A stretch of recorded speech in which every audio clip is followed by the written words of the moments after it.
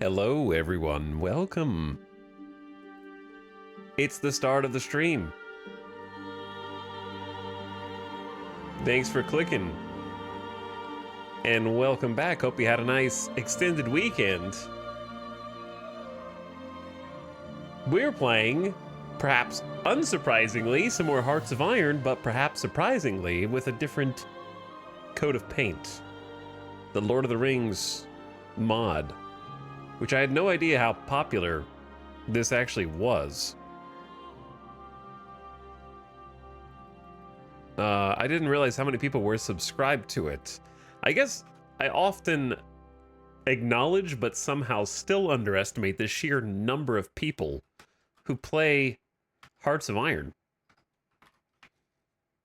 Because the Lord of the Rings mod on the workshop has over 100,000 subscribers. That's a popular mod.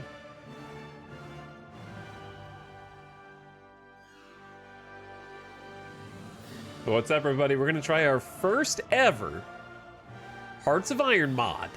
I've never even ever played with any kind of conversion mod before, so this is gonna be an interesting day. Going into uncharted territory.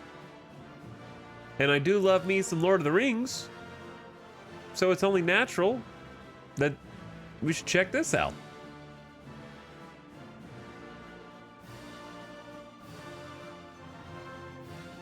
Look at all these beautiful beginning of stream subs. Also, there are some very confused people in chat right now.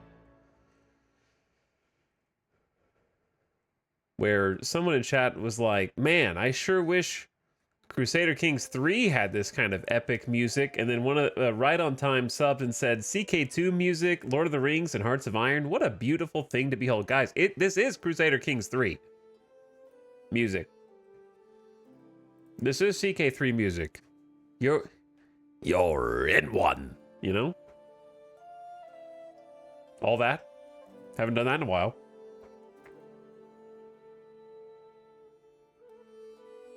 What's up, Godfiend says, I didn't know I needed this, but I've never clicked so fast. We have an optimized click. Normally, it takes you about 100 milliseconds to execute a click. This time you did it in 50. Thanks for a year and a half. Welcome to the stream. Old SD also subbed off stream yesterday for 33 months. Thanks for the tier 2 sub if you're out there in VODland, Old SD. Chanko Stu, welcome back for also over a year and a half, just like Godfiend. You guys timed this? Coordinated? What's up, Chanko? Keith Love getting comfy in chat for 54 months. That's a long time. Happy 4.5 years. Keith Love, welcome back, right on time. Thanks again for the 46 months and being an example for chat on how to be wrong at the beginning of stream.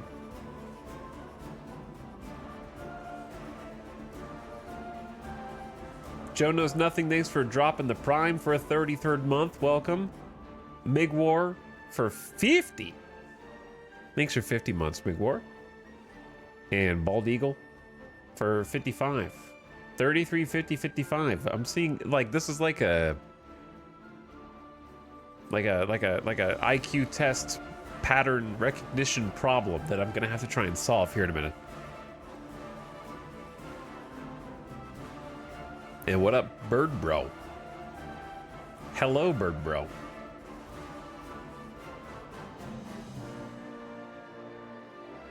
He's taking the hobbits to Isengard. Yeah, I am. So this mod's pretty sweet, or at least it looks sweet. We're gonna play it, you know, and see for ourselves.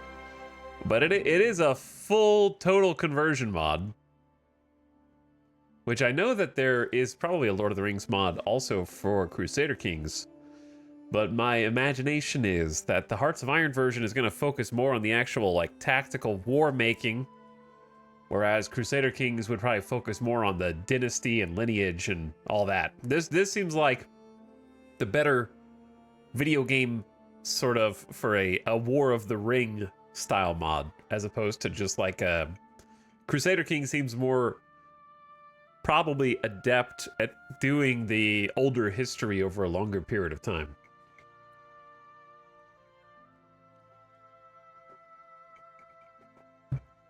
Ooh. Hello there. How you doing, chatters? I am having a rough day. So I'm going to be blowing my nose a bunch.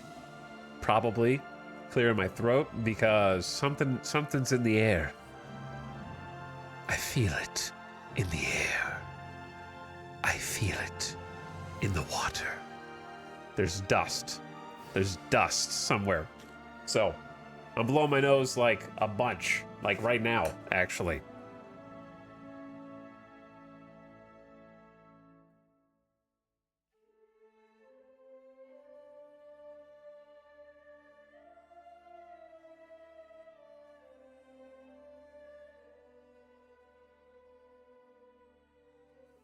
So something is wrong with me today. My body is rejecting existence and life, and I have probably sneezed over 12 times since I woke up, and I was like, it's gonna be a bad day. I just knew it from the get-go, and I almost elected to just skip a 4th day in a row because I felt borderline like I have a cold. I would say the last 2 days. I feel like I have like a cold. Something like that. So we're going to try and just drink enough coffee to fight through it. Hello, Miss Listening. Thanks for 82 months. I don't know how many years that is because I can't count, but it's a lot. So welcome back. And thanks everybody else for subscribing. Chat, how was your weekend? What is today? Wednesday? Or Tuesday? Today is Wednesday. Middle of the week. How was your Sunday, Monday, Tuesday? Because we streamed on Saturday and finished up our season 1 of baseball. We got to the end of the season. I don't know what music this is. Probably something you can't listen to. Actually, I think it's Lineage. The original Lineage. No, you can listen to. Actually, I don't know what you can listen to because I'm not sure that we're going to be able to listen to any music for the Lord of the Rings Hearts of Iron 4 mod. I might have to provide my own. So that's a possibility. But hey, take a look at this. Here it is. It's there. Yeah, I might have to like play some Crusader Kings music, possibly. I just had COVID, I think, and an annoying cough for 2 weeks. Yeah, COVID will do that. It will do that. But I hope you get well soon. The beacons of Twitch are lit.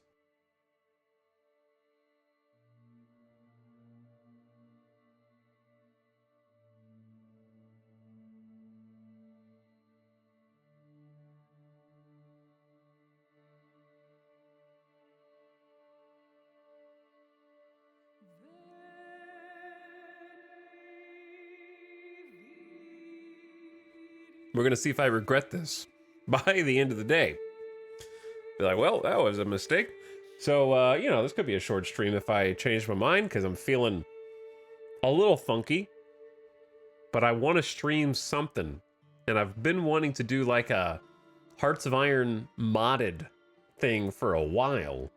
And put a little spin on a classic that we have played mostly on stream. I would say we've probably played close to 700 hours on stream over the years, like 700 hours, something like that. It's a little bit crazy.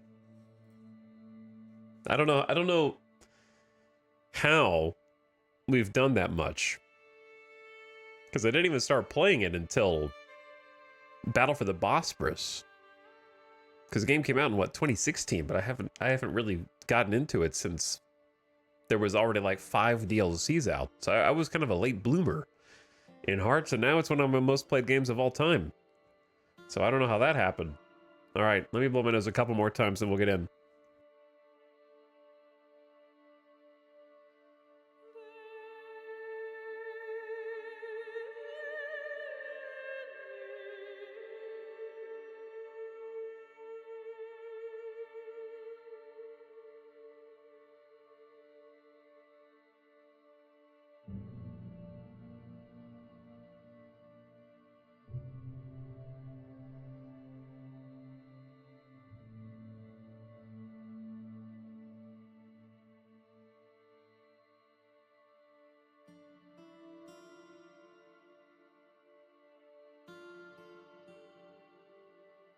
Okay. Probably going to end up being somewhere down here in this neighborhood. That looks about right. Nice use of emojis in the Discord announcement. Hey, thanks. I had to think about that one. Gave it a little bit more thought, effort. Tap into the emoji pool. Let's see what we got. Oh yeah. Select country. Mordor, Gondor, Rohan, Isengard, Rivendell, Erebor, Lothlorien. And then we have the realm of Harad, the Eastlands by the sea, the kingdom of Angmar, and the chiefdom of Arthedain. I don't know what Arthedain even is. I know the Eastlands and Harad and Angmar.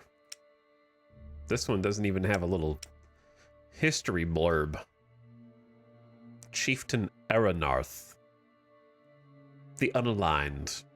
So this game is definitely going to bring out all the lore nerds, if they're not out already, because each of these major countries has its own focus trees and history, and they even have their own national spirits.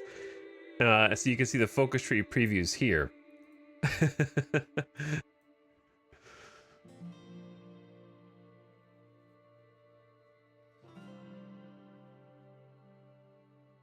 They're the Rangers of the North.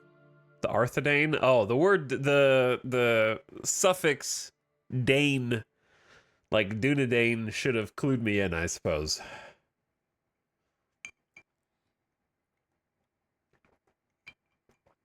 Should have probably put that one together. I think this would have pleased Tolkien. A veteran seeing a war game repurposed for his book series, you think? I'm pulling out my copy of the Silmarillion now. I will verify the lore's integrity in this game. Whoa, this is so cool. What's that for the loom? Official? The official account of the Undies?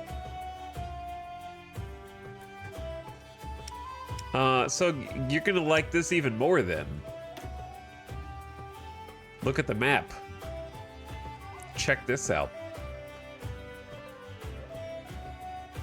Now, granted, it's just this area, so it's gonna be a much smaller map than is actual Hearts of Iron. So I expect the campaign will be shorter as a result. Yo, we got Mordor. Yo, they got Mount Doom in here. We got Orthanc and Mount Doom. And the rivers of lava. How do you cross the rivers of lava?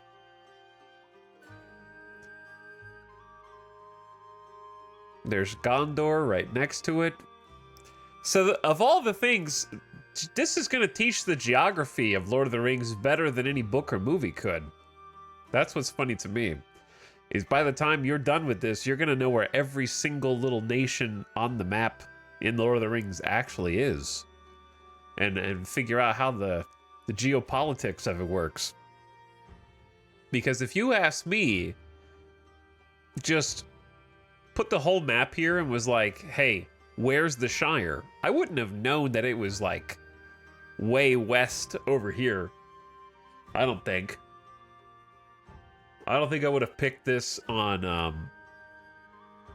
GeoGuessr. Pretty sure. I could have definitely told you where Mordor is because it's obvious. It's the one that's literally got a rectangle of mountains around it.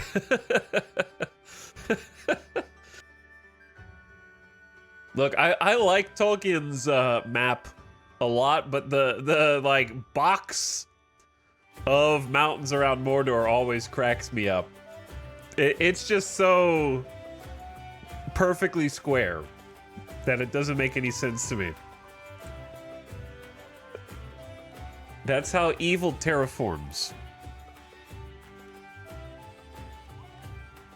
Like, this mountain range down the middle, that makes sense. And even around Gondor. And this one to the east also. But yeah, I enjoy that Mirkwood is just this big forest right here. Just super thick forest.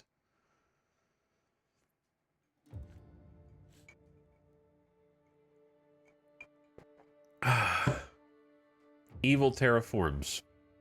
The evil box of shame. What's up, Crescent Wolf? 111. 100. It's your 111th birthday. Wow, we got 111th birthday in chat. Perfect timing. Bilbo Baggins is here right now in the chat. Welcome, Bilbo, everyone. You don't look a moon over 97. But thank you, Crescent Wolf, for a perfect 111-month resub on this auspicious day. And Retrograde Motion for 84. Yours is good, too. Thank you for the 84th month.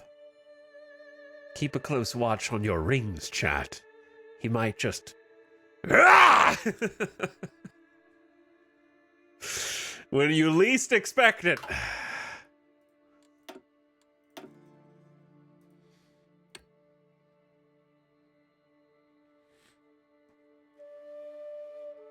I'm gonna have to choose somewhere. Who's gifting subs? Durf on Turf gifting 10 community subs. 10 ring bearers in chat. Rabbit, Joe Dirte, WPG, Fanul, Osvik, CPM, Dasmich, Soapy Dishwater, Randomic, and Arc Editor. Enjoy your gift subs. And thanks for the big 10 gifted.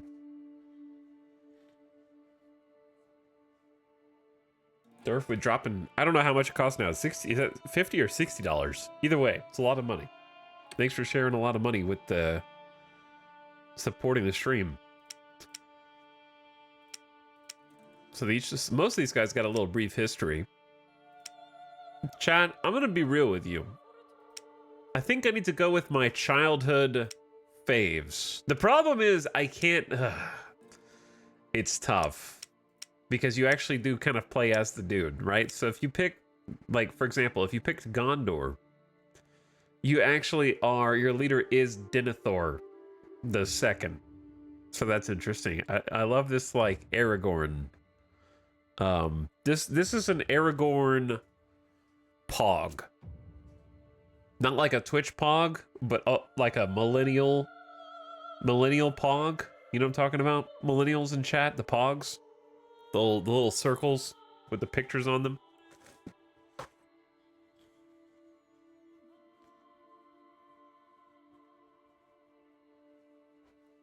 Zoomers don't know.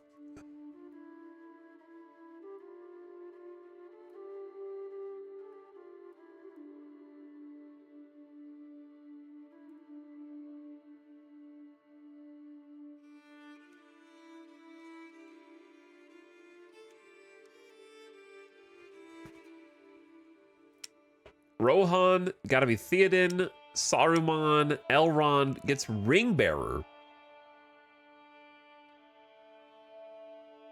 Unite with Gondor against the threat of Sauron, or unite the northern nations in a powerful alliance to stand against the darkness.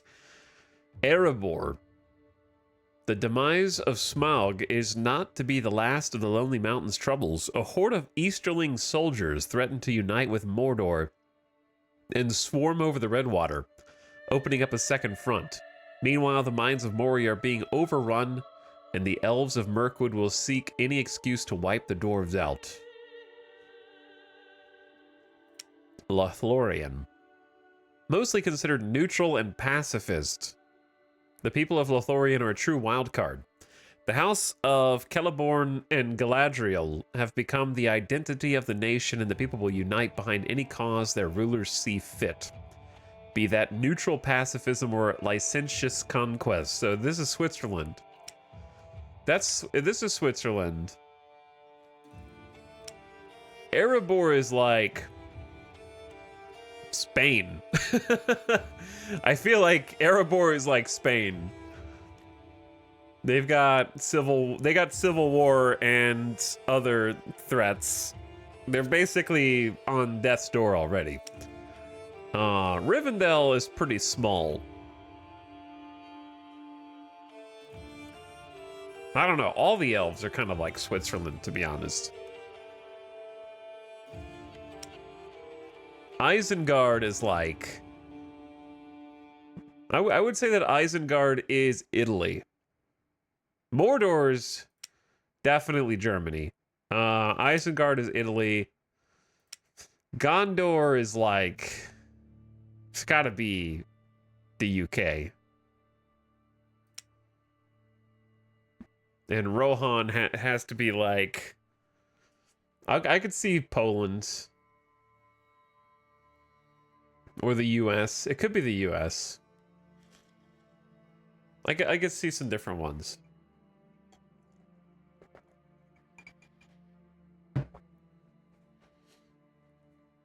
Anyway, as a child, my favorites, like when I first read The Lord of the Rings and The Hobbit, all the way through, when I was in like middle school, I was definitely a fan of the Horse Lords, 100%. I thought that was the coolest thing. Rohan was like my childhood favorite of all the regions. Rohan has enjoyed a close allegiance to Gondor for a long time. However, now Gondor is being kept busy with the rising threat of Mordor, and simultaneously Saruman threatens to overrun our great bastion of Helm's Deep. The people of Rohan are loyal and would never doubt to unite behind their king Theoden, but what if the king himself corrupts? The Rohan theme from the movies plays in my head all times. Yeah, no, it does. So I'm thinking about just starting as... Let me take a look at the map again. Because Rohan's down there. Yeah, you do have Isengard here. And Mordor is pretty close. I'm not familiar with the realm of Dagorlad. The Dead Marshes. Okay, well that makes more sense. The Ints. Can I want to be Treebeard. That's probably true Switzerland.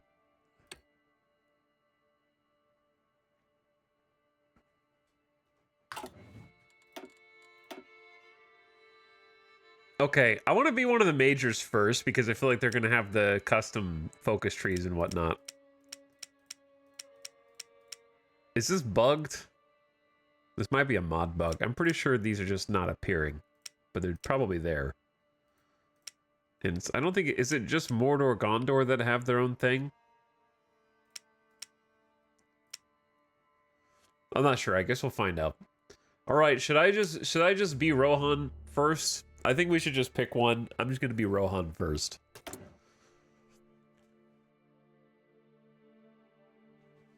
So, let's go... Leader Theoden, ideology cooperative, next election never, and the ruling party is the House of Earl. Let's see what this looks like. If you haven't seen this mod before, I think you're going to be surprised, because it is pretty deep. So much so that they have custom units. Custom 3D units that they've made, as well as a custom country page here. Dude, we got choo-choo trains? Look at that!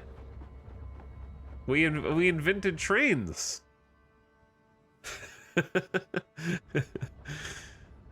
Wow, these countries are a little bit more advanced.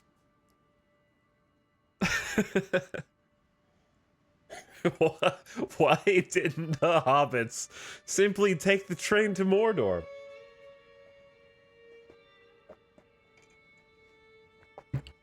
The modder is still looking for an animator to replace Trains, people sad. Probably, yeah. More than likely. So let's see what we got. We have our own custom focus tree. Hell yeah. Let me see. No national spirits to start with. We can pick we can pick Worm Tongue as our advisor.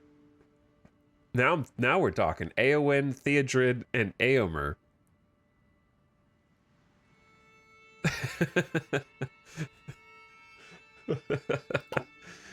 The treasurer is going to be people, presumably, if I had to guess, from where this art might be from. I don't know where this art, it's one of two places. It's either AI generated or it is from like the Lord of the Rings card game.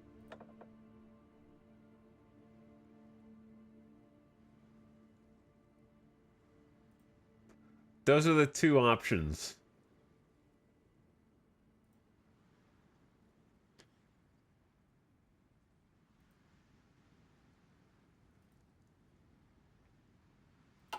I don't know. Looks like Game of Thrones art. It could be Game of Thrones art.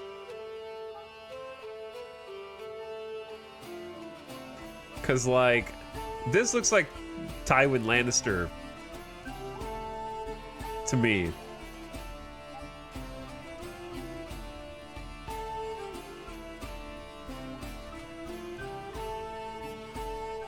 And this looks like Theon. This looks like Theon Greyjoy.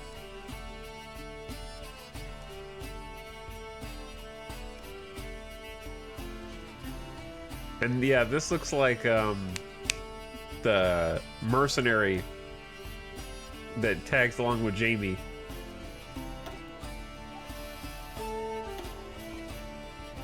Jon Snow is one of the generals. Which generals? It could be AI because these two guys look almost the same. I don't know, it's hard to say.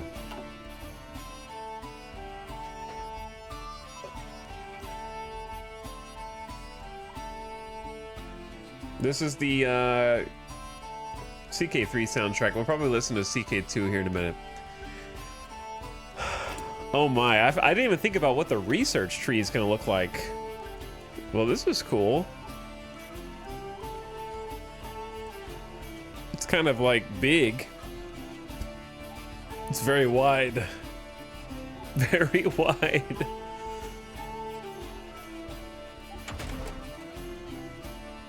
Okay, these ones look kind of familiar. They just have like a custom fire.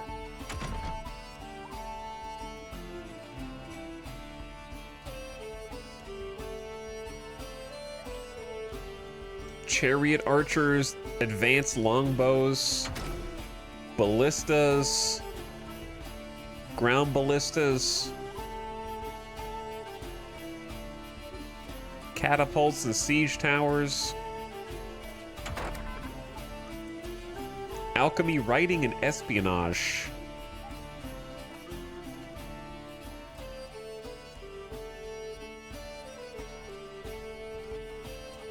So much tech, labor.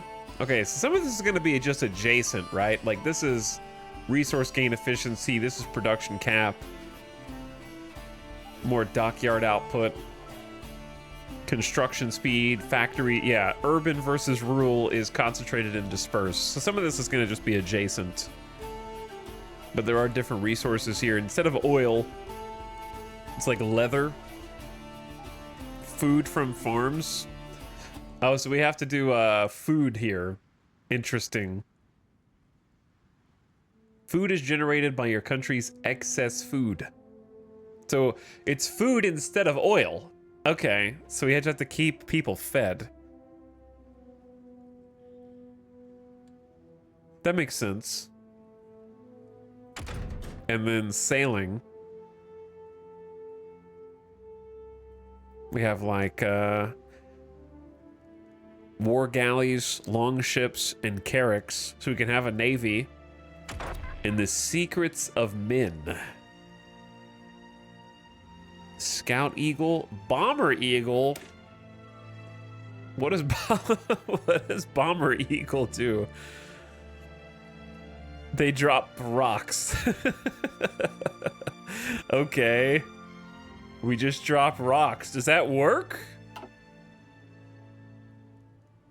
Eagle improvements too. We're going all in on fell beasts and eagles.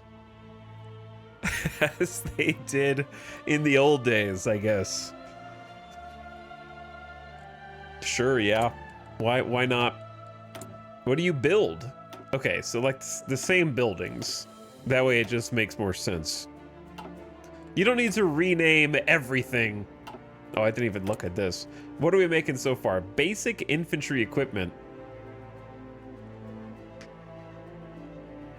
So, some spears and some kind of, I don't know what that is, on the side. Sling, backpack. Support equipment and light cav too.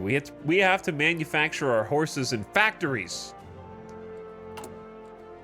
So we've got a few different types of divisions: infantry, mountain, and Rohirrim cavalry.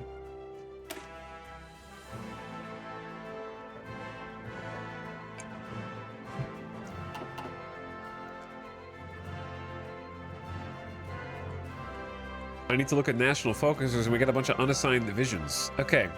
I don't. This is hard to know where to start. I think we're just gonna take it slow, as I have been already. Maybe look at decisions. All right, good. The decisions are pretty simple. Improve worker conditions, which will boost stability. We start at 58% stability and 50% war support. 150,000 manpower. 37 factories. So we have 19 military factories. So we're pretty big. I mean, we're Rohan. You know, we're no Gondor, but we're Rohan. We can get some stuff done here. I like that when you have mountains on the art, you zoom in and it's actually like mountain ranges, so that's cool. It's a nice touch. Yeah, pretty much everywhere that there are mountains on the map, and ditto for the forests. So you got Mirkwood right there. What's a factory equivalent in high fantasy? Probably, in Rohan's case, it's probably like stables and pasture, you know, like people breeding horses, horse breeders, and workshops, blacksmiths, stables, yeah, all that stuff.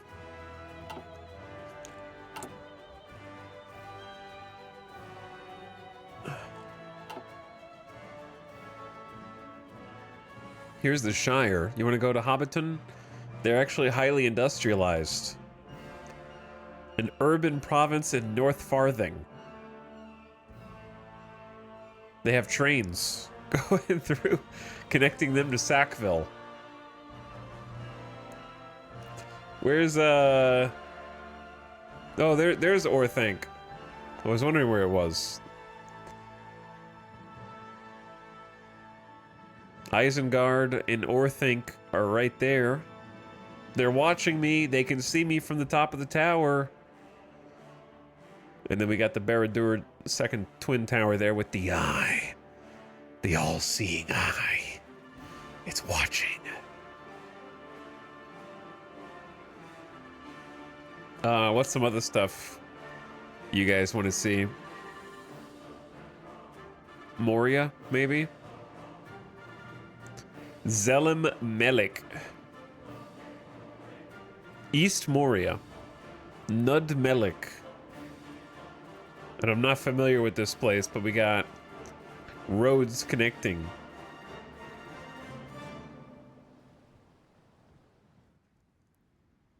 We got Karis Galadhon, giant tree in Lothlorien.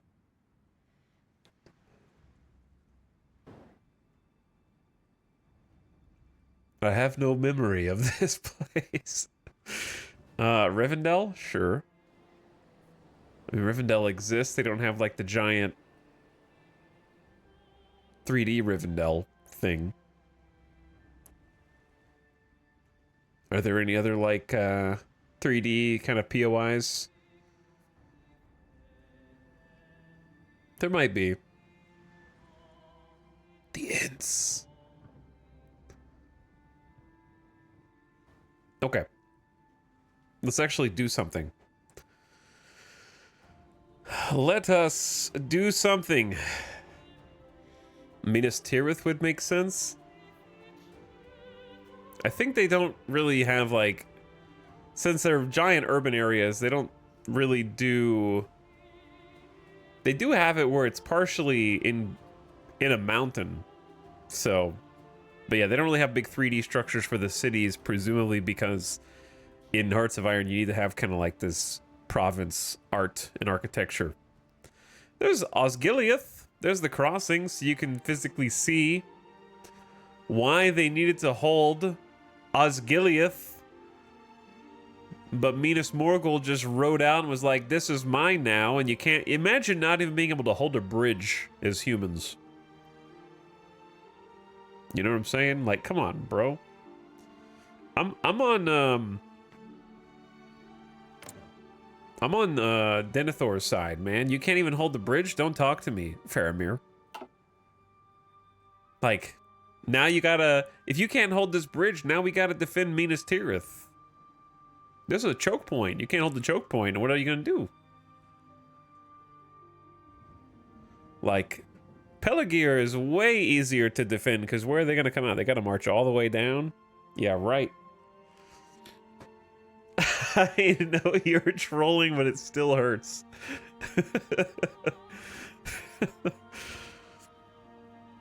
Listen, I'm just saying, if Gandalf didn't bring his high beam flashlight, then Minas Tirith would be dead.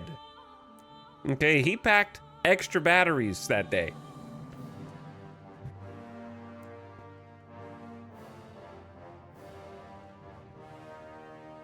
Faramir apologist in chat.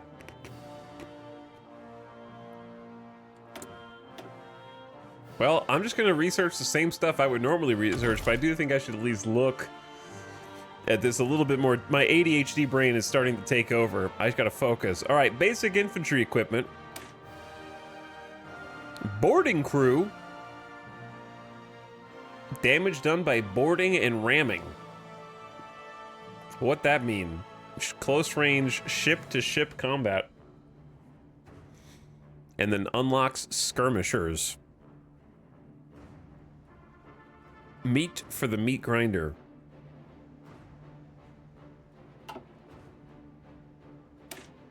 Soft attack +6. Alright, easy enough. And then we got kind of like a... Is this mutually exclusive? Oh, it is. So we can either go left or down swordsman or right down spearman.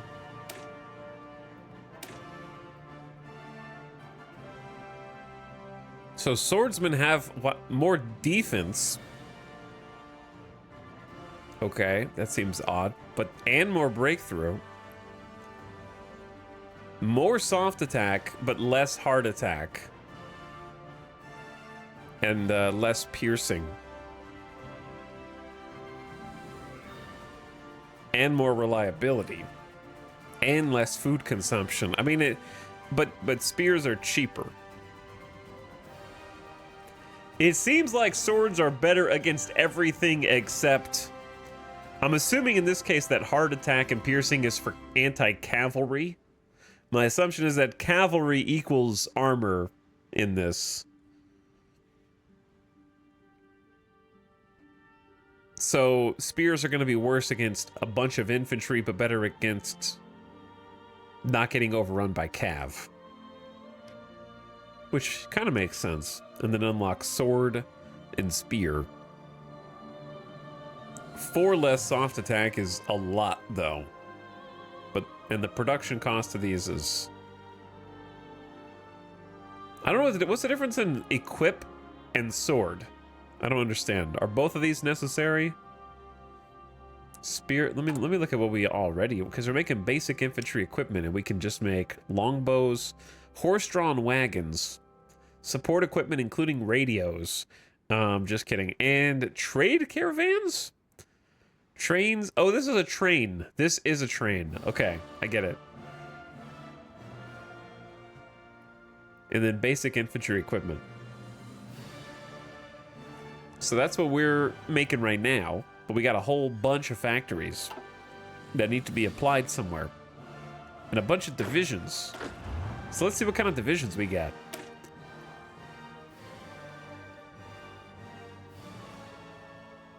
The 5th Rohan Regiment. They got 9 skirmishers, your basic boys, and a support archer? Support company? That's cool. And they got longbows.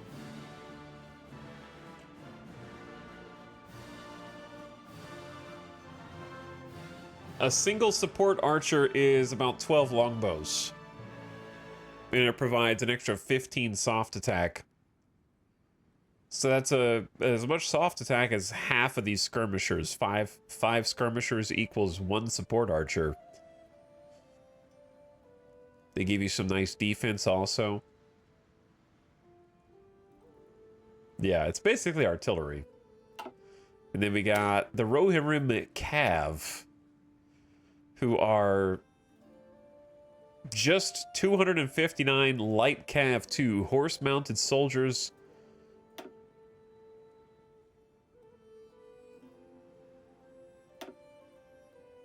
And they are also going to be here.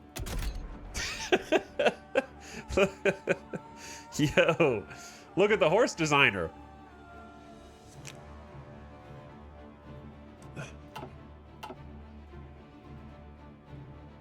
You get to actually like slot each article on the horsies and figure out how you want to prep them. We are going to be true horse lords now.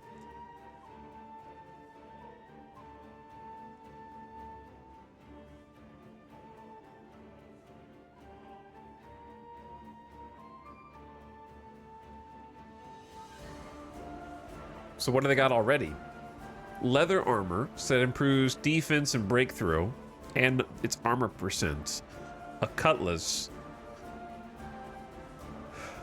What breed of horse? So the Roundsea is more reliable, but we have coursers, Mirus, and Destriers. Interesting. So this is your tank designer, but they're horsies. And then we have other things to put on them. Bedrolls, supply pouches, all sorts of stuff.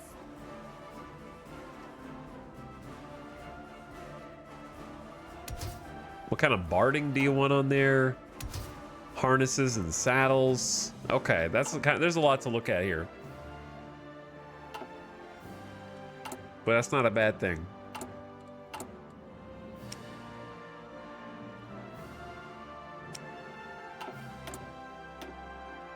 Okay, I just kind of wanted to see what else is here. So yeah, we have to choose between spearmen and swordsmen.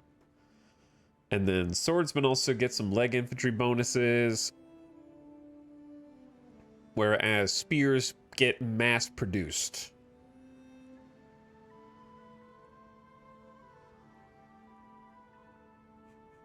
Okay, on support weapons, we start with steel reinforced shields.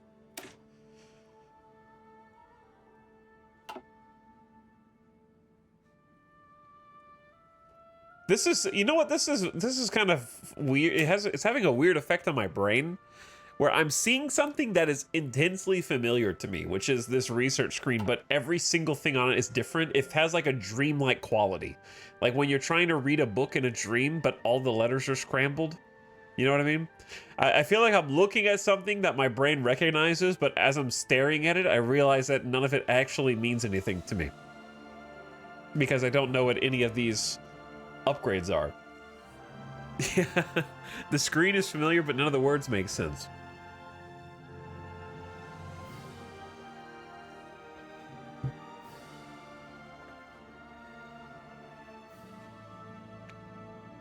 So this middle tab, when we have shields and sidearms, are these unlocked for horses as well? Is that what these are? And this is just a generic upgrade for skirmishers and Don't know what these... One of them's chariots. And then mountaineers. We got paratroop... Hold on. Are there paratroopers? And marines? Getting their own bonuses. And then on the left, we have enabled torches. Being able to see the enemy without being seen is key for our night operations. Land, night attack. And then on the right, we got leather padding for more hardness and armor. Okay, and then archery. Longbows can be crafted. And also archers. 2 different types of archers. It would be nice if there were some tooltips for these that said what they were part of. Like, I'm assuming this is the support company. Perhaps. And this is the... Thinking about sneezing. Ah! I'm allergic to researching longbow support companies from my army. We either go advanced longbow or crossbow. Well, you don't have to do a mutual. You could do both if you wanted. And then on the far right, we have special forces. There's your heavy infantry, the Marines, mountain infantry, and special forces. I want Rohan special forces.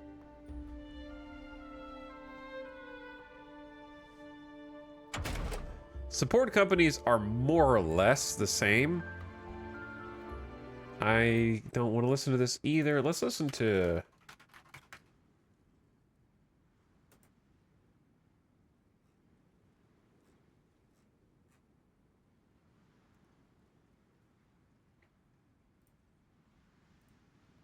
this instead. Okay, I think these are all basically the same. Engineer company, scout company, military police, maintenance company, which I'm assuming helps your horsies, field hospitals, logistics, and signal companies. Yes, and they're accompanied by wagons. Okay, so wagons are trucks. Wagons are trucks.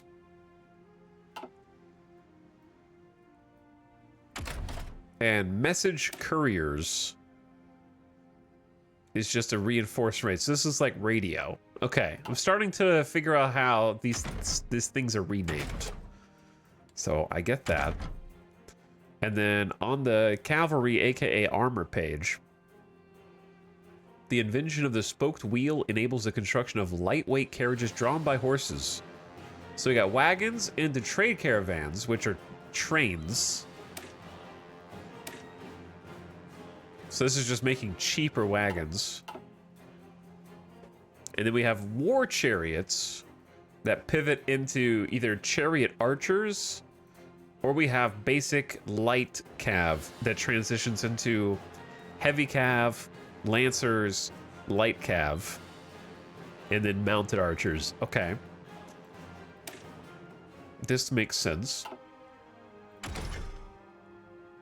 Ballistics is going to be taking down large beasts or potentially sieging walls. This is so interesting and strange to my brain. Battering ram, catapults, and siege towers.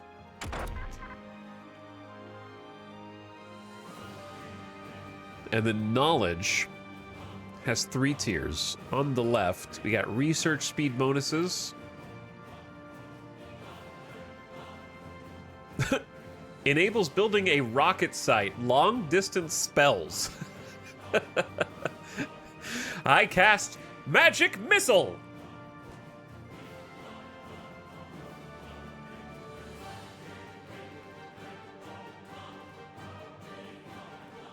Improved advanced long distance spells. Literally magic missiles. Allow nuclear bomb, yes. Unleashed devastation. Exothermic reagents.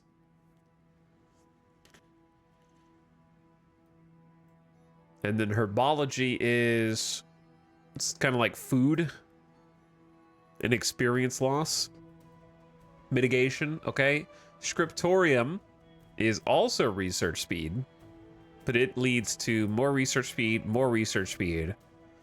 Weekly stability. That seems really strong, like plus weekly stability. I guess it's there to counter the fact that we don't have the decisions for weekly stability like we do in Hearts of Iron. It seems OP. Research speed, max factories and estate. And then on the right, operatives. So we got spies, reinforcement rate. Do you still do all the branches of cryptology? How do you decrypt anything? Oh. There's radar? How is there radar? Magic radar?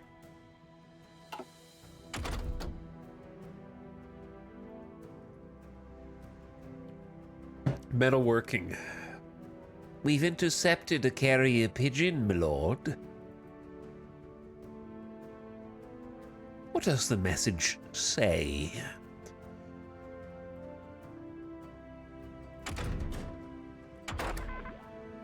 Okay, so I think we just pick some stuff and go. Let's take a look at the national focuses first. The Fate of Rohan. Underscored description. Political power plus 100. I don't expect them to write lore text for each of these. That's a lot, considering how many nations there are. Okay, so we have 4. Wait, no, I have to start here, no matter what. Okay. So start there, no matter what. Encourage the ints to seek vengeance. If controlled by AI, ints are much likelier to declare war on Isengard at some point. Accept Grima Wormtongue into the king's service. Rohan trade reforms. Trade deal opinion factor up. Oh yeah, we can trade with the other nations. Rohan renovation program. A 50% industrial research bonus and army modernization, army XP. Okay, well, let's start at the beginning, right? Plus 100 PP. Easy enough. Now, let's play this, because I don't... Chat, it's the year 3018. When do the events in The Lord of the Rings take place? What year does the Lord of the Rings movies take place in the universe? Lord of the Rings is in the future! The Third Age. The Third Age.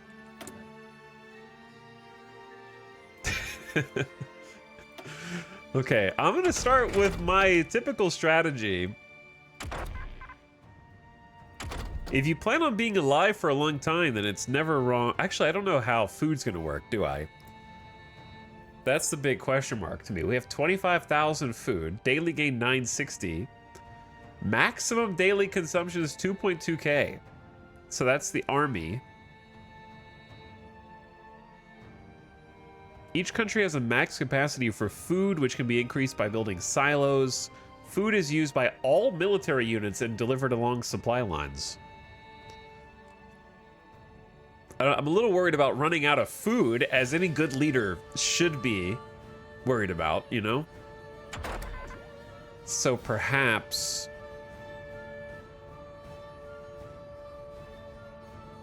This is tough. Where do you even start? What are the secrets of men? Recruitable population factor and scout eagles? I feel like you start... We don't even know how to build a farm, do we?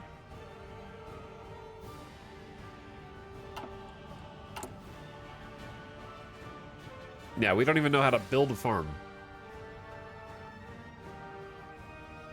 Just build food.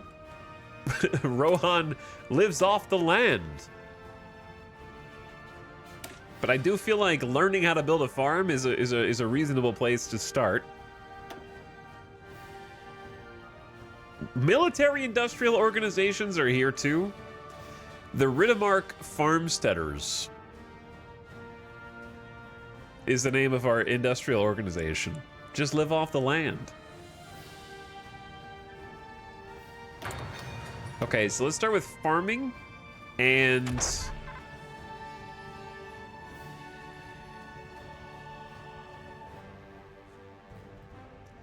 either library research speed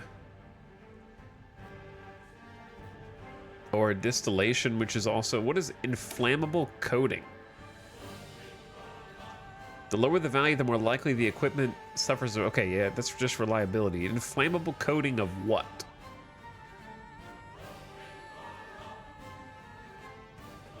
TA 3018, April. Gandalf realizes the true identity of the ring Bilbo found in Gollum's cave and tells Frodo he has to get it out of the Shire, especially as the ring race have been unleashed to track it down. So that's like this year. So it's pretty much imminent, is what you're saying. Let's go for research speed 5% to get that started early. I like the little animation here. It feels nostalgic somehow. Enables the map. And the range. Who uses this? Horses?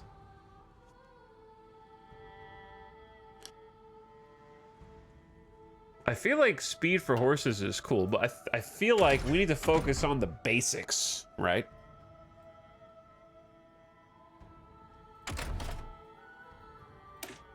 So we've already got like Ingies and Scouts. And we're gonna need to start mobilizing pretty quick, I feel. I have to decide between going in on infantry equipment or going in on industrialization. Because we don't even have metalworking at all. So maybe we just go metalworking first and get production efficiency cap, and then that opens up either excavation, more efficiency cap. I don't know if we'll need dockyards.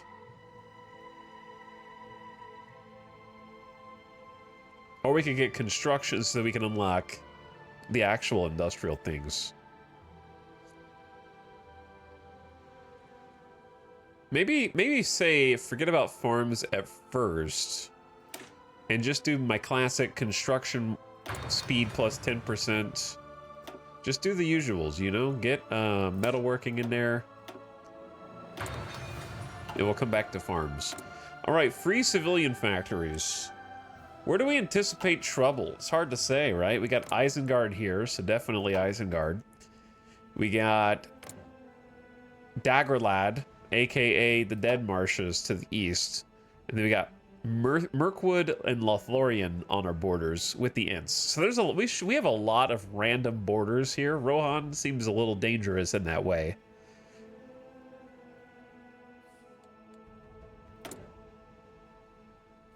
Logistically, we've got negative cavalry, 3 extra infantry equipment, 1 support equipment, and 6 trade caravans.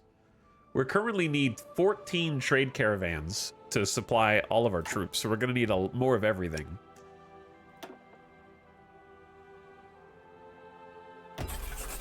So there's the trade caravans. Let's have the light cav use one of the... Oh, dude, I got military industrial orcs. The Ride Wardens, the Riddermark Farmsteaders, or the Dawnward Cavaliers.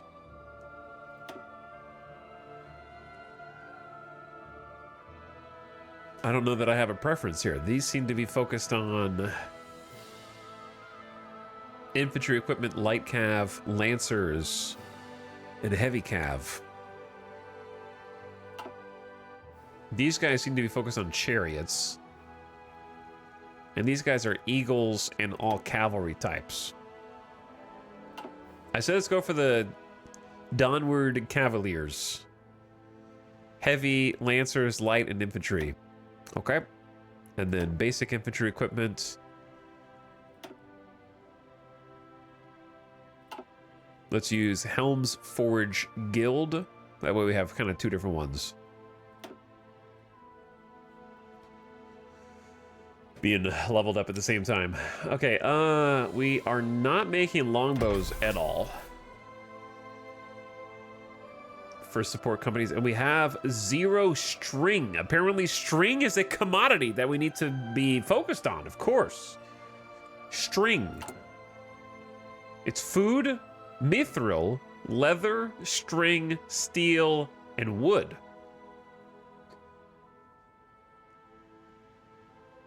And we can trade with everybody, pretty much. Okay, let's start with the basics. I need to know, basic infantry division, they need 900 equipment per division right now. Just the basics. So that should give me an idea of how much I want to be making per day. We have 19 factories to allocate. So, my thoughts are, let's go 7 or 6. 2 or 3 on support equipment. I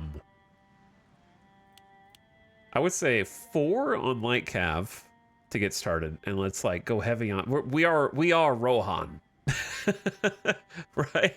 We're Rohan, and then we have 4 left. Let's do 2 on longbows, 2 on trade caravans, and then we'll go 7 and 4. There we go. Free civilian factories. We have 15 out of 18 factories applied to consumer goods. Oh dear. Our economic policy does not want to go to war at all. Understandable. Understandable. How does infrastructure look in Rohan? It's okay. Not so good in the northeast. The field of Celebrant. The Wold. Eastamnet, Intwash, Sarn Gabir, the Nindolf Approach, the Eastfold down there, the West March, the Rohan Gap. There's Helm's Deep. There's Helm's Deep. It is at an impasse, so it feels like, why didn't they just go around the Westfold?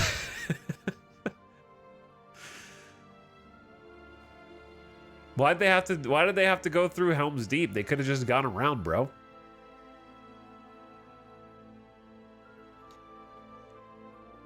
I'm just kidding. Okay.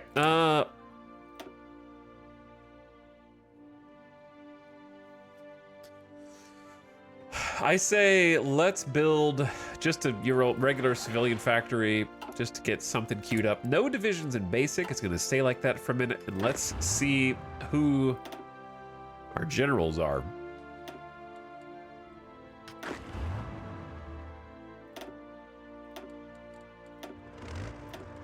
I like that the horses make the tank noise. Field Marshal Theoden, Theodred, Erkenbrand, and Holdfred. We have 4 Field Marshals. It feels like too many cooks in the kitchen right now. Do we need that many? Just regular generals. We have Eomer, Elfhelm, Hama, Gamling, Grimbold, and you can also just use field marshals in there. So, Eomer is the obvious choice as Panzer leader. He will lead the panzers, I mean horses, with great speed and plus 16% attack. 3 attack, 2 defense, 3 planning, and 2 supply consumption. Yeah, and he's a natural choice. And then for the armed forces, we have, I mean, Elfhelm is only 2 attack, but that 5 defense. Put him in charge, and then as an overarching field marshal, It's hard to go wrong with Theoden to start with. He's got fast planner and division recovery rate. He's got 4 attack, 2 defense, 5 planning, 3 supply. It's hard to go wrong.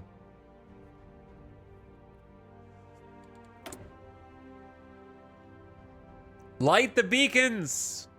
Gondor gets the event. The beacons are lit! Prerequisites: in a defensive war and is at war with Mordor. Old alliances. We have 8. We're missing 8 string. I say, who cares about building that 1 civilian factory right now that's only got 3 factories in use? I would much rather get the string that we need for the support equipment and the longbows. So let's just trade away one of our civilian factories. The Elves of Mirkwood have 115 string, and I feel like... Do they have anything else? They do also have a ton of wood, so if we never go to war with them, we can be set with string and wood forever. So we probably just don't want to piss them off.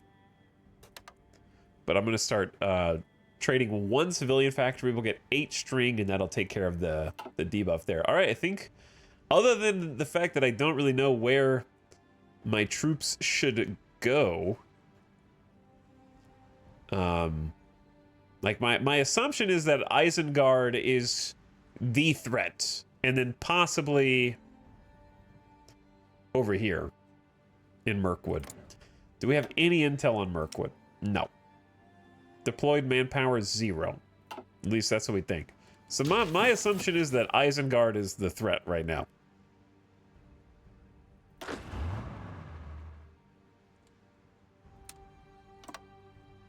Wait, hold on. Is this on historical focus? You mean his historical Middle Earth? The real history of Middle Earth? This is all hopefully being taught in our classrooms.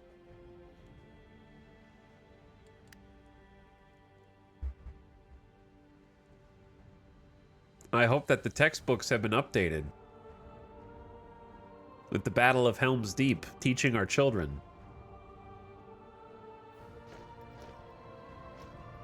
It's real fake history. Anyway, if there is a historical setting, I don't know that I clicked it or not. I assume that I did not.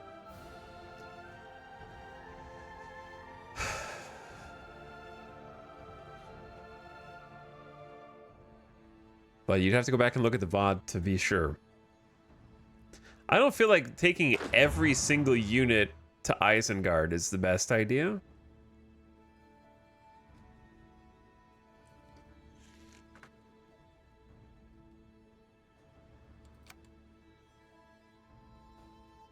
But also, they do be shady over there. So we're gonna get into position, I suppose. They're already moving their units onto the border. This is the icon. This is the graphic for in Nedwith. What are the Ents get? Oh, they get Treebeard. I'm taking my units to Isengard. The War of the Ring. It evolves around many things, but of course, a small golden trinket lies at the center of it all, the One Ring. In this mod, the One Ring adopts the form of a national spirit that grants a significant stat boost to all divisions. A few months into the game, Bilbo's 111th birthday celebrations will take place. And the quest for the ring decisions unlock.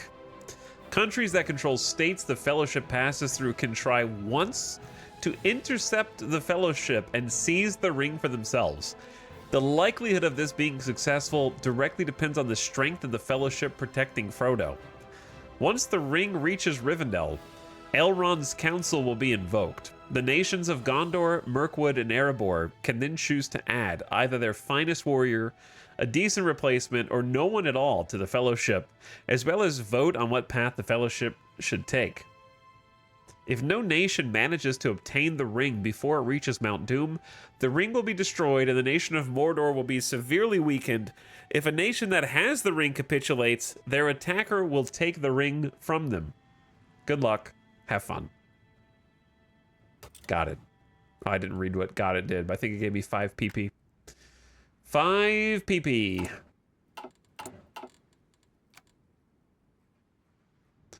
So I'm noticing that supplies over here are, well, they're not good, are they? They're not good at all. Not good indeed.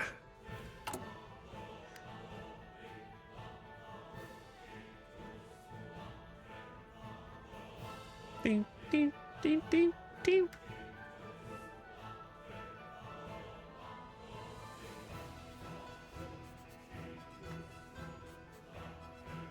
Chat, can a guy just make observations without 16 people in chat immediately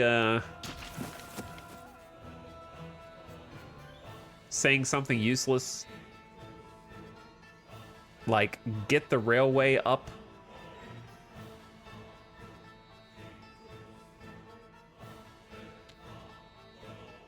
Don't be ridiculous.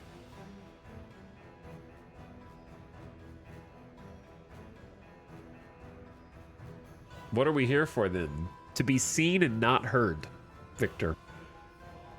That's what you're there for.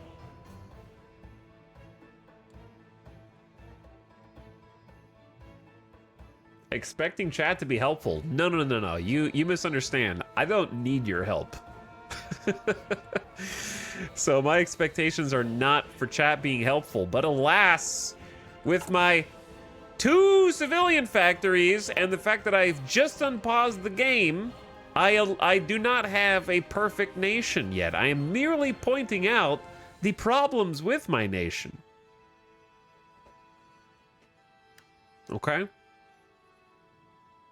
There is nothing for you to solve. You know, chat, you know those, like, movies where one person is like, why don't you let me help you fix your problems? And the other person's like, I don't need you to fix me. I just want you to listen. Okay? That's what's happening right now. I don't need you to fix me. I just want you to listen.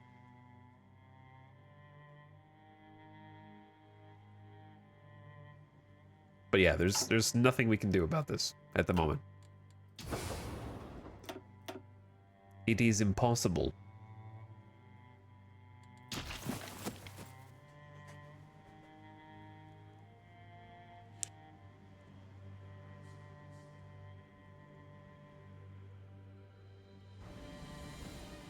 Disregard that, chat. We can fix ETAL. Chat, I have 800 hours in Hearts of Iron.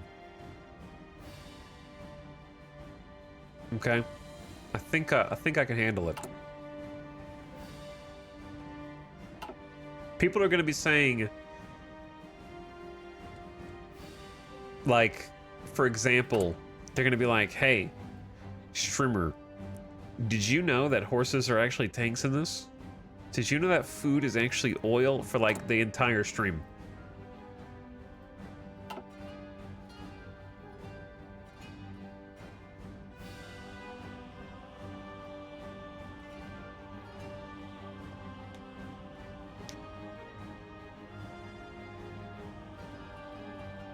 I have 800 hours in reading Lord of the Rings.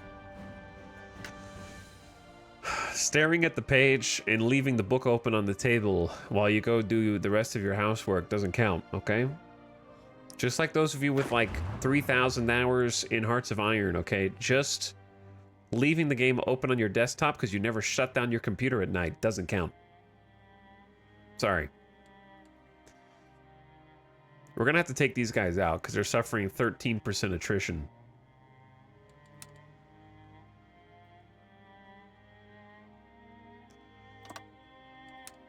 So we're gonna do this, and then we're gonna take the horse boys. Oh, this is an impassable river.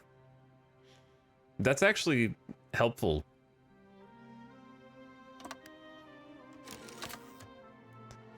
I'm gonna send some people over there because I think we're just stretching our bare bones infrastructure too thin. But that's how I collect cards. Don't you want me to have cards? Hey, Intwood, why are you guys amassed on my border? Aren't you guys supposed to be like, I don't know, growling at each other or pretending to be asleep?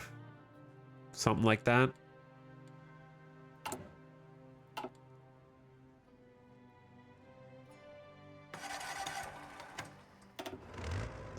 Chat, we're going to ignore the part where I just sent the wrong army group over there to the east. It's actually fine because we still have bad supply here. Even with the smaller group. My motorization level is irrelevant.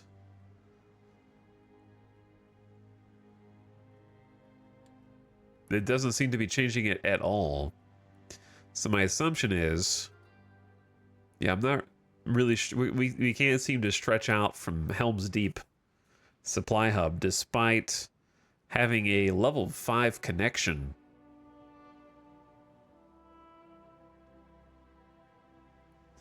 Supply connection to capital is 21. Railway bottlenecks Edoras to Helm's Deep. Yeah, that's still a level 4. But yeah, Edoras is the capital.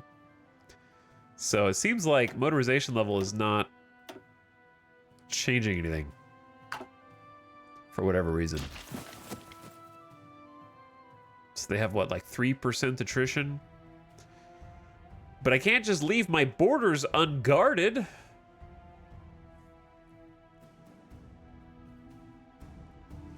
Just to try to save on attrition. The Fangorn Scouting Company.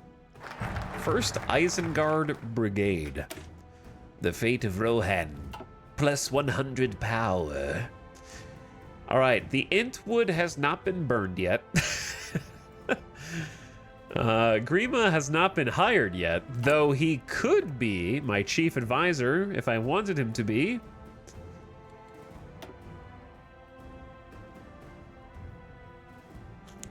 And then we have Rohanian trade reforms, which grants trade deal opinion factor up.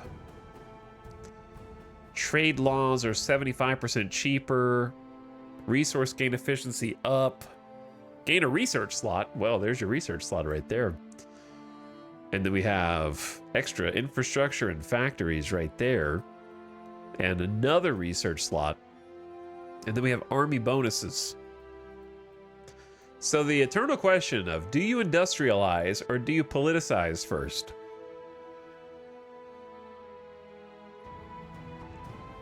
I love that you have to take Wormtongue to do anything, so that's great. And then we can either deny access to Gandalf or allow Gandalf. We can execute Grima, restore the realm, welcome back Eomer, or we can crown Grima King of Rohan and unite with Isengard.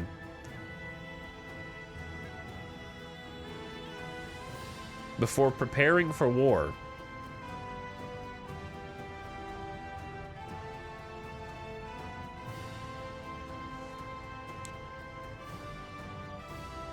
And then fortify Helm's Deep or Edoras.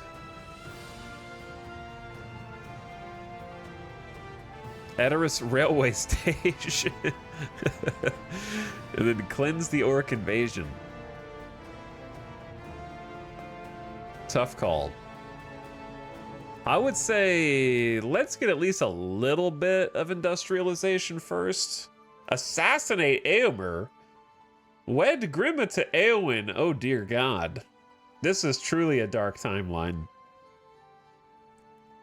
That's a very dark timeline. Let's go trade reforms first. Wait, no. No, sorry. Let's go renovation program first.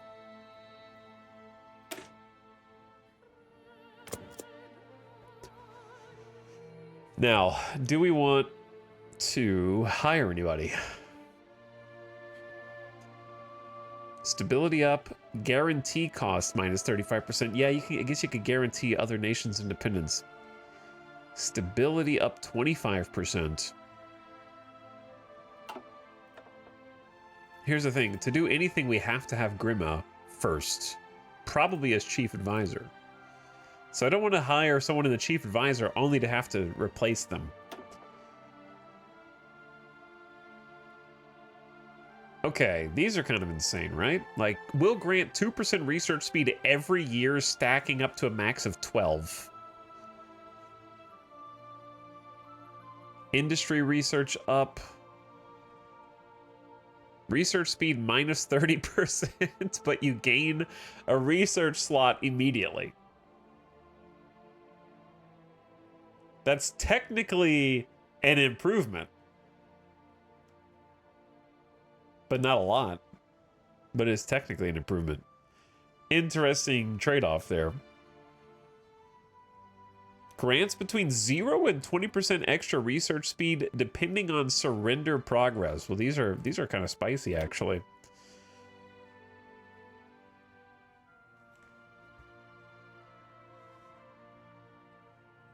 Okay, so we got, this is Chief Architect.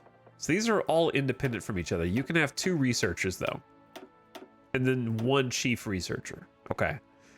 So for an architect, we've got industry research, farming research, and then build speed for refineries and food. So that's like super food focused. This guy is infrastructure and rail focused. This guy's civilian, military factories, repair speed. Grants construction speed for each surplus wood available. We have 21 surplus wood available. These are weird. Capped at 25%. And then this is for building castles and forts. Okay. Theorists, we have doctrines. And then regular researchers, we just have like farming, war machines, metalworking. Production efficiency cap up, but the base is down.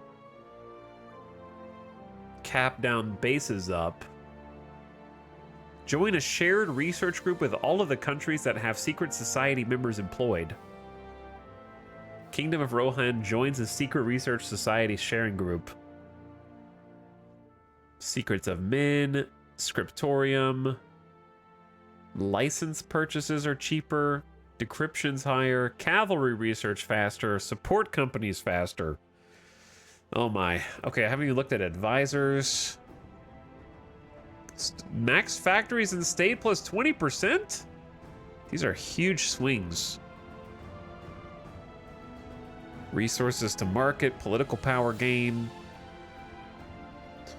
Okay, I say we go for the early political power investment, right? If all these guys cost PP, and this is kind of old-fashioned Hearts where you need a bunch of different people that cost political power, go for the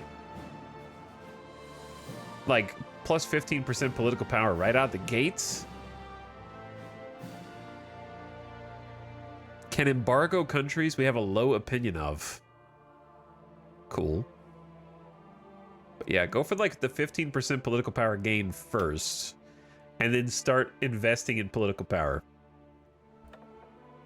Silent workhorse. Okay, I think that's a nice one, because clearly we're gonna need a lot of political power because we need a council of war and everything else also. Loving your faction, the Rohan Peasant Union. Excuse me, I'm the Kingdom of Rohan. Excuse me.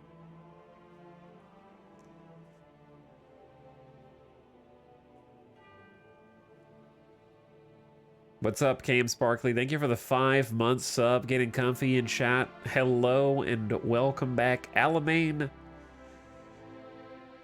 Thanks for 33 months.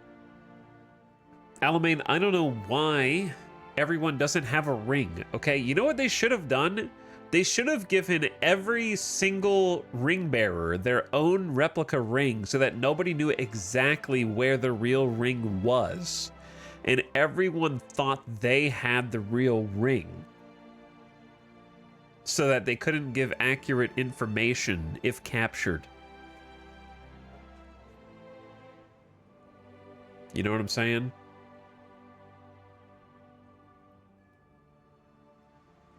Because when they captured Gollum, imagine if there was, and he didn't go like, Shire Baggins, you know? And what if there were like 5 other decoy rings? He wouldn't have been able to tell them where to go. Because it could have been like 5 different places.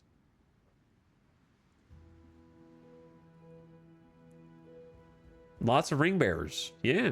Just give Sam his own, give Merry his own ring, give Gandalf his own ring. It'll fool everybody.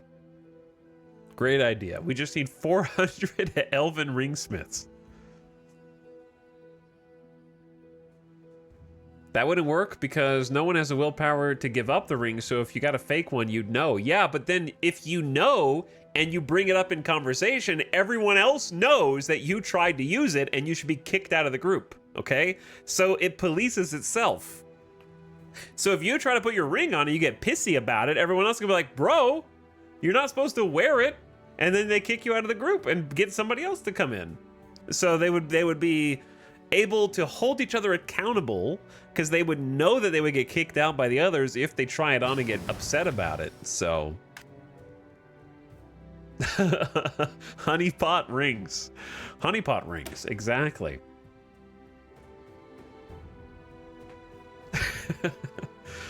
Protocolling and documenting our findings for plus 5% research speed.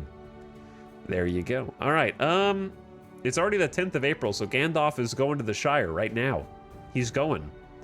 So do we even have time to get more research speed?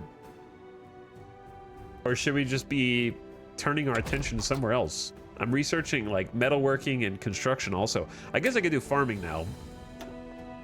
Our farms are full at the moment, but all it's gonna take is, I don't really understand what is going to consume the food. If it says maximum consumption of the army is 2.2k per day.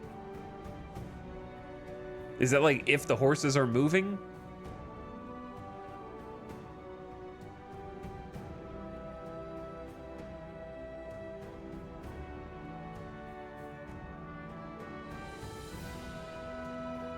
Time to science it? What, like if I took the horses who themselves are suffering attrition up here? Good God. Okay, hold on.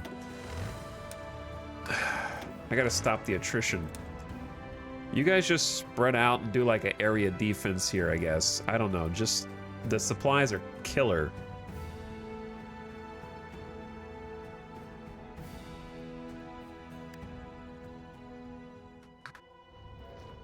Okay, so if they start, like, all of my horses are moving, and the daily gain is still 1k, current daily consumption 0.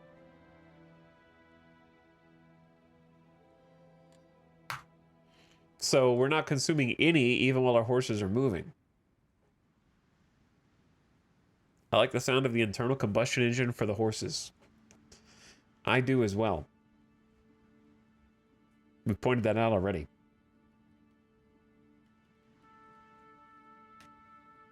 But anyway, I'm waiting for people who aren't just writing the definition of what we already know in the chat, who have actual information and answers to come forward. Else, I will simply Google it, I guess. Because people just keep writing the same... I told you that they would, Chad, didn't I? I told you people are just going to be like, did you know that food is oil? Okay, that doesn't help.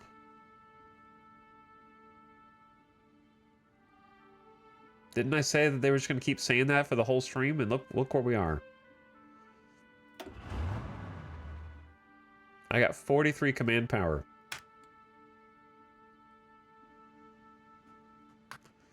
I didn't say, is food oil? I said, when does the army consume food?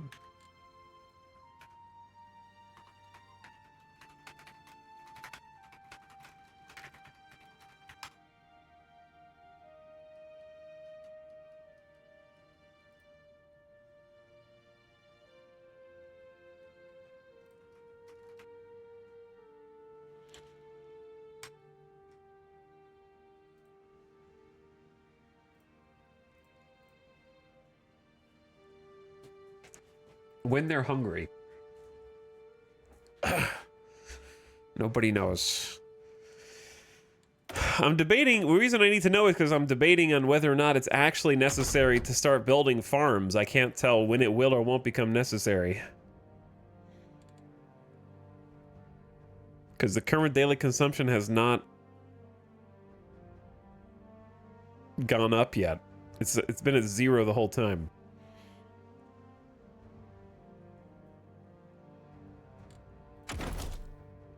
I should probably start researching stuff for the actual, like, either cav or for infantry, or both. Does it tell you on the division template? Well, it does say 7.64 while operating on active missions or during training. Land units with fuel consumption consume fuel idle as well. But the combat movement or training will further increase consumption. So it says that it will do it while idle in the tooltip.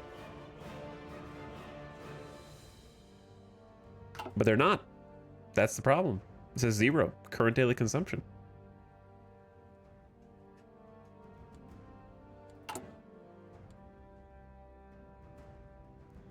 Second question, I don't think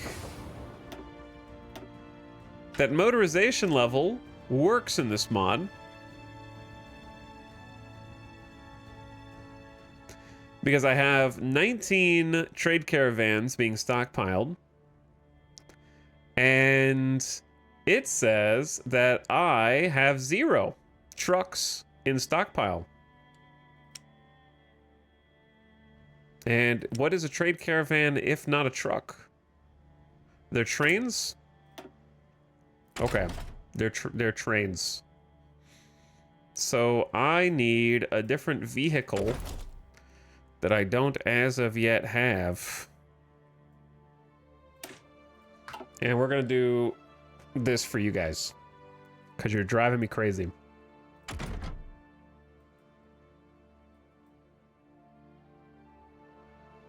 The invention of the spoked wheel. Okay, so trade caravans are up here. And then wagons are here. Horse-drawn wagons.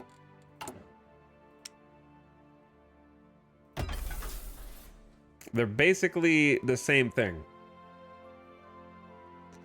A trade caravan is a wagon without a horse. The trade caravan has 2 wheels, and the horse-drawn wagon only has 1 wheel. It's totally different.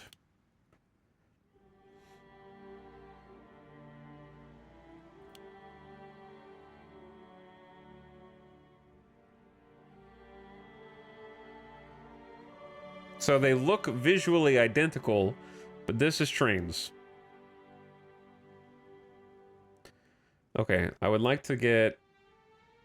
I'll just take one factory off of the trade caravan instead. Now, let's see. What should I research next?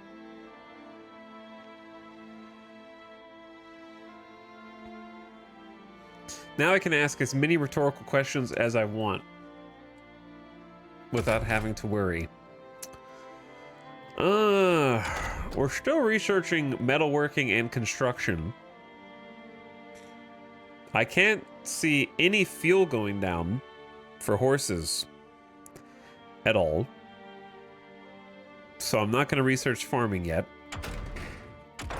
I could go more knowledge. I think we need to dedicate at least 1 line to something military, which I think I'm stalling because I either have to decide between swords or spears. Our total manpower is 271K out of 20 million population. So we have 20 million core pop, and we've only got 1.3% as enlisted. So if we eventually changed guilds, oh yeah, those are the MIOs.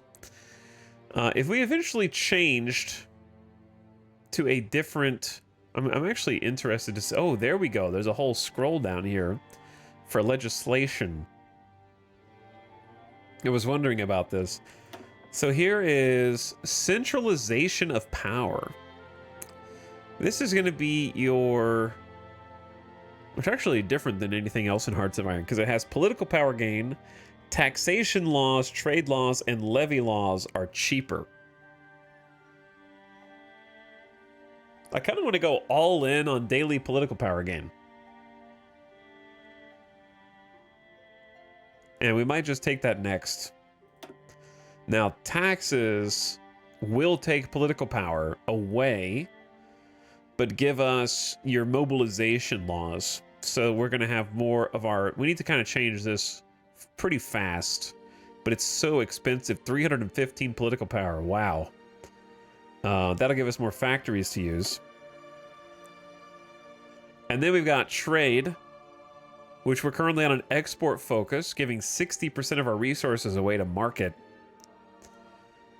And you can go all the way up to 80%. Or down to 25%, so you can have more resources available to manufacture things with. At the moment, we're exporting. We have things for export, but we're not actually exporting anything. Okay, then we have levies. This is going to be a recruitable population factor. So the maximum that we can have is 15% horde militia, but you lose 50% construction speed and factory output. And you have to be a revolutionary. So mass levy is probably the most that you can get functionally, so 8%. So I'm trying to kind of math out what the most we're going to have is. If our core pop is 20 mil times 0.08, it'll be about 1.6 million deployed manpower.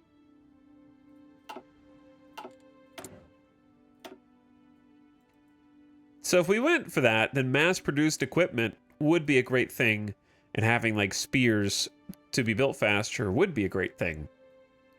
So we can do that, or we can either do like higher tech and do swordsman equipment, which is going to be kind of stronger against other infantry, but take longer for us to get into the hands of our soldiers and troops.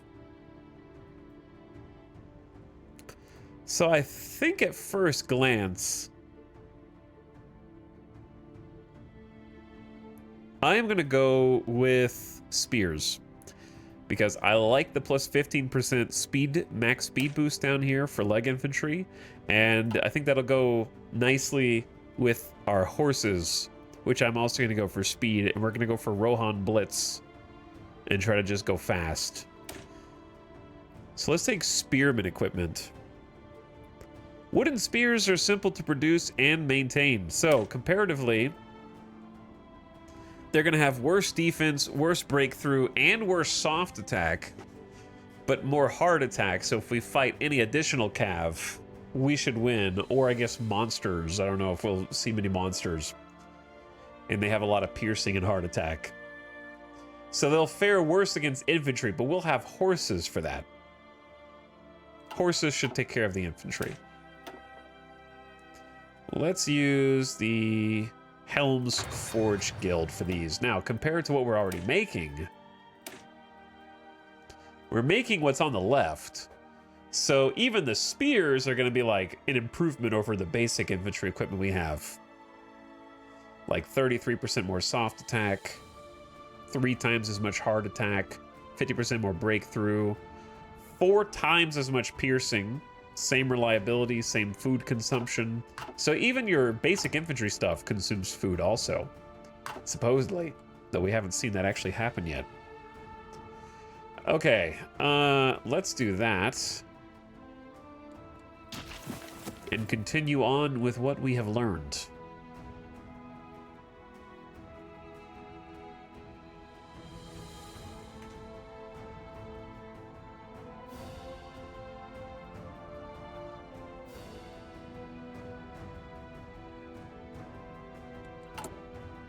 We're 1,000 infantry equipment in the hull and 655 light cav in the hull, so we start very under-equipped and at not max fighting strength. Send me back! Take me back! No.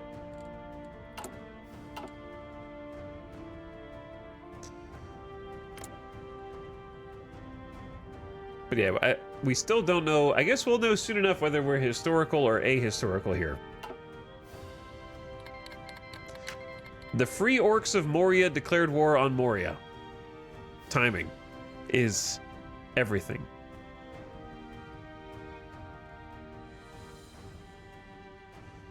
That is pretty sure that is not. Lord Balin is dead. After having reclaimed the Mountain of Erebor for his kin, the legendary dwarf Balin has suffered a tragic fate in his quest to reclaim the mines of Moria. The quest seemed to be going well, but a recent surge in orc forces has taken the valiant dwarves by surprise. With their leader dead, Moria seems lost, as military experts estimate the dwarves' chance of survival at 80 to 1. Wait, what? Did they say the dwarves' survival or the orc survival? 80 to 1?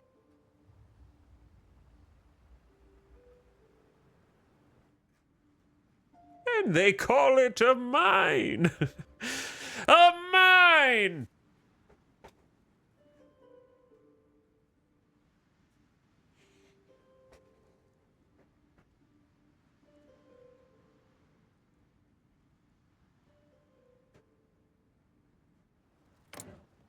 Oh, there's Glowin. Glowin versus the scariest orc, Golthurg. The revolutionary communist orcs.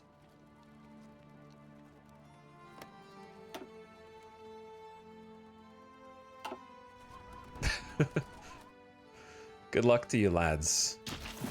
Good luck.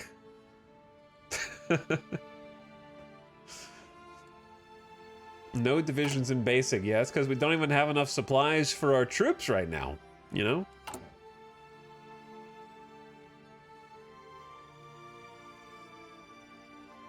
We don't even have enough infantry equipment for the boys. We're making 5 longbows a week. We're finally making some horse-drawn wagons.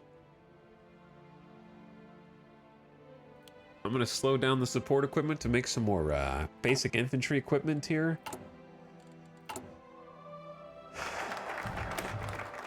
The Rohan Renovation Program, 150% industry research bonus. So we can develop the East, develop the West, or develop the North. It bothers me that the East is on the West is in the center, and the North is on the East on this page.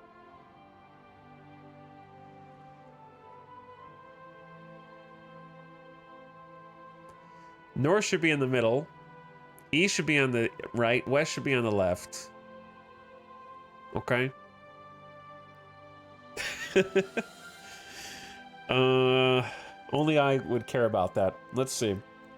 So we got add 5 infrastructure to the East Fold. Wow. In one go. 2 civilian factories, 5 infrastructure, 2 civilian, 2 military factories.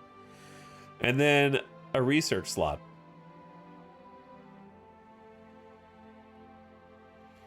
I feel like going for research slot first is going to be the death of us via greed.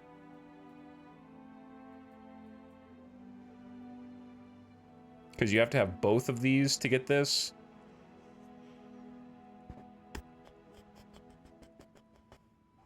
Add production of tin food in the Wold. I keep reading the Wold as the world and it confuses me. 25 steel in West March. Yo. That's more than we need, actually. Okay, I feel like developing the infrastructure in the West Fold and East Fold is just gonna be good. How do you see? Okay, this is not really the best view. It'd probably be easier just to do this. How do you see, like, the region names? Am I stupid? Just zoom in more, I guess. Well, it only shows you on the states map mode, I guess. Okay, so West March is here. That 5 infrastructure would be huge if we're going to go against Isengard. And then Westfold is kind of nice too, but I say let's get the infrastructure up over here first. I'm ready for Gondor to betray us when the Westfold falls. The problem is to get 5 infrastructure in Westfold, you have to do the steel first, which is not really at the top of my priority list.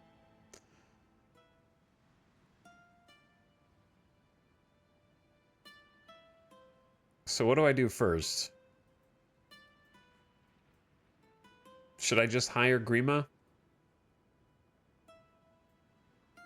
Nah, let's just start developing the West. You gotta start somewhere. Gotta start somewhere. We can go 4 times speed, though. Because I don't think that there's many decisions to make right now.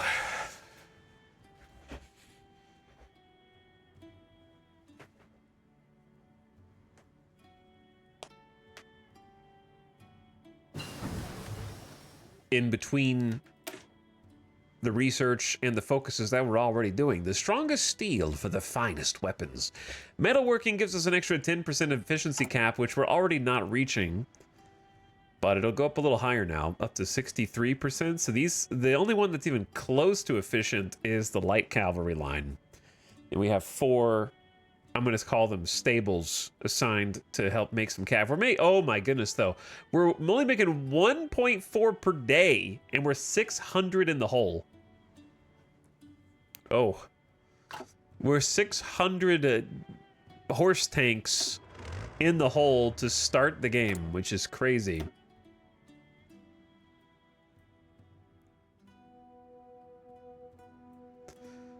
This is a bit of ahead of time.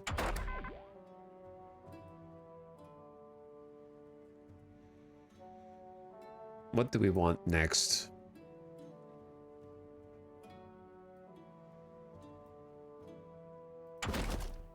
We're already doing spearman equipment. Support weapons is possible, and that leads to just... These are just like combat bonuses, which is fine. I don't really have my priorities down yet.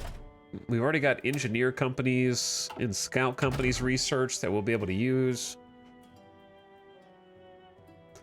These are 2.5 years ahead of time.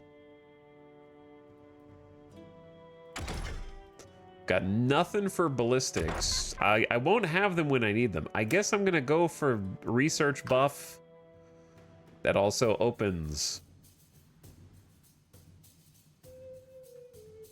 some other stuff.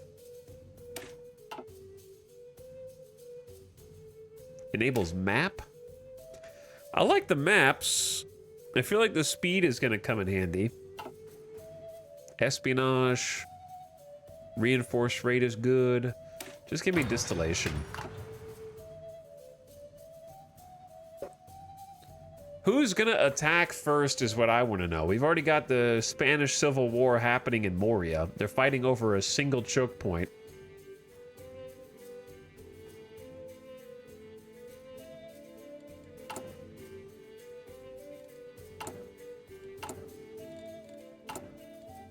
I think one of our top priorities is probably going to be to change our taxes. We're going to need to start taxing the horses.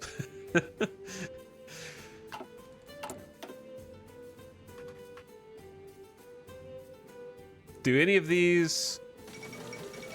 I'm sorry? Paranormal activities in the Shire. The North Arthadian region, commonly known as the Shire, has been subject to recent commotion when one of their eldest members mysteriously vanished during birthday celebrations. Bilbo Baggins, the oldest living hobbit, age 111, was just giving his birthday speech when he reportedly, quote, vanished into thin air. Hobbit authorities are investigating the happening. Allegedly, the disappearance occurred shortly after the arrival of fireworks specialist Gandalf the Grey at the village. He is being detained as a suspect for now. Quote, Bilbo was always a quiet and reserved type of person, but I didn't imagine he would just leave so suddenly, said Josephine Maxwell Baggins. Worrying. Unlock the quest for the ring decisions. Look, dude, the Frodo and Sam are there. Days remaining until next state 64. Launch an interception attempt or help the Fellowship. I'm taking the ring for myself.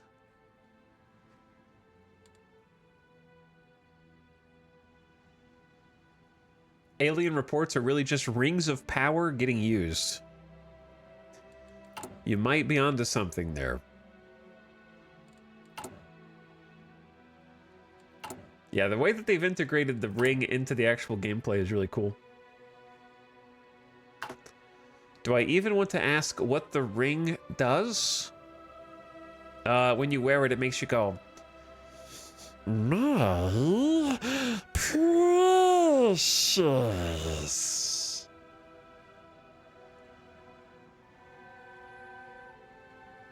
Like it just spontaneously. Wizard clash at Orthanc. A physical fight erupted in the Tower of Orthanc, Isengard, during a heated debate between two wizards. Saruman, leader of the Order of Wizards, reportedly closed the door on his former confidant Gandalf the Grey, prompting him to throw Saruman off his feet. The scene is uncommon for Isengard's normally sedate atmosphere. Gandalf the Grey was also reportedly arrested during the clash for interfering with Isengard affairs. Oh dear. Oh dear.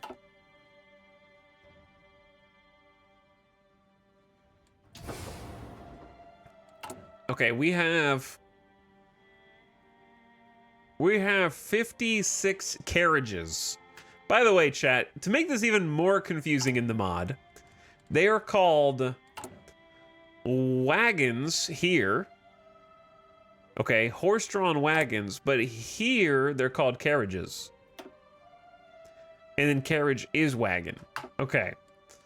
Got it. So now we should be able to use them for motorization. Up the motorization level. That will consume... That'll use the six... We need 60 trucks for that. And it'll distribute resources to the front lines here. Because it'll reach them a little further. Plus 10% construction speed and 10% factory repair speed. There you go. We got a 50% research bonus for whatever industry we want. Do we want classic dispersed industry, or do we want to try concentrated industry for once?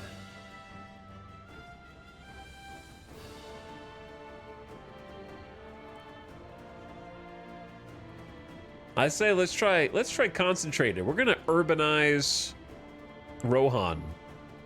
Let's go. I know Rohan is rural, but let's try and urbanize it. I guess rural does lead to food improvements, but urban leads to forges, which seems OP.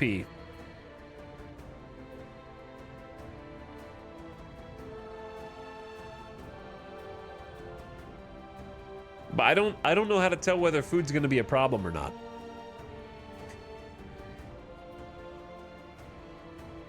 Don't horses need more food? Yeah, they do, but it's like I said, it's difficult to say how much food we're going to need because right now we haven't used any. It says they're supposed to use it while idle and they haven't used any. So I'm confused. But we also have food gain from farms that we can pursue here.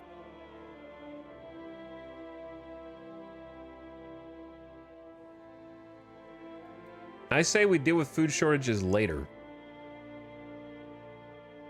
I'm going urban industry. We're going to urbanize Rohan. 20% factories in a state, and then plus 15% to output.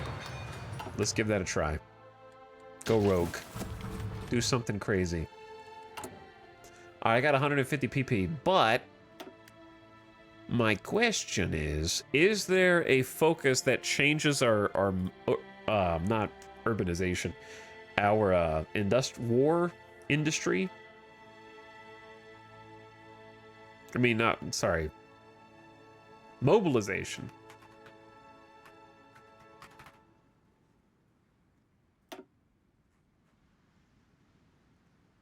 I wonder if there's a political choice here that changes without having to spend 300 PP on the thing. This does reduce the cost of the laws. So if you wanted to start centralizing, maybe that's a good idea. Because instead of losing political power per day, we gain political power per day, which is going to increase the snowball, and it makes laws cheaper. I'm allergic to all those things. I don't know if this is worth it long term, but I'm going for it. I'm going to start centralizing and consolidating our power. I am allergic to hyper-industrializing Rohan.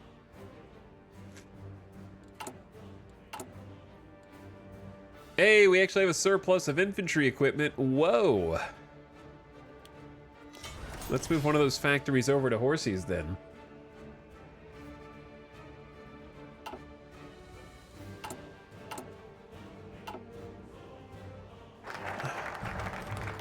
Develop the West description.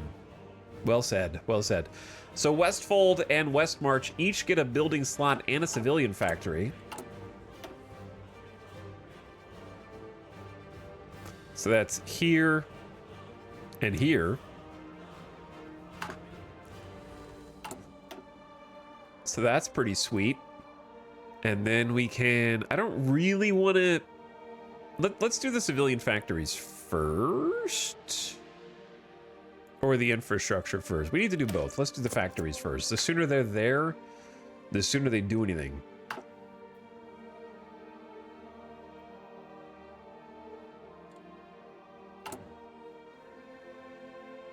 So, should we start trying to train some units soon? Probably, I would say, especially as we continue to... We're going to lose all of this efficiency in a second because we're going to start making spear equipment. It is stronger. I think the Navy's useless. Yeah, it really depends on where you are out here. For us, it's useless, yeah. We are landlocked. Gondor took all the beaches. They didn't give us any. Okay, they could have let us have a little thin strip over here, but no, they needed South Indwaith for the Indwaith nation. All right, Spearboy equipment. Spearboy equipment is in. It's about as expensive to make as basic infantry equipment, but it is better in every way. Not as good as swords against infantry, but we're kind of focusing on the anti-heart attack and anti-piercing. And also being able to mass produce these more efficiently, because sword equip is just going to cost you more production. Production equals time in this event, but it has so much more soft attack. But then we're going to work down here to mass producible equipment and make everything cheap to make, and we're just going to push it out. And we're going to rely on the horses to do our soft attack. So, bam, got that. Now, in my opinion, we start buffing the boys. Well, actually, no, that's not true. Let's go do... These are ahead of time. Don't really care about construction speed at the moment. Kind of care about maps. Well, let's keep it simple. Let's go support weapons. Soldiers, just getting some buffs. It's also unlocking shields and a sidearm, which are attachments I think we can put on horses if we wanted to. But it buffs all of our basic forces, your standard defense and breakthrough. Oh look, Helm's Forge Guild, my military industrial organization, is ready to be upgraded. Oh goody.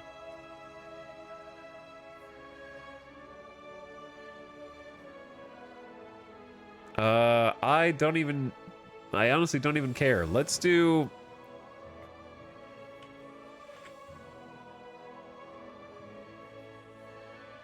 I don't know what the difference is here.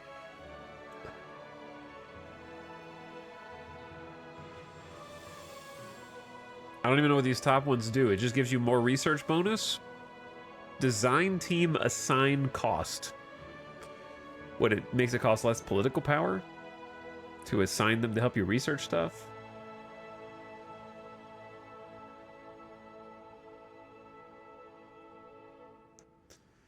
I don't know. I'm just gonna grab armor design. Don't really know. And say, forget about basic infantry equipment, move over. Spears are in town. Unfortunately, our 43% efficiency is going to go all the way back down to 13 and need to build itself back up again.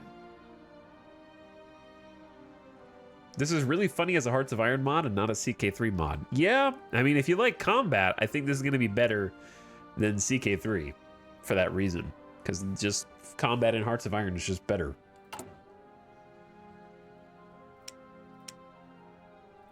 But if you want it as like a political maneuvering thing, then Crusader Kings and like a long-term lineage. This is more like War of the Ring only.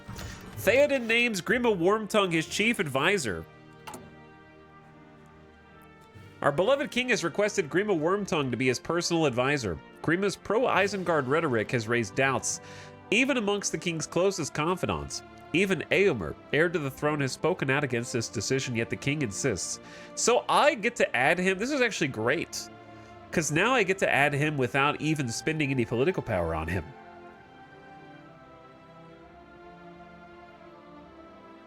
However, maybe it has other downsides. Yeah, it does. So this one changes the popularity of the cooperative by 15%, where the other one doesn't. He cannot be fired once hired. That's hilarious. Add Grima Wormtongue, which grants stability -5, war support -10, belligerent support plus 0.1, and acceptance of belligerent diplomacy. But changes the popularity of our ideology. Okay, he's in.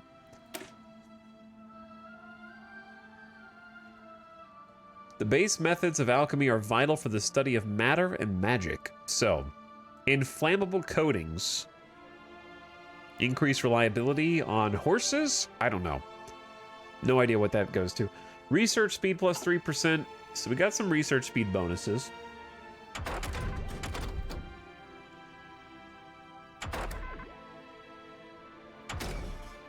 What do next?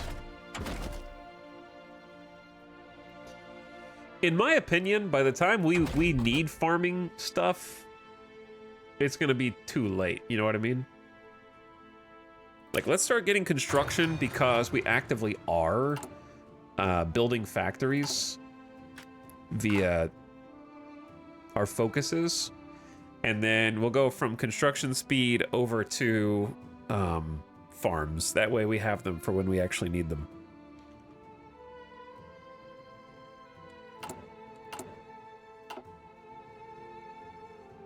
How goes the war in Moria? Gridlocked. At a standstill.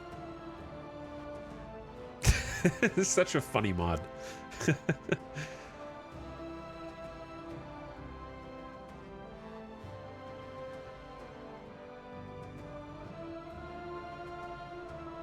Why is Eomer heir to the throne?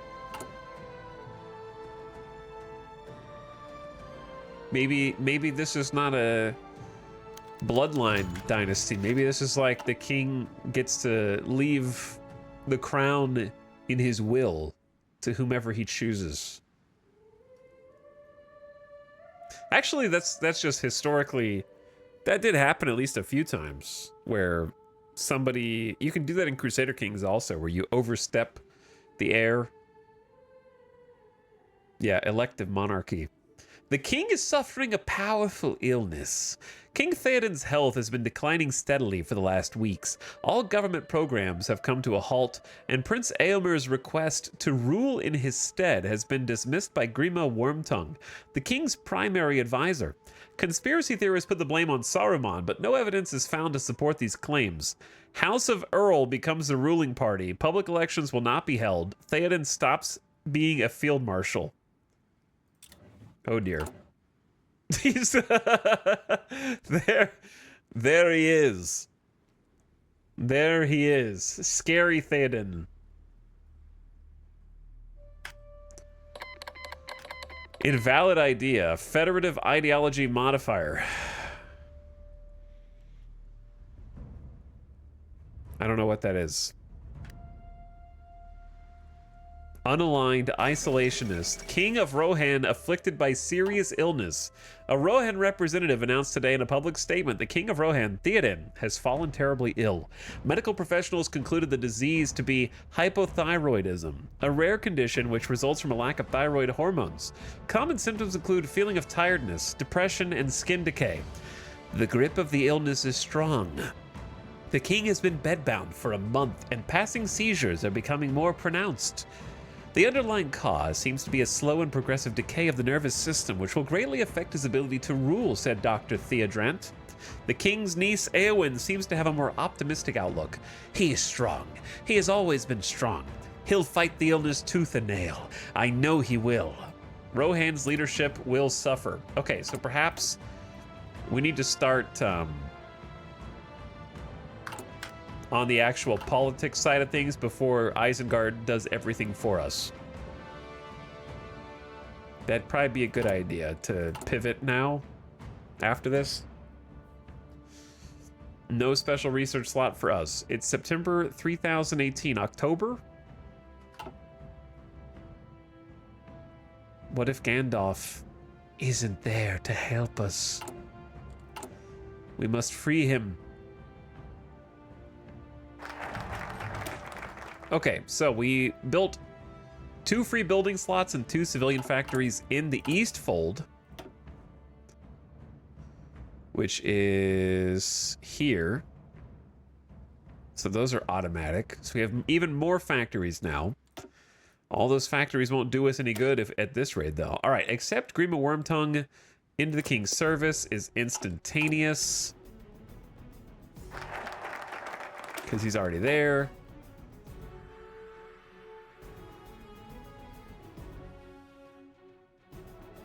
Okay, so you can't even do these.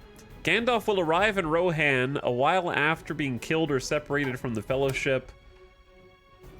So we can't choose those until the Fellowship shenanigans happen.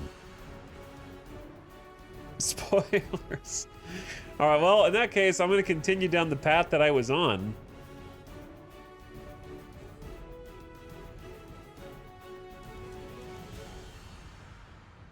I also don't know what music this is.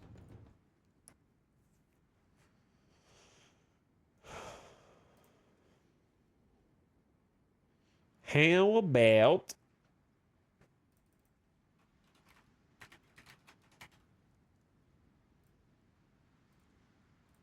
this?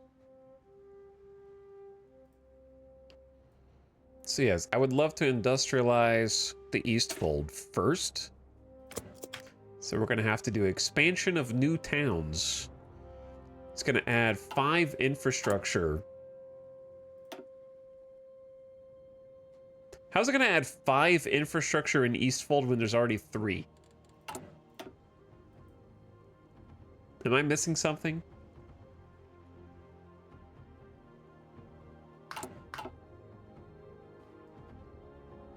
Maybe. So what you're saying is we should start building 2 new infantry divisions.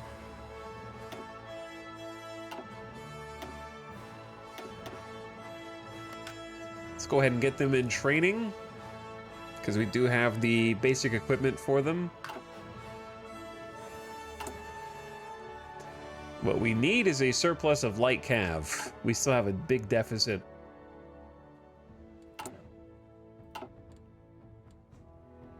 Okay. How's Mordor looking? Unknown focus. Here's the Mordor focus tree. It was so big. Wow, they have like a really large focus tree. Eomer goes into exile. After several clashes with the king's primary advisor, Prince Theoden has gathered a host of Rohirrim riders and left the capital. His intentions are unknown. Minus 20,000 manpower. Eomer stops being a general and the chief advisor. Wow, we are falling apart. New Field Marshal Theodred, I guess. And new army commander, I would say Grimbold. Wait, no. Probably gambling just for the Hillfighter bonuses.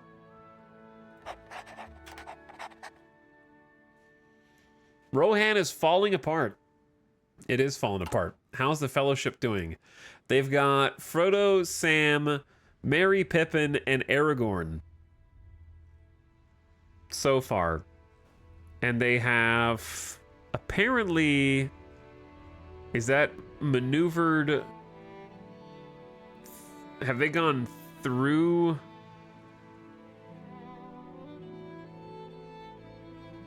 Bree, I guess. On their way to Moria or Rivendell.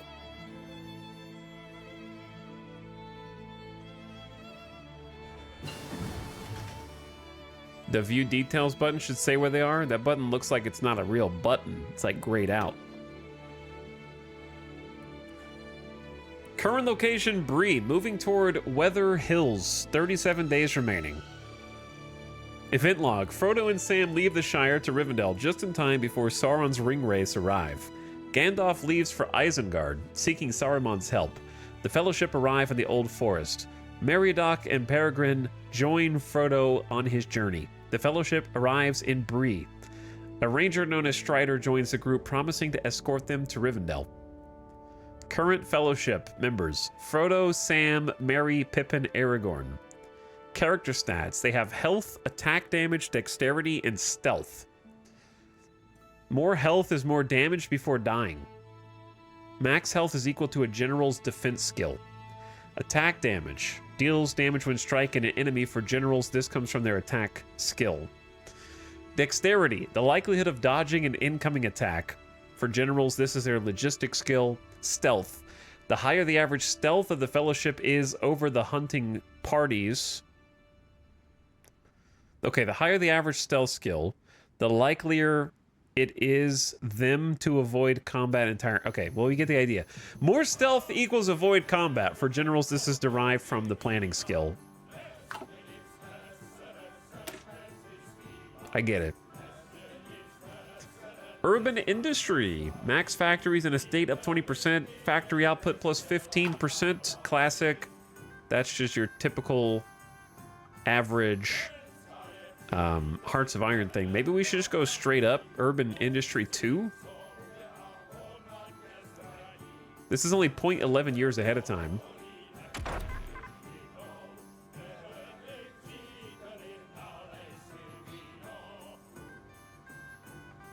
Maybe advanced. Are we gonna do sorcery? I don't know. I say let's just focus on the stuff that matters. Making weapons and making tanks. Factory output plus 15 is going to help us make horse tanks.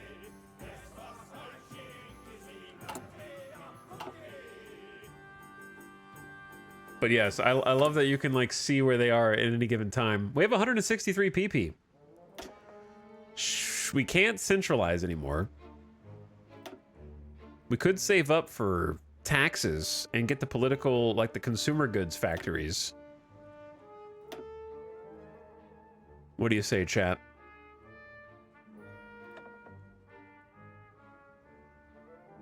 Will grant minus 4% consumer goods every year, stacking up to 20%?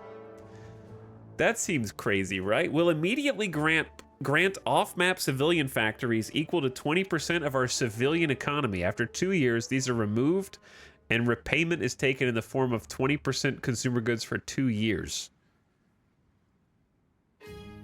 Minus 15% consumer goods factories factor. Sell equipment on the black market. Dude, these are wild.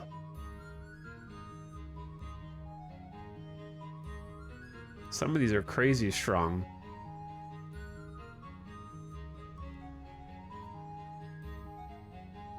We only have 49% stability. I could also just get a straight up chief researcher.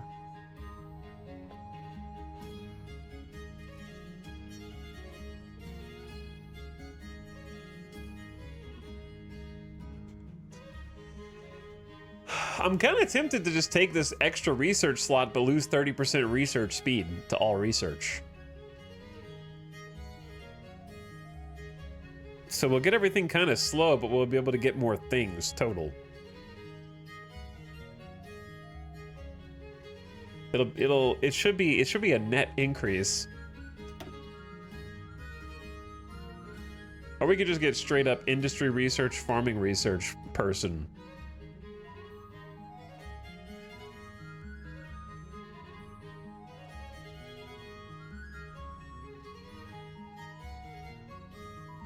Because, like, here's what I'm deciding between. Option 1, a raw industry research, farming research bonus guy.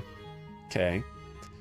Option 2, we save for taxes so that we can get factories. Option 3, extra research speed. Or extra research slot.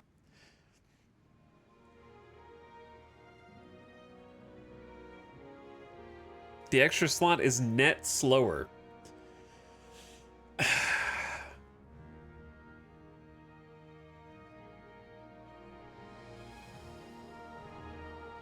The math is tough. Because if you lose 30%...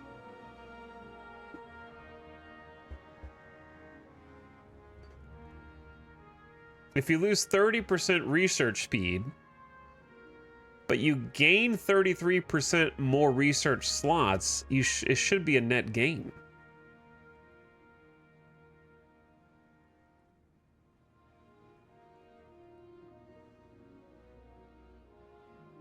Right? Am I crazy? Hearts of Iron mods? Is this Bizarro Etal? What's up, The Dark? How's it going?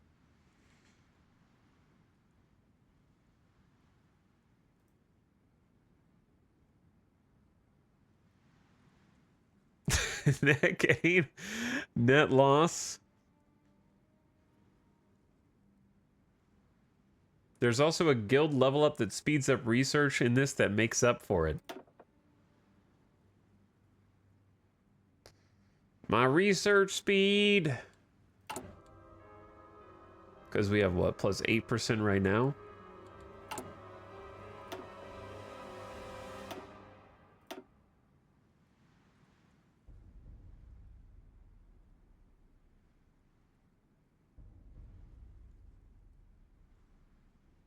Because there's plus 5% military industrial bonus, plus 5% military industrial bonus on this one.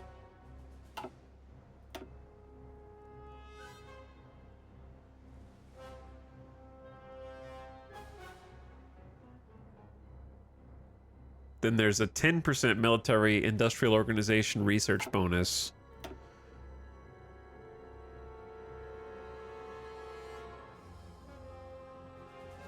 And then there might be one on here, but it's hard to find.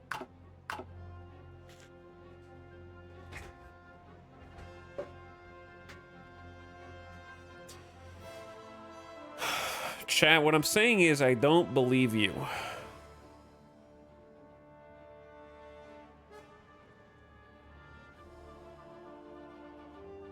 I don't believe you. How's the campaign so far? We're trying to learn a lot of new stuff. I think I want to save up for the taxes anyways and just save up to 270 and then get my civilian factories freed up.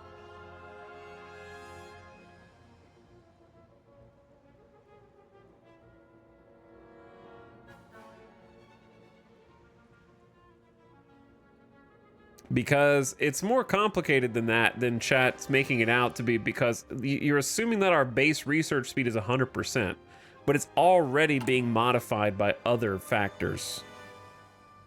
Number one, it's being modified by our existing research speed bonuses, and number two, it's being modified by whether or not we are researching with a military-industrial organization.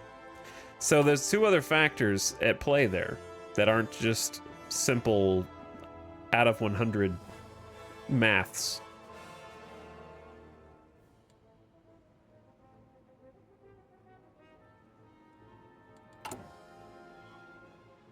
Because our Helm's Forge Guild research bonus is plus 15%.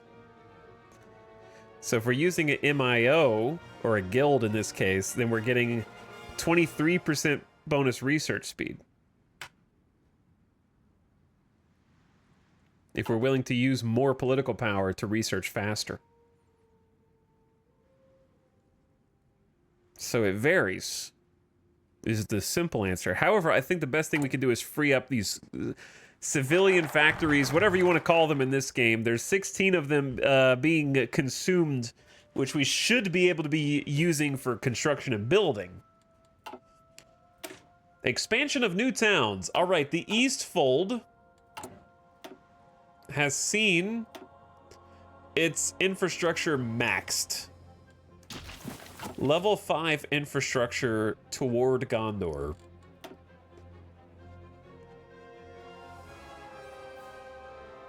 And now we're going to industrialize the Eastfold after we've industrialized it. Okay, no, we're gonna build factories there. Saruman denounces Rohan's integrity. In a press conference last week, Saruman, chief of the wizards, lashed out at demented King Theoden. He claims Rohan's government had less authority than a half-witted dwarf, quote-unquote, and warned he would, quote, send the boys in if King Theoden didn't clean up his mess. In response to these inflammatory statements, the king's nephew, Eomer, said threats by Isengard would not go unpunished, and described the wizard as a senile maniac, fond of playing with fire. Both parties have ceased all trade between Isengard and Rohan for the time being. Worrying.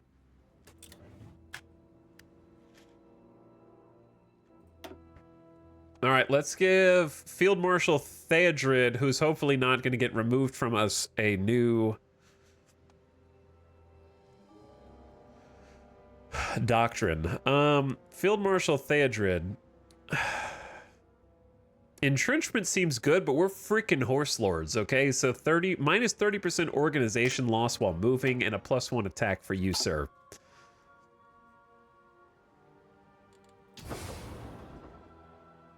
Now, since we've clearly got problems,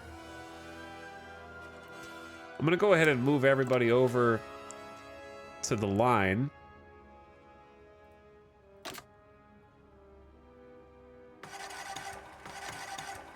And we're going to have to deal with these issues of supplies.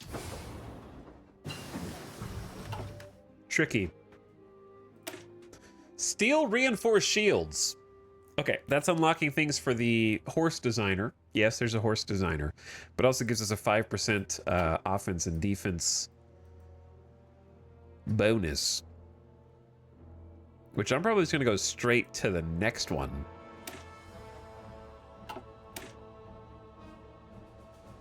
Guard sentries. Who dis? Who does that go for?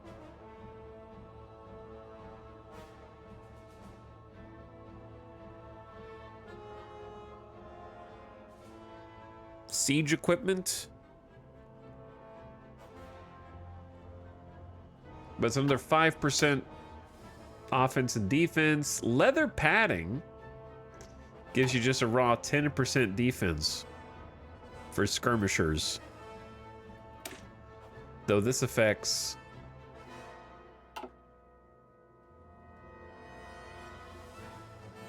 more people, but we don't really have that many more. I feel like we go leather padding here. Or we could get some more archers. Those are both good. Let's get padded leather armor. Sorry, leather padding. Wait, that's confusing because this is padded leather and this is leather padding. They're okay. They're titled almost the same, but the one on the right is like a strict 10% defense. And I think we use the MIOs because we're getting a good amount of political power per day, so researching faster with the 15% speed bonus seems like a solid plan. Attrition isn't the worst here. It's like 2.5%, so that's workable. What's that? We finished building something? Our civilian factories? We got castles? Hold on, these are new. Encampment. Division defense plus 5%, max entrenchment plus 5%.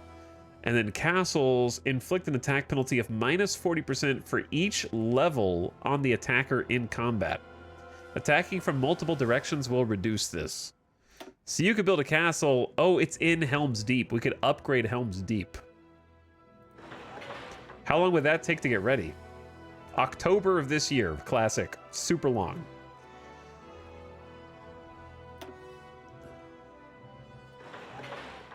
What about these? 12th of January. Okay, these are pretty fast, but they're only 5% defense and entrenchment. I feel like defending against Isengard long-term is going to be a good idea for us. I don't really want to hold back at Helm's Deep. I would like to defend here, but then again, we need like a supply hub for Westmarch. I'm hoping that upgrading the infrastructure at Westmarch kind of accomplishes the same thing without us having to dedicate it to building. Maybe we just go ahead and get some encampments set up here. These are going to take like 11 days apiece at the moment, but we're saving up to change taxes here soon. And then when we change taxes, we're going to get a lot of those factories ready to go. Get rid of that drainage hole. Good idea. But we're starting to spool up spear production. We can afford to train a couple more infantry divisions, which I'm going to go ahead and start doing. We barely have enough infantry equipment. We're probably trying to replace all the basic stuff with spears also. Can we launch Wormtongue out of a catapult? It's a good idea. We're going to hold that one. Elite Mercenaries makes recruitable population 3%. That's pretty big, but you have to give them more factories. That's an interesting trade-off.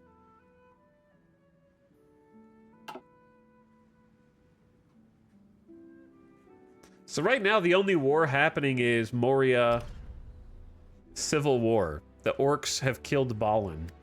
And that's pretty much it. All right, the blacksmith specialization. Let's do weapon design for another 5% research bonus when you use this guild to do research.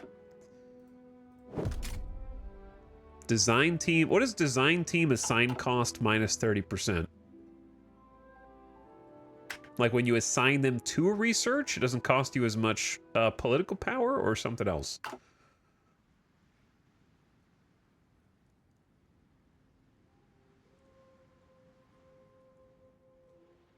Please use complete sentences to explain.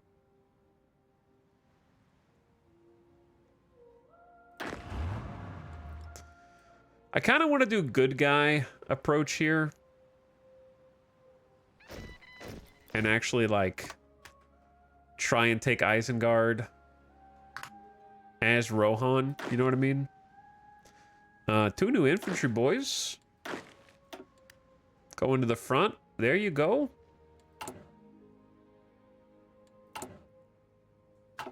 There you go, infantry boys.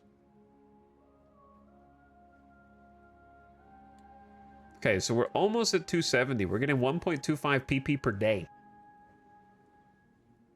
Poor summer child. That's not the quote, you dingus. Sounds like you're the poor summer child. Okay. 270 political power.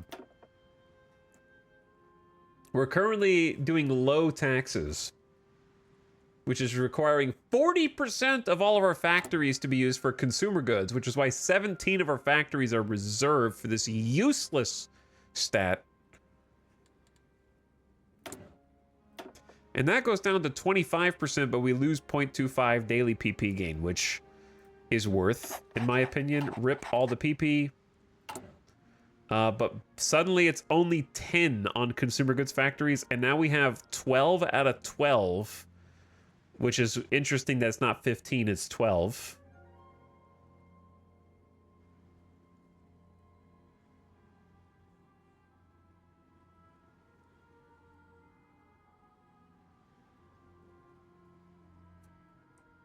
Winter is... Don't do winter is coming anymore, okay? It's not cool to say that anymore. Now these are going to get built way faster because we had, what, 5 factories? Now we have 12, so almost 2.5 times as quick getting these encampments set up.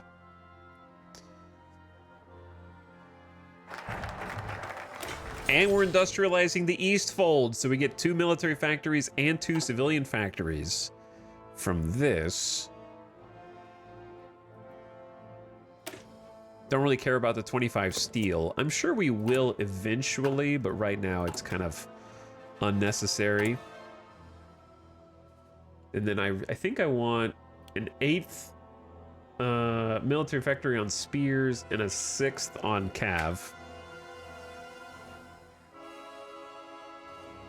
We've got to spare 300 horse-drawn wagons, which seems excessive.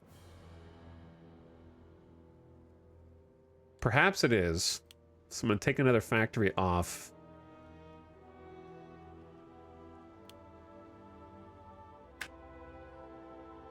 We go... Let's go 8 spears, 3 support equipment, and then we can maybe start saving up some army XP and put some support companies in with their groups. Construction speed plus 10%. Cool.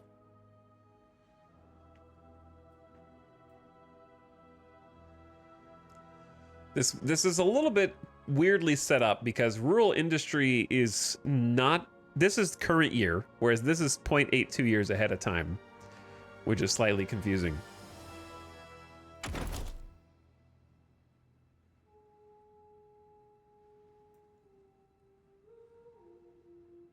We're researching leather padding. Let's research... Look, we know we're going to need food eventually. And it's kind of a boring research, but let's get farming experiments now so we can build farms.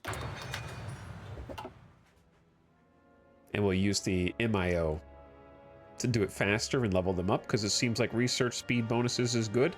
Okay, we got bad attrition here. Look, boys.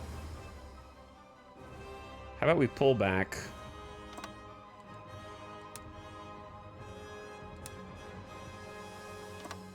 To there. Let them have the West March. Where have you heard this before? Have you ever heard that one before?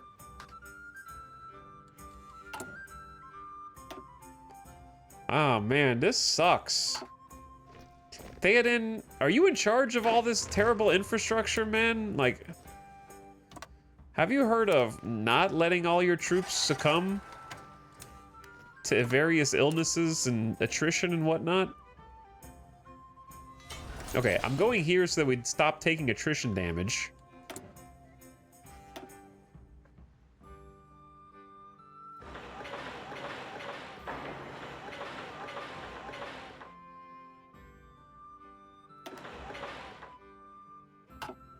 And I'm gonna just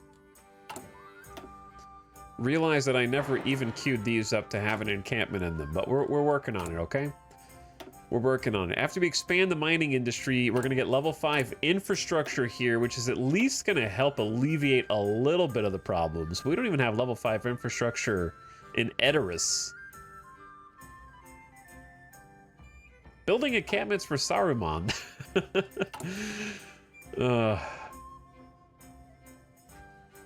Trying to pump some of these out. I wonder how long upgrading Helm's Deep to level 3 would take.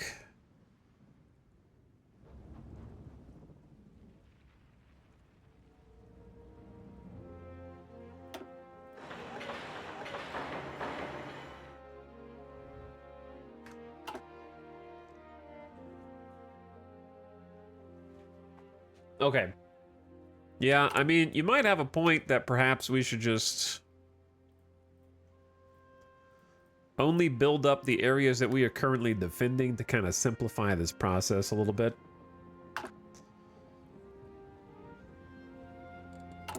Till we figure out exactly what we're doing here.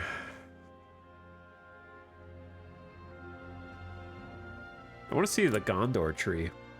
There's Denethor. He looks happy.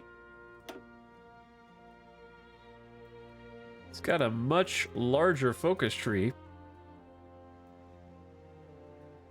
Persuade Aragorn to return. Aragorn's coronation. Gain favor with the elves. The Empire of Gondor. Strike a deal with Sauron. The steward of Gondor. The steward of the people. Purge the aristocrats. Bring down the Oliphants. Oh dear, we're gonna have to deal with Oliphants. Low manpower. Classic.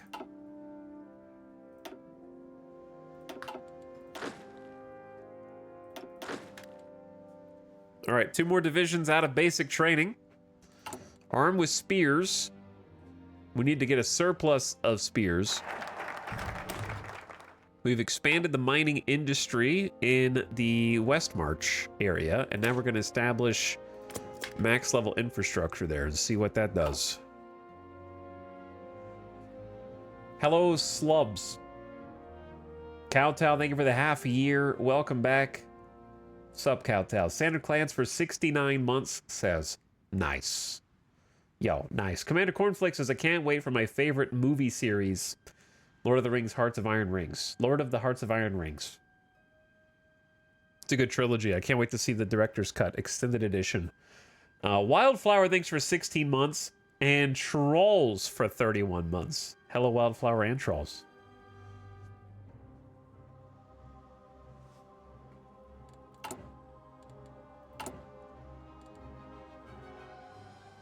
So what is next for Rohan. What is next for Rohan? after we expand the rail network? Well, at that point, we may as well go for the research slot, yeah? I feel like we're already there. Urban Industry 2, even more space for factories, more factory output. Okay, yep, just good job industrializing. I say production efficiency cap up while we're here. And then this one's just going to be on upgrading our infantry boys. Because our cap is almost being met on most things, and is at 60%.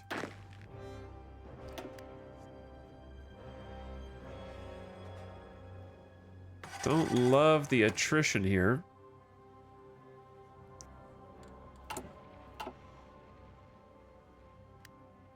It's kind of a lot, 10%.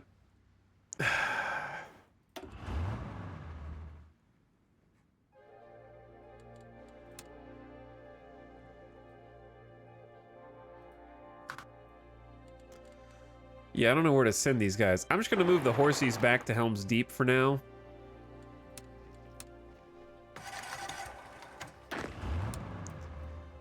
Until I can figure this out. Horsies, guard the walls. Okay, right up on the walls. This looks like Total War. What? Okay. They are war games. So you're not wrong.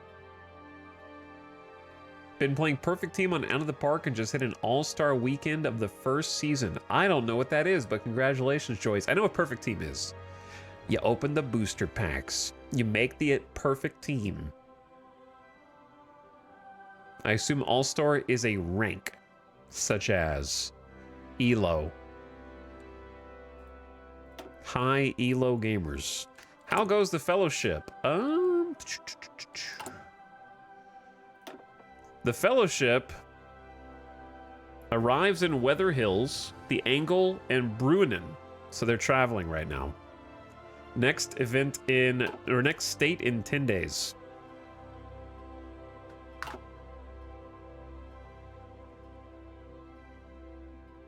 All-Star Weekend? Oh, okay. Yeah, I haven't tried Perfect Team. I think I opened a couple booster packs and was like, whatever. I don't care about the boosters in MLB The Show either. But I understand the appeal. I understand the appeal. This looks like the Lord of the Rings mod for Hearts of Iron 4, but hey, maybe that's just me.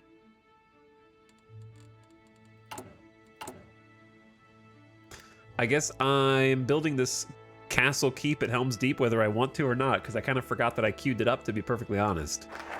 And now it's already like halfway constructed, so I suppose I'm just gonna leave it there.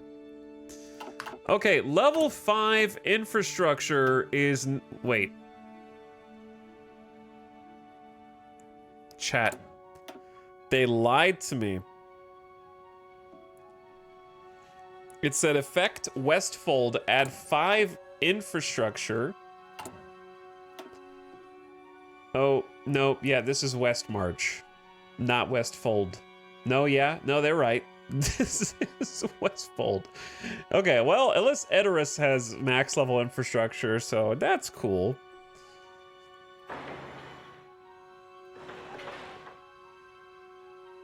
How about we come back to Helm's Deep after we build a little infrastructure here ourselves?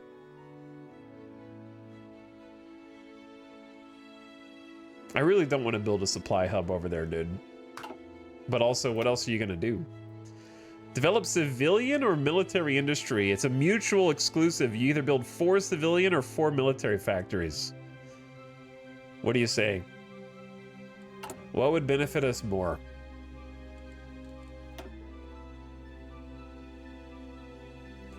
Where was Gondor when the Westfold gained 5 infrastructure?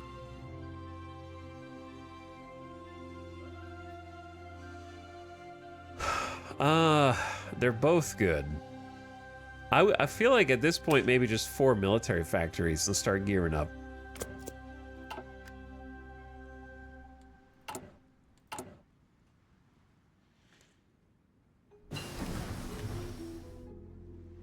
And that way we can like start mass producing more horses so we can get some more out there. Leather padding. So I don't know where these go, but I do know, oh, these go on eagles. It gives us 10% defense on our skirmishers. And then let's go padded leather, which is a generic defense and breakthrough bonus. Using our plus 20% research bonus, that's pretty huge. So MIOs are actually crazy powerful in this version, huh? Because those research bonuses are wild.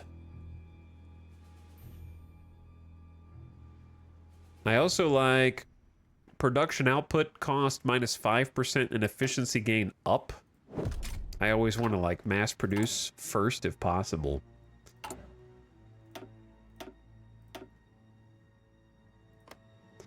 We'll train a couple more divisions. We're running out of manpower, but I can fix that with levies. But that's going to cost 270 PP also. There's no option for historical, if I recall. Yeah, I don't remember seeing a historical option, but you'd have to go back and watch the VOD. I don't remember.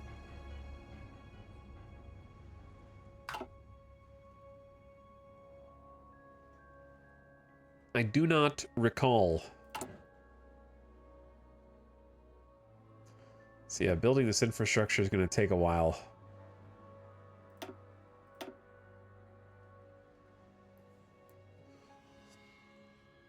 It's August 3019. Haven't seen a news pop up in a while.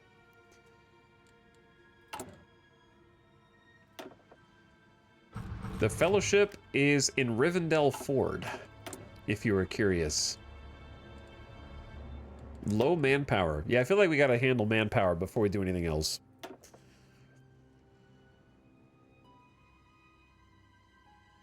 And I could get limited mercenaries if I was willing to sacrifice consumer goods factories. And I save a lot of political power to do that.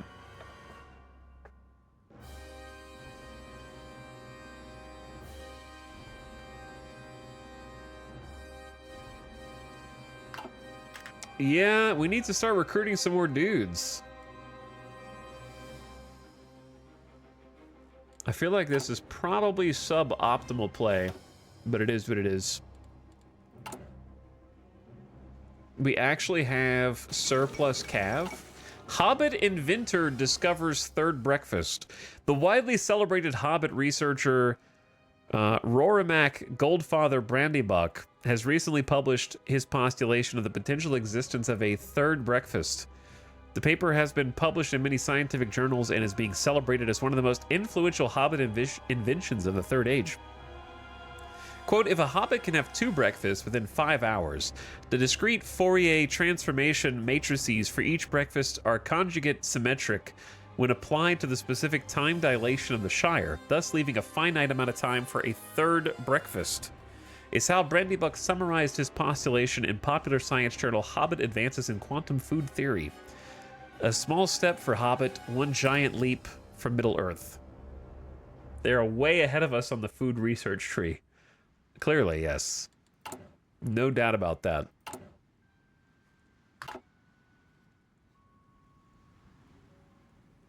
I kind of like the smaller map.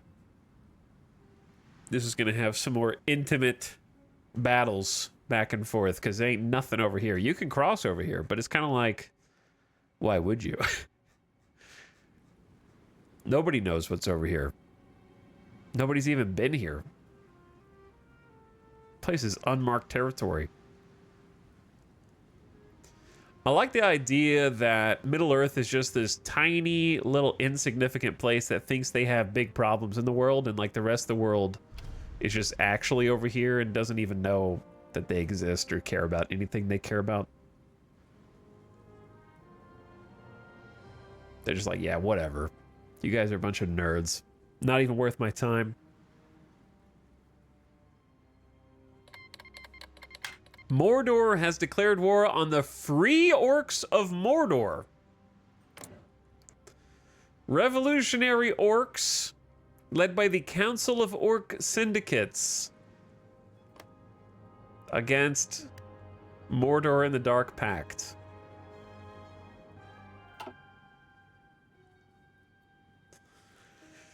Sauron is back on the menu, boys.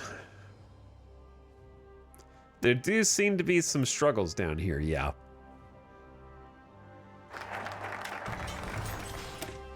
Okay, we have developed military industry and gained 4 building slots and 4 military factories, and now we're just going to go to expand the University of Edoras, apparently.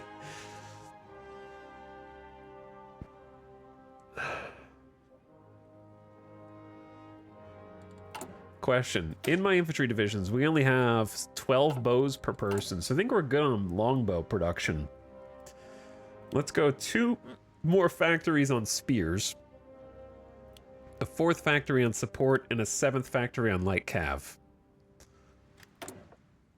And then we have our first guild upgrade for the Donward Cavaliers.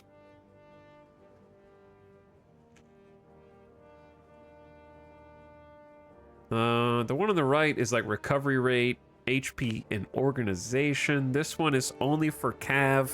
They cost more to make, but they are stronger. And this one is steel sourcing. All infantry equipment, light cavalry, lancers, heavy cav, minus 10% production resources needed.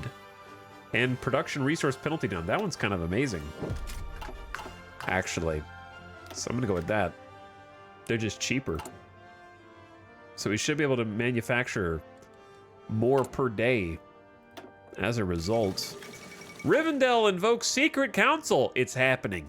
All the way from Gondor to Erebor, word has spread of Elrond, Lord of Imladris, summoning several notable representatives to Rivendell, where a rather mysterious gathering was held. The information discussed in said gathering is classified as highly confidential, and all participants have refused to provide further explanation.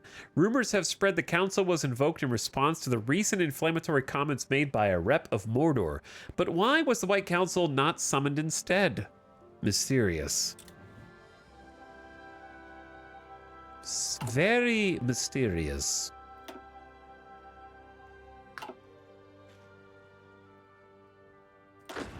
Okay, if I were to make one giant front line here, how bad are the resources?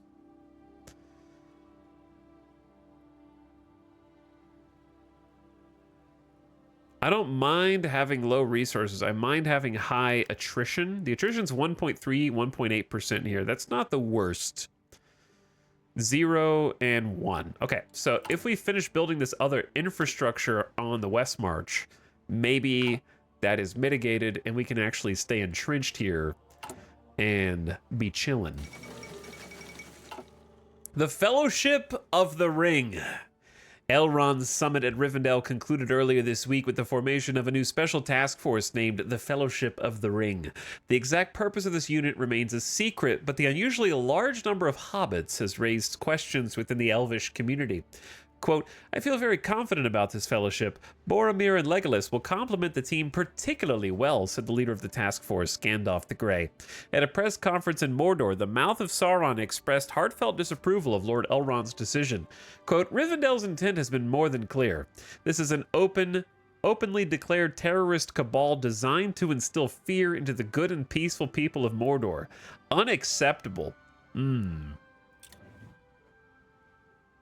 Gandalf, the fireworks guy?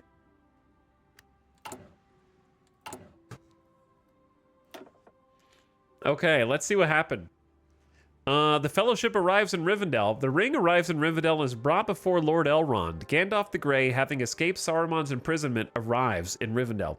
Bilbo gifts Frodo an elven short sword and mithril coat, increasing his attack by 1 and health by 2. Gandalf joins the Fellowship. Rivendell prepares the council, sending invitations for reps to Mirkwood, Erebor, and Gondor. I can't believe they snubbed Rohan. Legolas joins the Fellowship. Boromir joins the Fellowship. Bombur joins the Fellowship. Bombur is in. Gimli did not make it. Bombur joined instead. The Council of Elrond concludes and the Fellowship departs for Mordor. The Fellowship decides it will bypass the Misty Mountains to the south, past Isengard. That's us.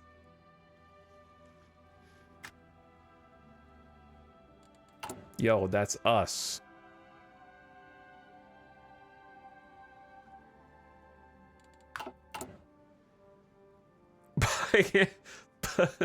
Bombur the Dwarf. Bombur the Dwarf is in. Okay, so we're almost done with this 5th level of infrastructure. I'm curious if... So this is the last tile that has like yellow... Doesn't look like it changed much at all here as far as supplies go. Now we have 11%. Why did it go to 11% attrition?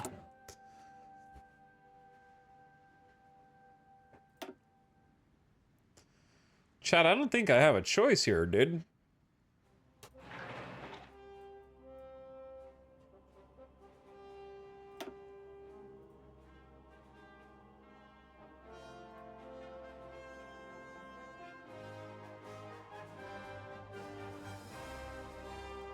You know what I'm saying?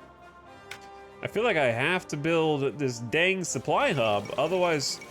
Angmar denounces the Witch King. Thousands of Angmar citizens marched in the streets of Carn Dûm today in protest of their former leader, the so-called Witch King of Angmar. Leaflets given out during the march include detailed descriptions of how the Witch King fled to Mordor while his people bleed in the mud. A king should not abandon his people. The Witch King is a coward and he can rot in Mordor, said the protest's leading figure, Ulf. The Witch King of Angmar was the original founder of Angmar and thus possesses a lot of historical influence in the country. However, Angmar citizens appeared dissatisfied with the policies.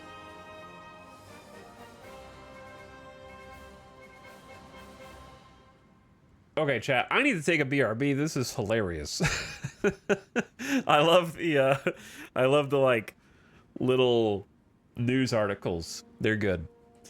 It's been about 3 hours on the dot almost, so I'm going to take a BRB. I'm going to leave this up on the screen for anybody who comes in so they can get a nice taste of how this is already gone. Is Mordor does appear to be losing the Civil War, yes. They do. Does this conversion need most or all the DLC? I'm not sure. I honestly don't know how restrictive it is or not. It might be playable with no DLC. It might need some. I bet they have it answered on the DLC page. Or sorry, the mod page. I would guess.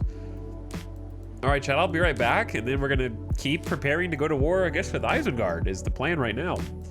We're gonna need supply hubs and other stuff to feed supplies up to the front. And we're gonna need to up that conscription law ASAP. But I'll be right back. Thanks for hanging out today. Thanks for chilling. BRB.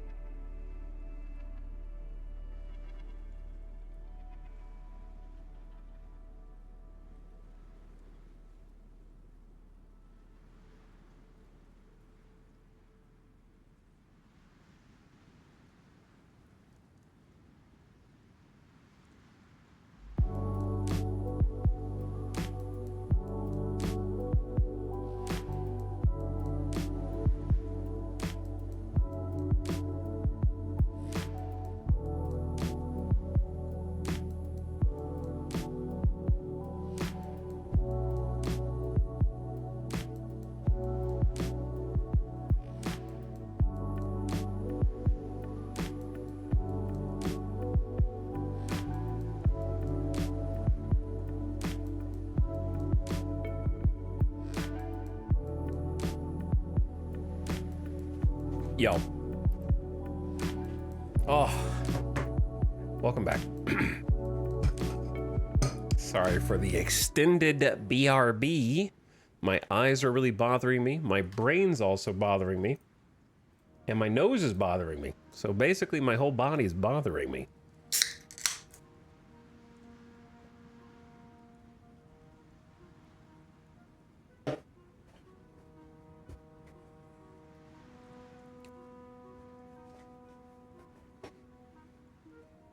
So, we back.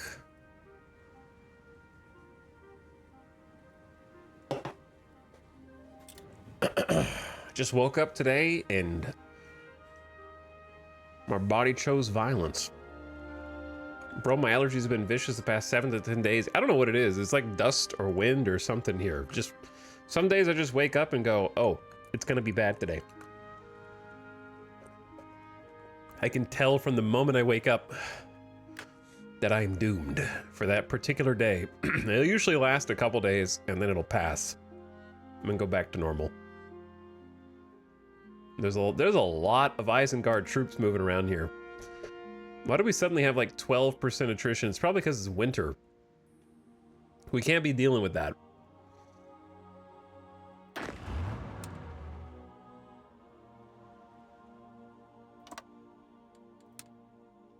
Can I create like a fallback line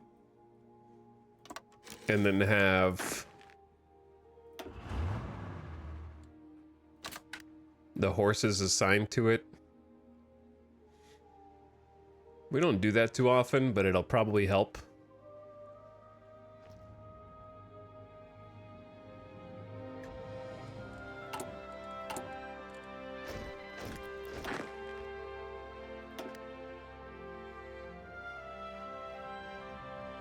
Okay. Rivendell offers us a deal. What? The Elves of Rivendell offer to lend us 3 civilian factories for 60 days. In return, they want guarantees we will not attack the Fellowship under any circumstances. A good deal. Attacking the Fellowship is not in our interest. It's none of their business who we quarrel with.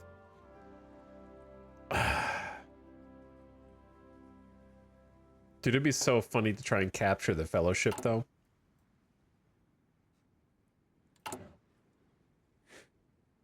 I love that the Fellowship is completely normal, except Bomber is in it.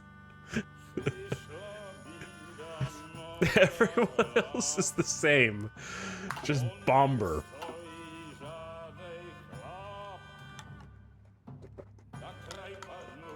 I just don't know if 60 days of civilian factories is worth very much.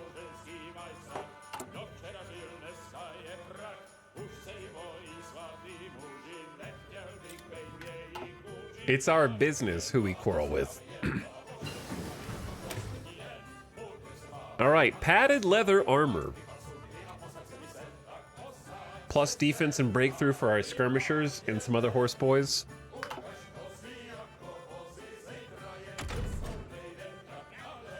No need for boats.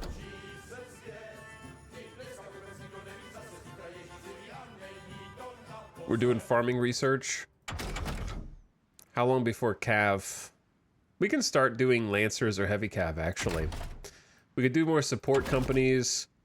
I feel like field hospitals are going to be super necessary for us. The good news is we're about to have a 4th research slot, so that's excellent. So I'd say for now, let's stay all in on industry, because construction speed and construction 3, we have a lot of open slots to build. We have a lot of potential factory space. Rohan is fairly big. It's not as big as like Gondor. This is a different album. Chat, if you were Kingdom Come Deliverance and Crusader Kings 2 and Crusader Kings 3, what would be your next soundtrack from a video game?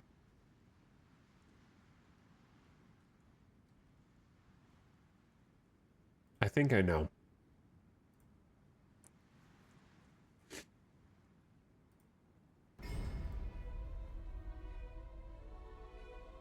I think I know.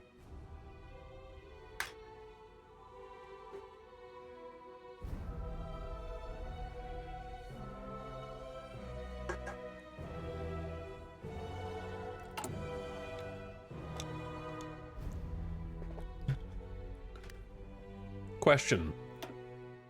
Oh, yeah. No, I built these as fallbacks. I believe. We're gonna start work on the West March supply hub for this little pocket, because I don't know if we'll be able to finish building it before Isengard marches on us or what. But we're gonna try.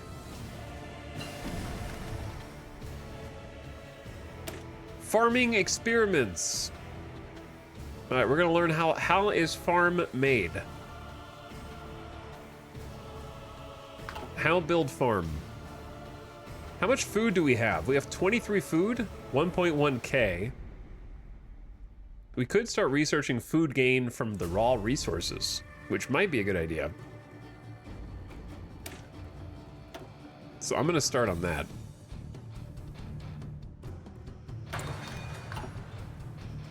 And we got a new, the Riddermark Farmsteaders Farming Specialization. Trade caravans, light cav, and chariots are cheaper, production resource-wise. Interesting. Gain more funds, aka upgrade the skill more often. Trade caravan, light cav, and chariot food capacity is increased. I don't even understand how that works. Add 2 apples in Helm's Deep. It's not bad. And then production cost down, food consumption down. I always like production output cost down, because then you can just make more trade caravans, light cav, and chariots. Oh, we have 2 upgrades.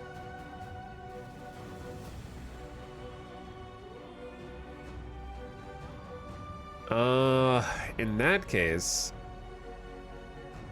I guess I'll take the funds gain one just to invest.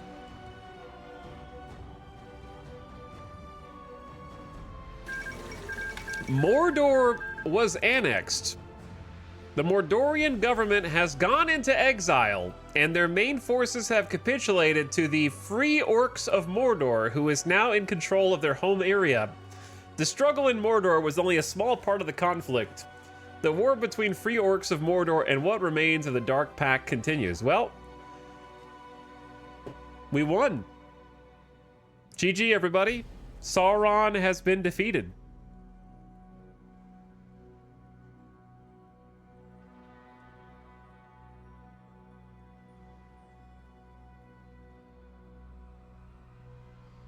The ring is no longer in danger. All they have to do is stop carrying it. You know what I mean? Like, all they have to do is intercept the fellowship and be like, whoa, whoa, whoa, whoa.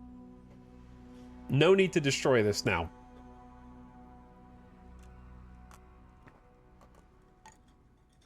Now you gotta intercept the ring. Maybe.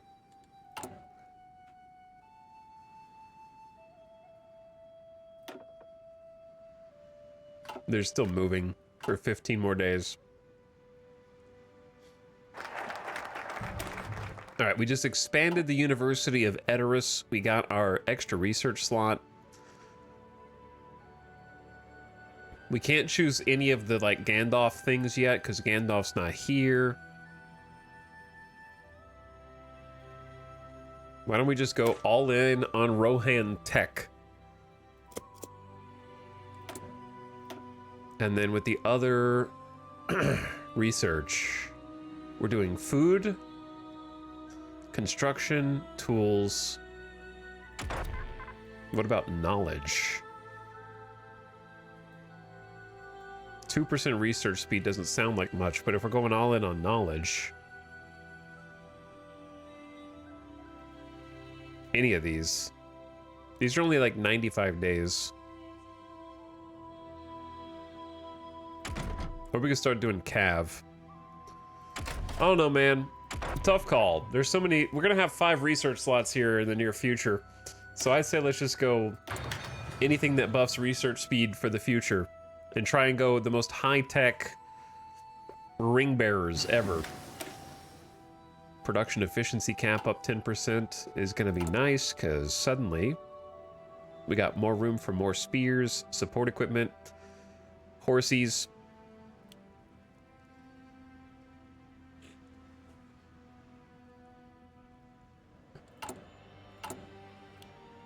I'm gonna take one-off spears to put on Cav.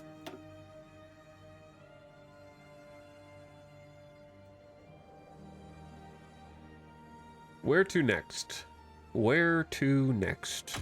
Maybe we just go, like I said, all in on knowledge. Resource gain efficiency up 5% and research up 2%. So what? That's just gonna mean we get a little bit more of the resources we're gathering?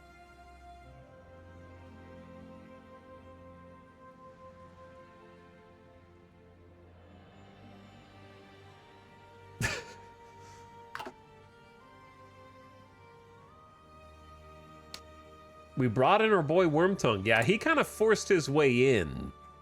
He became my chief advisor whether I wanted him to or not. So, it did come with some... Our stability is going down, though. Which is obviously not good.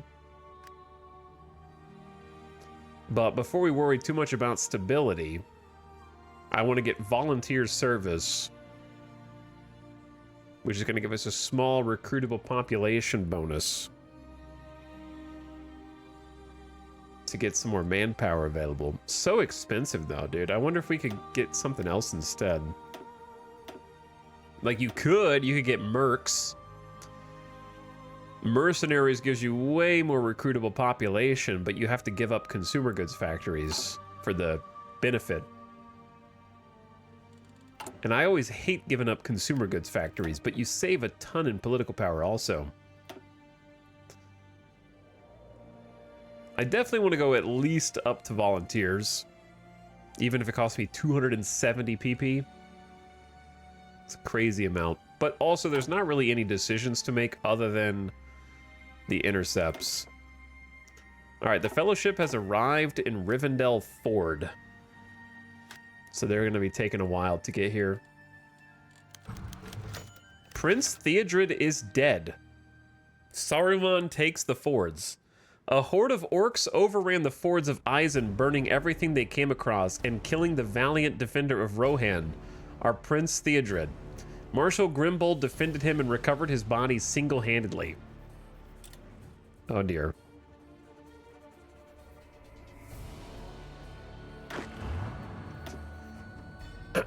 Well, our field marshal pool is quite limited now.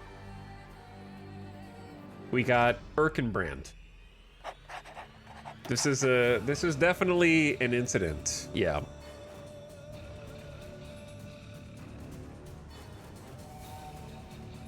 Max entrenchment's cool, but let's go org loss when moving and +1 attack, so we can do a counteroffensive and division recovery rate.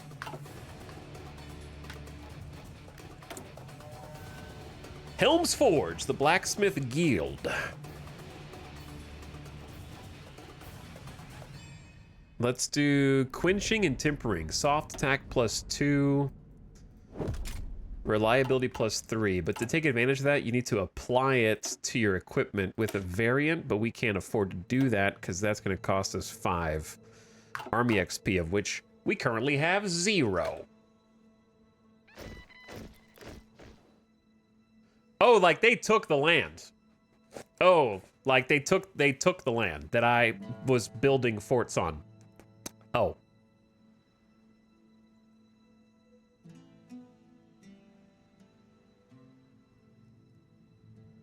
Yeah, I didn't know they could just national focus their way across the border.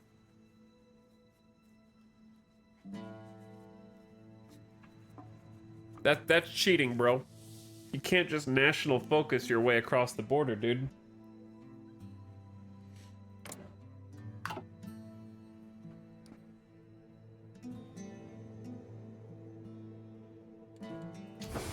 Literally just lifted it out from underneath me.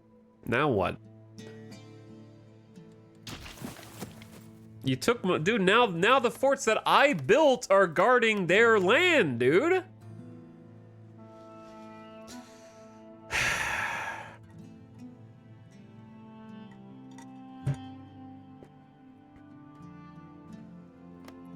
I built level 2 encampments here. Now they're guarding their border.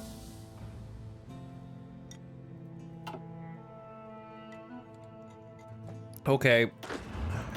Look. We're gonna have to split these guys up into a different army group here. Grimbold, you handle these guys.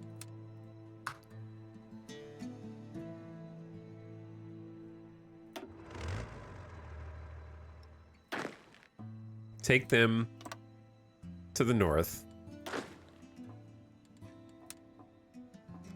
Take the infantry to the bridge. And then horses to the west. Prince Theodred dies. The second Marshal of Rohan, eldest son to King Theoden and rightful heir to the throne, died today at what's been named the Battle of the Fords of Isen. Reportedly, a horde of orcs originating from Isengard overran the region known as the Fords of Isen, leaving terror in their wake. Rohanian soldiers are still falling back from the area. Theodred's death was announced this morning by the niece of King Theoden, Lady Eowyn. Marshal Grimbold, who reportedly defended Theodred's body with admirable heroism, was seriously injured, according to a Rohan spokesman. Prince Thea dead? Is that what it said at the... Did I just imagine at the bottom it said Prince Thea dead? Or is that what it actually said? Too soon, bro. Too soon, dude. It did say that. Okay, just checking. Dude, they're doing exercises. I should be doing exercises. That's a good idea. All right, we're gonna do exercises while they do exercises. Everybody do push-ups. 2, 3, 4, 5, 6. All right, so yeah, we need to definitely do army exercises so that we're not like just trained. We need to be like regulars with 25% combat modifiers or we're gonna get wrecked. Also, I need to change my levies law. So that's only gonna give us 0.3% more manpower, but 0.3% is more than we got right now, let me tell you. I'm gonna get 4 more infantry divisions training. I want to get some cav training. We only have 400 cav, and it's 324 per division here. This is just all tanks all the time. Which is weird to me because they have... Look at this, chat. 54 org for infantry, only 30 for this.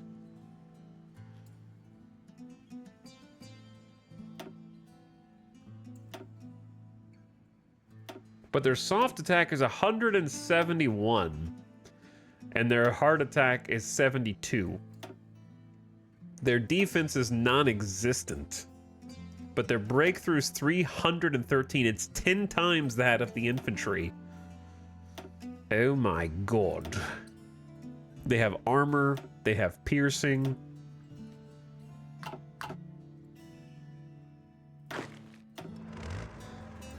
Like, here's the deal, right?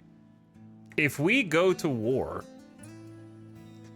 the goal is gonna be to use the cav to just sweep across the river here with like an attack plan. Assuming they don't take that territory with a national focus also, you know what I'm saying? But yeah, there's no reason not to have...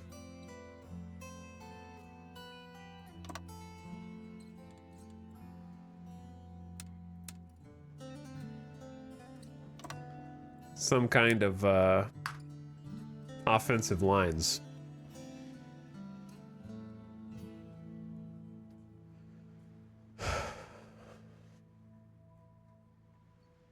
But yeah, the default template might need some more organization.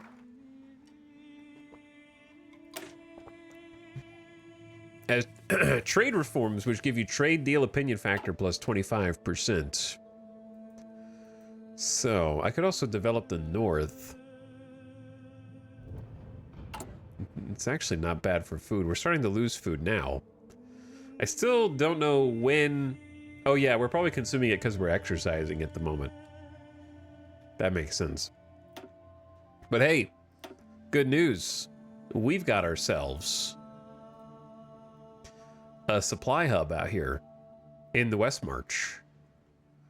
And now we can upgrade the rail and the supplies. We shouldn't need more than like level 2 for now. Let's do level 2 to get started.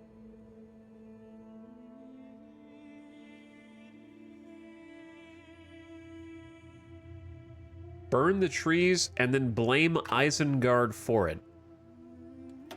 It's a great idea. Add adaptable exports, which grants trade law cost factor minus 75%. See, that's what I was probably thinking of. No, it wasn't. I haven't changed this at all, but that'll be nice anyways. So let's do that, and then we'll get the like last research slot at the very bottom. No, it's mutual benefit pack first. And then tech trading. This might take too long. We'll see what happens. Okay, but yeah, we should start recruiting some people now. It should be like 1.60. 1.6.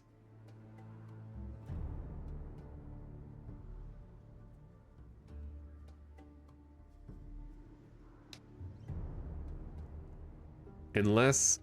Oh, the orc pillaging is reducing it.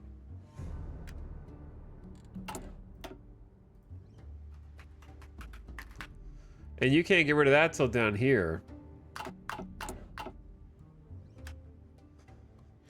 Huh. So am I just trapped here?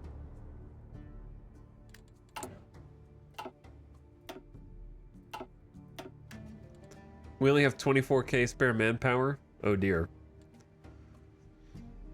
Yeah, I can't afford to be training new troops right now. The orc pillaging is devastating. I need that 43,000 manpower just in reserve. Just in case.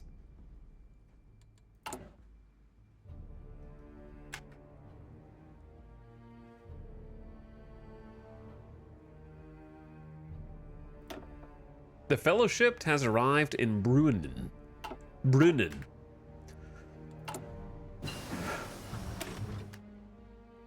Advanced calendar. Look to my coming on the first light of the 28th of August at 19:45 p.m. Look to the east. I'm not sure if that was the quote, but research speed plus 2%. Hey, all right, let's get research speed plus 3%. We're gonna go high-tech Rohan. Sulfide decomposition. Resource gain efficiency up and another 2% research.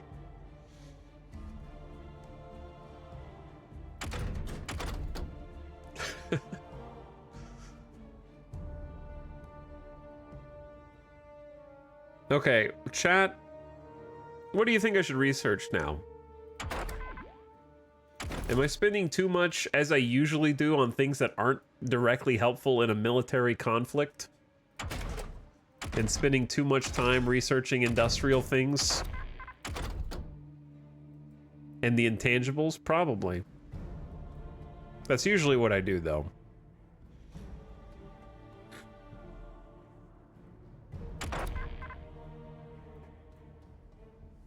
Reinforce rate up 5% is just generally good.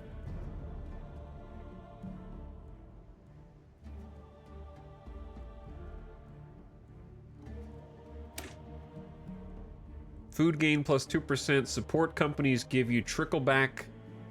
That's not bad. 3%'s not a lot. This is also another 3% research speed. I'm going all in on research speed. This is research speed. That's research speed. This is plus 12% right now. This makes you want to play Shadow of War. These are only 90-day researches, though, so they're pretty fast. At least that's what I'm going to keep telling myself right when Isengard knocks down the doors. So if you shift left-click exercise, they'll stop exercising automatically when they hit max level that you can get with training, which in this case is 3. So you'll notice some of them have stopped training already because they're already at level 3, which is very highly convenient. Also, they should be well supplied up here. So I'm not really sure. Maybe we just need to expand the motorization level. There you go. I don't know what the attrition is from exactly.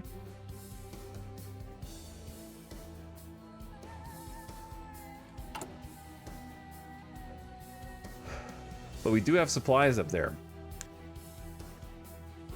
So infrastructure looks good. Oh yeah, not up here though, huh?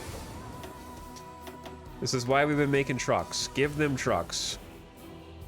Is it just because it's like snowy or something? Oh, because they're training. Yeah. It's because they're training. Of course, silly me.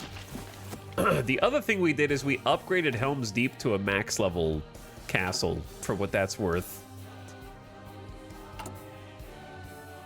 I say we build at least one farm, because we're not going to have it when we actually need it, you know?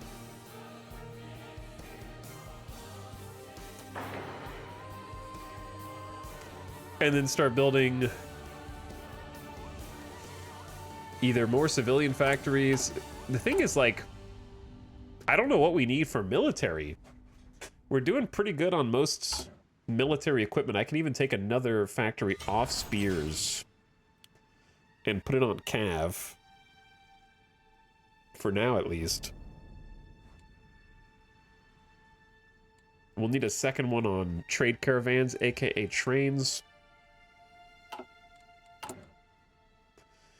It would be kind of nice because we have pretty big space in Rohan that's like untapped to just like, if we, I don't know if we have time, but it'd be cool to just do some investment in civilian factories in these areas with like really high infrastructure. And see how that goes.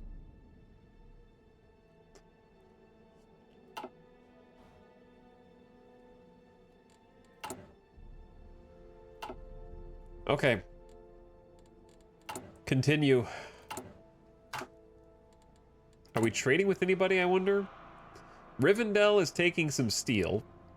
The Republic of Dorwinion, Free Orcs of Mordor, and Erebor is trading with us for our leather. And apparently we're exporting food, but nobody's taking it yet.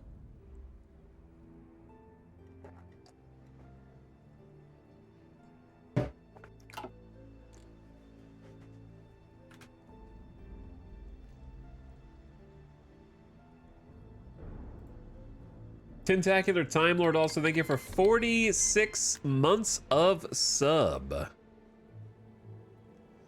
Hello and welcome to the Civil War Middle Earth stream. Republic of Dorwinion is at war with Rune.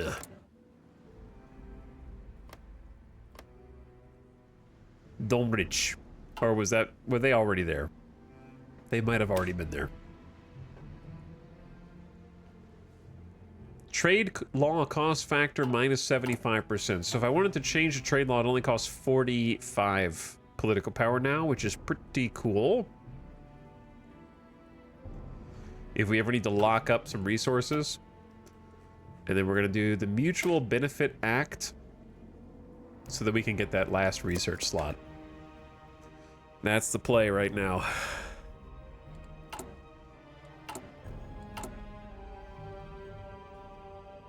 Okay, we're making our very first ever farm. I'm curious how much food it's going to go. How much it's going to help. And also, I wonder what Isengard's doing next.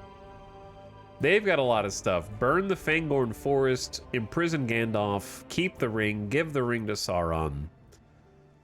Demand the West March. Oh, that's when we have to...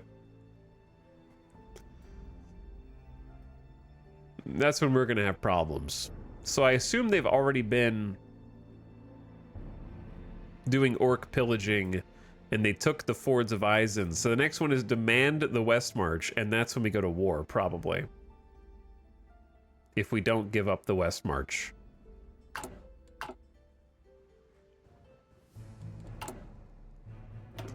So instead of these civilian factories, I just feel like it's...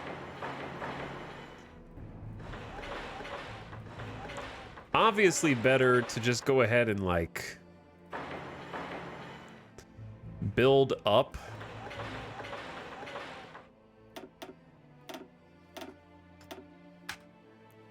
And start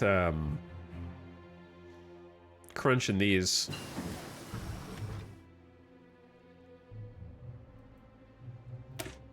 All right, construction speed up is helpful right now, plus 10%. We need to get building because I feel like war's incoming.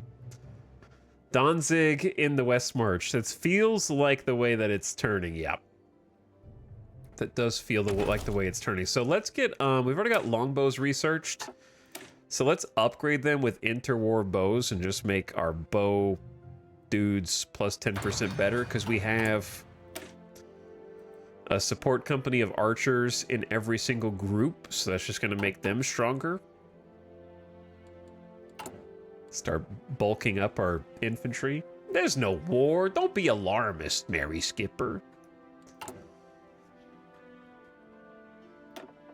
The Fellowship is in Mithiathel. So in this timeline, they decided not to go through Moria, right? And take the long way around through Isengard? Is that what they said? Isengard doesn't normally stretch out to the sea, correct? They're kind of large now.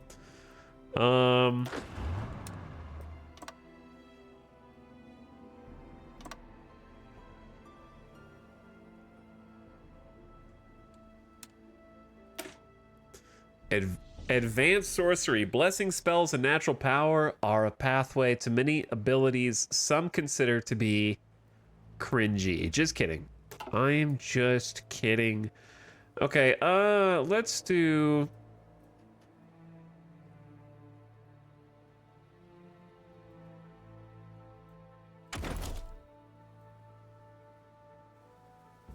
torches?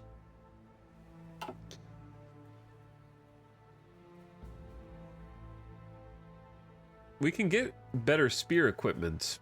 And we can get the Banner of Command, which I have no idea where these banners go. There's so many random things. I assume this is a support company.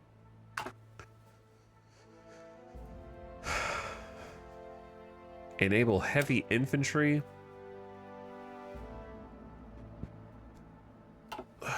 So many things I have no concept of, whether they're good or bad. I think we need field hospitals. Candles form lard. Research speed up 3%. Land night attack up 5%. Okay, let's do...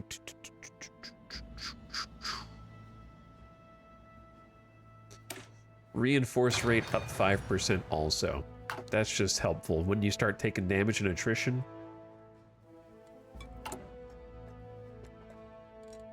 Next thing on my to-do list is to hire a Master of War so that we can start accumulating army XP and use it to upgrade our forces. So I think that's the next best. Republic of Dorwinion was annexed. Rune is now in control of the home area. And then the next thing after that is to hire mercs. So we can have some manpower. Because the lack of manpower right now is tough. But yeah, step one, I think, is start accruing army XP. I feel like we're moving real slow here. We ain't gonna be ready, chat. We ain't gonna be ready. I am building some encampments on the border. Here's the thing, I don't think Saruman has enough forces to guard all this territory, to be honest with you. I think he's biting off more than he could chew. Resource gain efficiency plus 10%, but you have to send 5% more of your resources to the market. That's okay, because it gives us the extra 5th research slot, and we're going to be the most high-tech Rohan you've ever seen. So of the Masters of War, I want the dude who's got plus 5% defense, and also gives us daily army XP. Pretty much all I care about. Welcome, Erkenbrand, to the Council of War. Now army XP is going to start going up daily. That'll be a huge help because it'll let us modify our army comp. Maybe we can start making some changes to like the horse design and the other things that we're going to need to swap out. They have a horse designer. That's not it. There it is. If you didn't see it earlier when we were looking at it. You can change all sorts of stuff on here. Okay? Our horses are as generic as they come right now. So we need to upgrade those.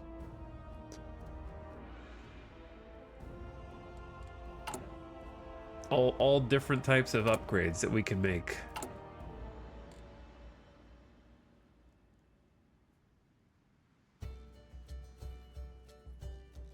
Yo, that's sick. It is really cool.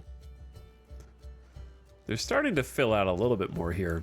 Also, our armed forces have trained to level 3. So they are ready to meet them in the field if necessary. We need to retake our territory. The Fellowship has arrived in North Cardolan. They're moving. I love that you can see the map update as they go too. It's really cool. Because yeah, we had to completely stop recruiting people even though we have 17k extra infantry equipment. Got a nice surplus of some goods here.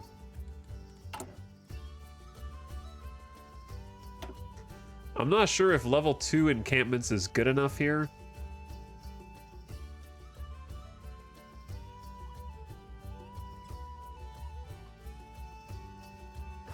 I don't want to underestimate Saruman. You know, that's a very...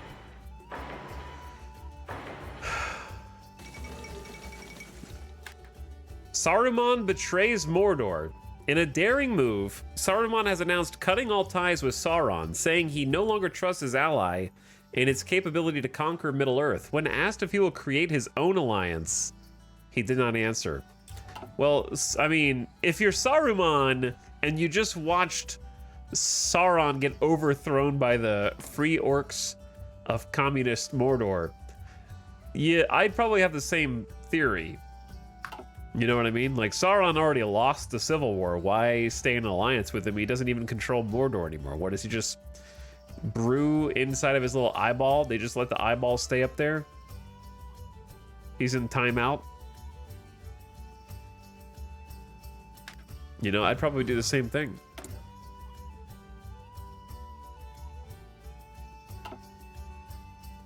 He just looks angry. Probably. Food refining. Okay, so plus 20% food gain. We also have a little bit from refineries, but it's really nothing compared to like the natural resources. The farms themselves are not very good until you get these upgrades, from what I can tell. Okay, let's keep upgrading the infantry. I'd say let's start getting spear equipment too. That seems good, because I think we have the raw materials. And it's like an extra 8 defense, 1 breakthrough, 3 soft attack, 0.7, 0.8 hard attack, 2.5 times as much piercing, more than that, almost 3 times as much piercing, and they're more reliable, and they only cost a little bit more to make, so like, hell yeah, dude. Let's do Cavaliers. Buff them. The Ints are still stuck on turn 1. Probably.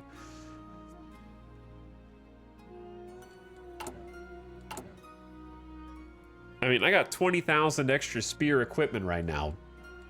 What if I just start selling some of that on the open market? Yo, anybody want to buy some basic infantry equipment, boys? I'll get you a good deal. Message couriers, plus 5% reinforce rate. Okay, cool. You can build radar. Let's keep buffing. Let's go banner of command so we can try this like standard bearer that seems to give you a bunch of organization, looks like. There's also a support company there. Plus 20% research speed seems good, even though we're spending all the political power we have to do it.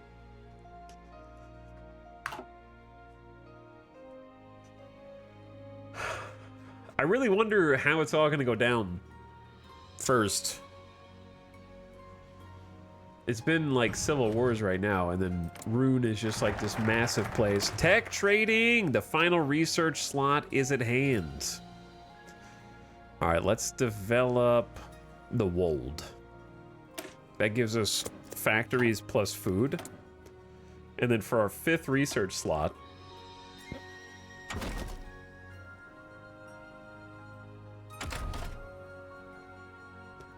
chat, what music is this? No, it's right. Okay. Just unconventional.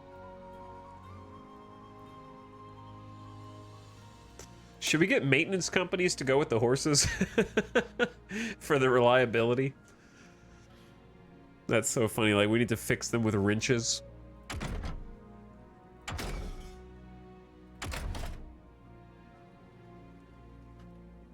It's probably going to make sense, right? I think we could go with crude torches first, because that'll give us like another 10% bonus to night attack. Yeah, this is buffing infantry, this buffs infantry, this buffs infantry, this buffs infantry, and this will save their lives. So all of these are going directly into kind of the war effort. Now that we've got all five research slots and research speed bonuses, we're just mobilizing them to get into fighting shape as fast as possible. I feel like we're gaining army XP rather slowly. But it is on its way. I would like an engineer company for sure in the infantry boys.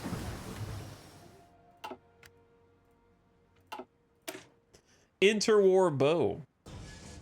Significantly shorter bows with similar drawing weights, plus 10% soft attack to all of our bow boys on horseback if we ever research those as well. And this is just a 5% defense breakthrough for them. Okay, yeah. Leather liners. That's like a 5% offense defense for pretty much everybody. We can also do advanced longbow or crossbow. There's actually a lot of stuff to do, so I think 5 research slots is going to be welcome.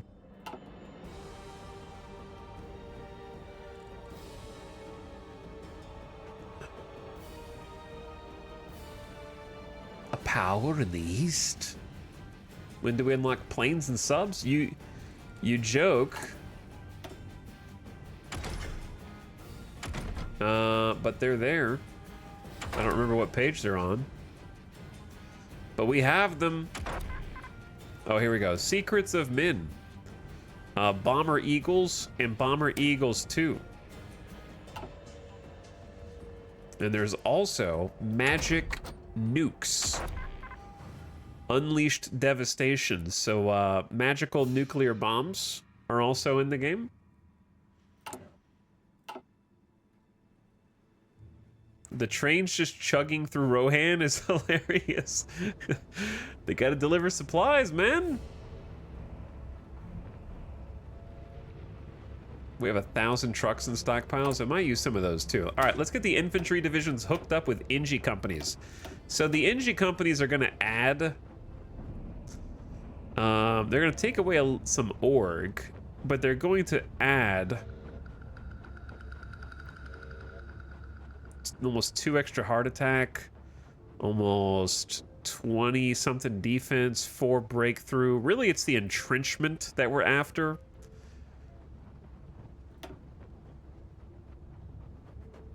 The entrenchment goes up plus 3.8 to let them actually dig in defensively. We're not going to need many infantry equipment. We won't really need many support equipment either. We'll have 1,200 left in storage after this. But yeah, I want them to be able to actually, like, get entrenched right now.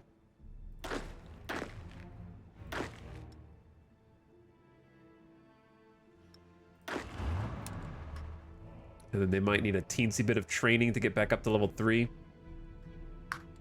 So we'll do that.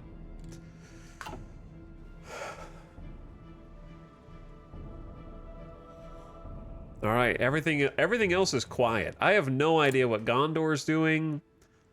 Denethor's paranoia. He do be paranoid.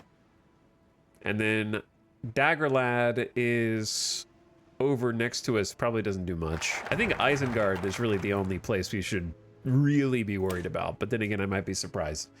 Develop the North, add 2 building slots and 2 civilian factories, and now we're gonna add 10 units of food into the wold. The world. The world. Which is in the north? Yeah, it's up here.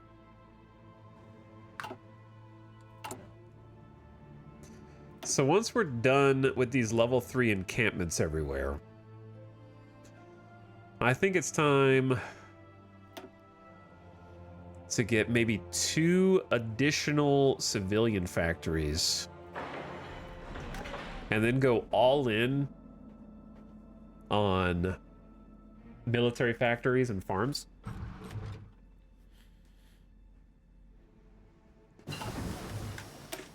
Field hospitals, something else we need to add. These are going to help casualties get repopulated back into the manpower pool. 10% to start with isn't a lot, but it'll go up as you upgrade. So if we want to start thinking about mass producing better cav, we need to start actually researching better cav. But since I really like the idea of having these like either longbows or crossbows. Let me look at the difference. I can guess, but it's better to see. So advanced longbows have better defense, worse breakthrough, same soft attack, worse hard attack, worse piercing on the longbows, same reliability. Why do these have a max speed of 4 kilometers per hour? Whereas this has no max speed.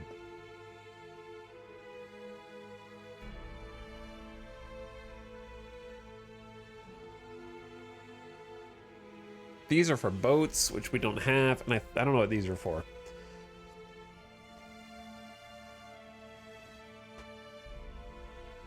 Longbows are better RP. Well, I think longbows are better for us in general because I went spears, which have better heart attack and piercing, so I don't think we need to compensate. I don't think we need to go super stack our heart attack and piercing. I'd probably rather have the better defense and the longbow bonuses will be support archer buffs, recurve bow.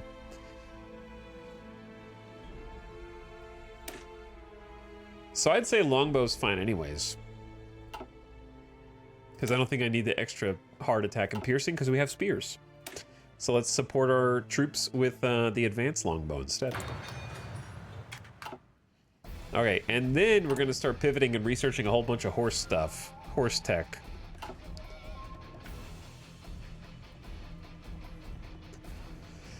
The drums of war beat in Rohan. We have to wait a long time for Gandalf to show up though, don't we? They just arrived in... they went to North Cardolan, Swanfleet, and North Inidwaith. Oh, they're getting close then, if they're in North Inidwaith. So they actually are heading down.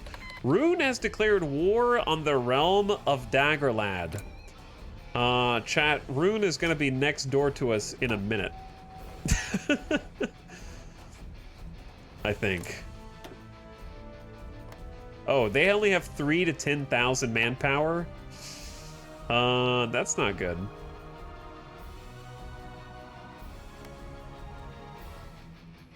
It is all marshy. Division attrition plus 35% chance to get sick plus 100% supply truck attrition plus 400%. But they're going to be on our border in a minute. Standard bearers keep the men in formation. Okay, so we have banner, signal flag, signal flag. These are completely different, I'm sure. Unlocks the standard bearer unit and a support company of standard bearers for organizational purposes, I believe.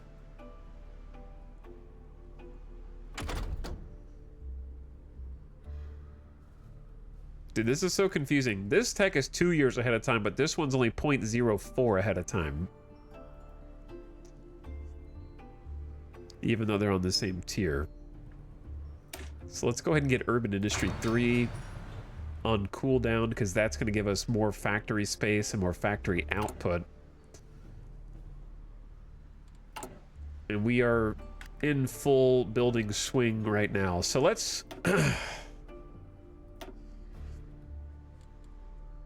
prepare some more farms.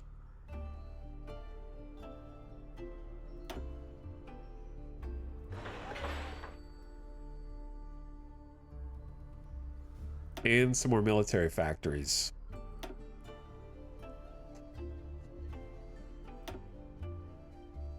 Okay, so you get a military factory. Actually, I could just upgrade the infrastructure first if I wanted to, but 2 military factories here, 2 military factories there, 2 here, 2 there. And then in between those, I want to build some farms.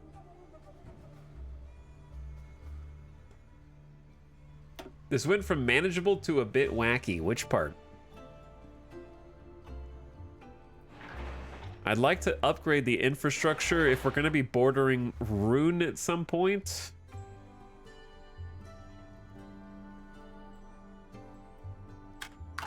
All right, that just let all that start building.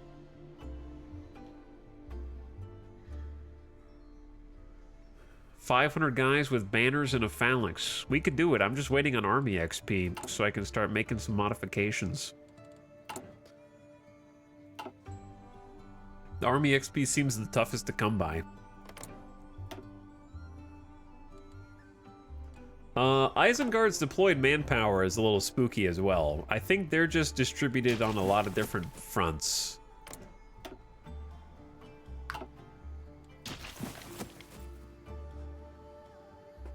He's gonna try and take the ring also. What if Isengard gets the ring? Because they have to go through Isengard to get to me.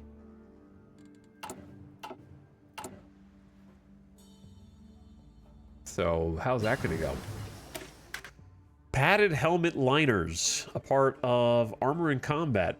It has to be high quality. So fancy way of saying that our offense and defense gets 5% bonus. Trying to improve the boys. Let's start thinking about Cav now. Do I care about war chariots at all?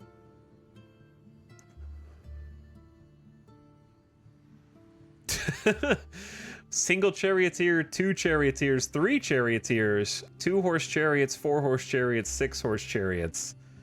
Cloth barding. That's so funny. They're like, how many people do you want in your horse tank?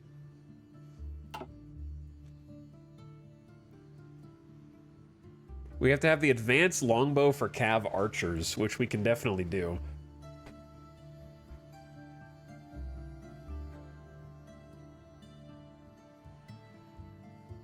Okay, do we want light Cav 3, Lancers 1, or heavy Cav 1? Let's look at the difference. But this is what we've already got. This is what we could get.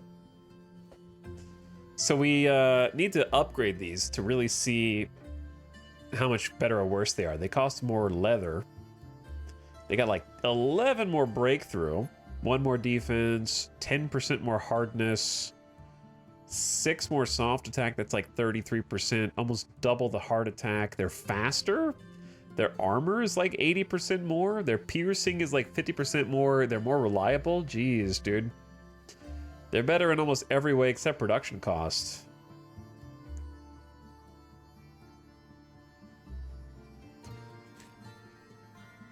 I'm of the opinion that make what you have the best that you can first and then pivot into completely different branches, but let's see the difference here. Lancers specialize in fighting other cav units. So they're going to have an insane amount of heart attack. Actually, I guess let's compare it to Cavalry 3 instead. Yeah, they're going to have like twice as much heart attack, slower, incredible piercing. So yeah, that's your anti-horse, which makes sense. And then heavy cav,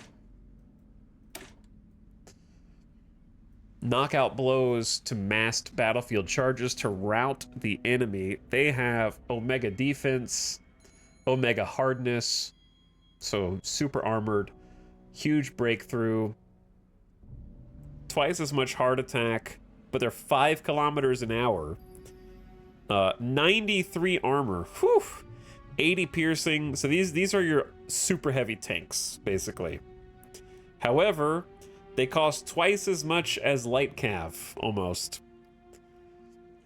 in terms of time, and then they cost more in terms of steel as well. They unlock a ton of different things simultaneously. Resource-wise, we do have 108 steel, so we have quite a bit. I'm of the opinion that we already have light cav. Let's upgrade the light cav we have first.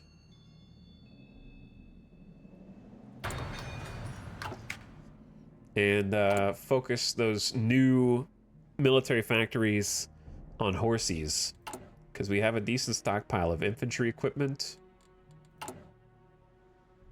But unfortunately, we're about to have to start making spearman equipment too. And that is going to slow down our currently very efficient production lines. Chariots don't exactly say Rohan, do they? Yeah, I guess that's true. Oh my.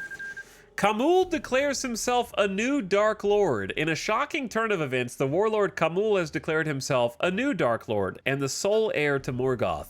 In a rambling and ominous speech, Khamûl alleges that his former master Sauron is too weak to undertake a glorious conquest of Middle-earth, and that it was time for a new ruler to take his place. Khamûl's declaration has sent shockwaves throughout the land, with many questioning his sanity and true motivations. Some fear that he may be seeking to overthrow Sauron and seize control of his vast armies, while others believe that he may be a pawn in a larger and more sinister plot. Whatever the case, it's clear that Khamûl's rise to power represents a grave threat to the peace and stability of Middle-earth. Realm of Dagorlad has capitulated, and the Dagorladian government has given in to, oh dear, to Rhûn. Chat, we have a massive border with Rhûn now.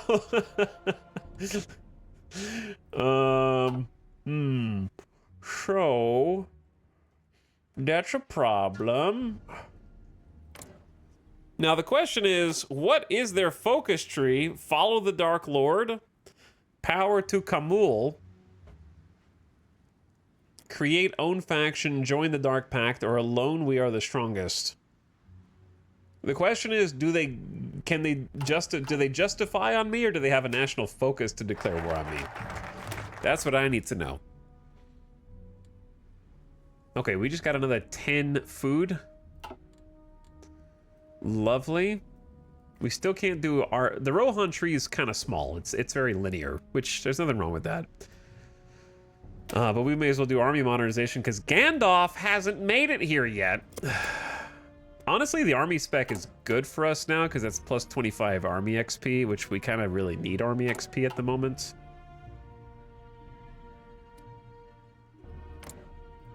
So which path did they take?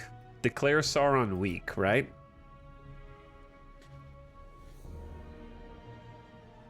Kill the blue wizards. Rip Blue Wizards. Base stability, war support. World tension is increased. Demand Harad submission. The new Dark Lord and take down Middle Earth is the final one, which gives you an annex war goal against everyone. But we should be 210 days away from that. Roughly. But that'll hopefully be enough time for us to mobilize the mercenaries is going to be the next goal. I need 6 more PP. That is a problem for future Etel. Yes, it is. All right, we got spear equipment 2. So we're making spear equip 1 on the left. On the right, it will cost us more lumber, but the benefits are like huge. 50% more defense, almost twice as much soft attack. Hard attack and piercing is like 2.5 times, 3 times. It's crazy good. All right, let's focus on... Rip to my beautiful 73% production efficiency. Send it back to 14% and start building it up and getting those upgraded spears out to everybody.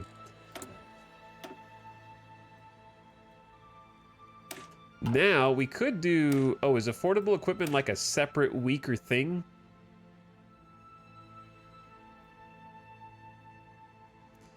Kinda, but it's actually stronger. It's cheaper, slightly better breakthrough and soft attack.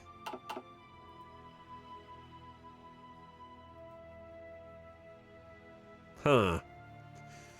Tempting? Because this leads to cheap equipment, which gives you infantry equipment production cost is faster. And this is another production cost is faster. I feel like this is the path for sure. But there's so many paths. I'm gonna go for it. But I'm using up all my political power on this junk just to try and like...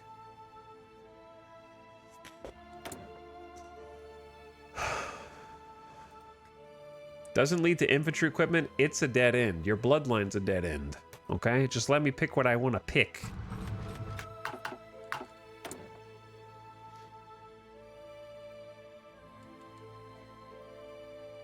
Okay, where do we go next?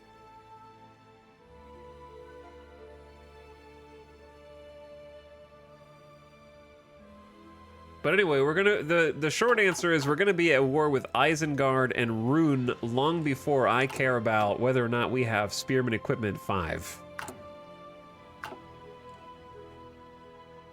So I'd rather have answers to now versus future problems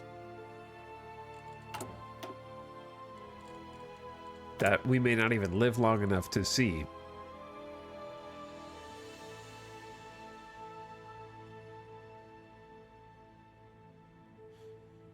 Infantry equipment, light cav, lancers, heavy cav, recovery rate.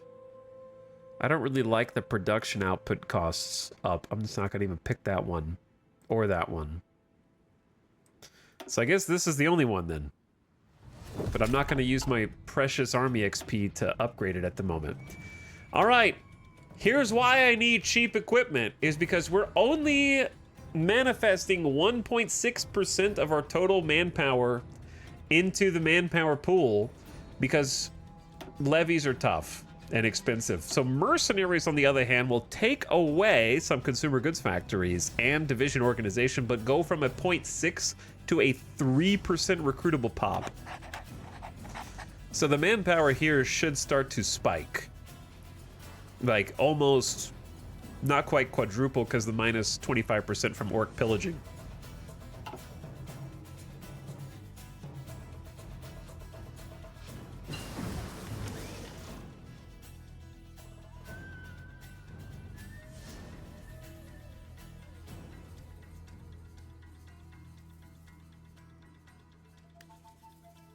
I got bows, super bows.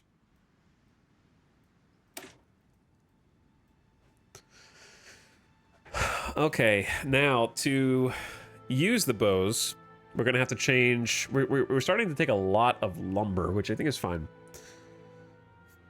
50% more defense, 5 more soft attack,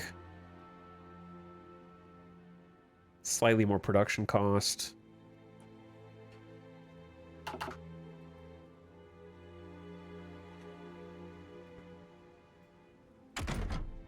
Okay, before I worry about that,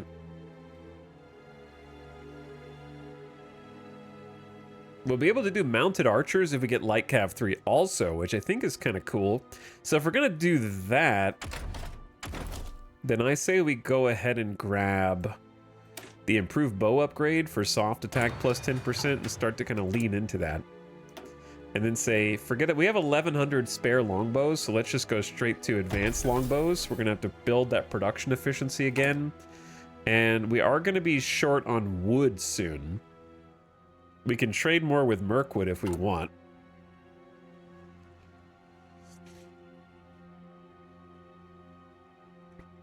And we've got 2 production lines now. Well, we've kind of gone up rather quickly to 24 civilian factories building.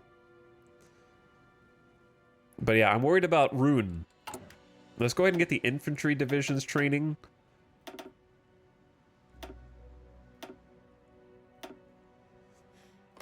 I think we want 8 divisions training at the same time. They're about almost 1,900 infantry equipment each.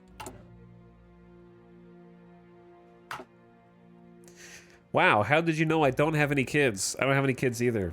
Kids are overrated. They take away time that you could be playing video games instead, in my opinion, okay? And they take away how much money you can spend on DoorDash in Uber Eats. Being able to see the enemy without being seen is key to night operations. With the invention of torch tech, we can outfit our army with devices which, though unwieldy, makes this possible.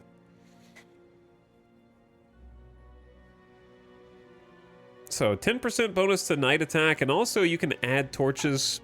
I don't know what to, but we're about to do some crazy horsey customization. I'm just waiting until we get Light Cav 3. Then I'm going to customize the new horse, and then we're going to start mass producing it. So I'm not going to waste any time customizing until I have like the most up-to-date one. This is a 15% recruitable pop factor that I haven't really considered until now. Now, that's not going to be 15% total. It's going to be a factor. But I do think it's worth going ahead and picking it. The Blacksmith Guild, mostly infantry weapons bonuses here. I'll take the defense plus 3%.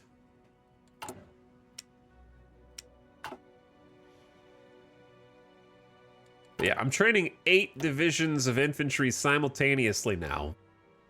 So that gives me a little bit of confidence. Saruman demands the West March. The troublemaker Saruman has demanded we cede control of the West March. He claims we are planning to attack Orthanc from there, and our control over it is a threat to peaceful relations between Isengard and Rohan. We may buy some time by surrendering it or risk all-out war with Isengard.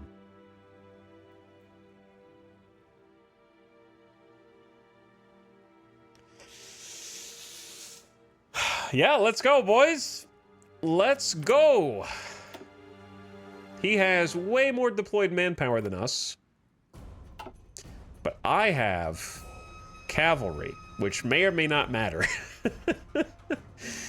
Now, this is completely undefended up here, so we should be able to march in. And this is an impassable block to Orthanc.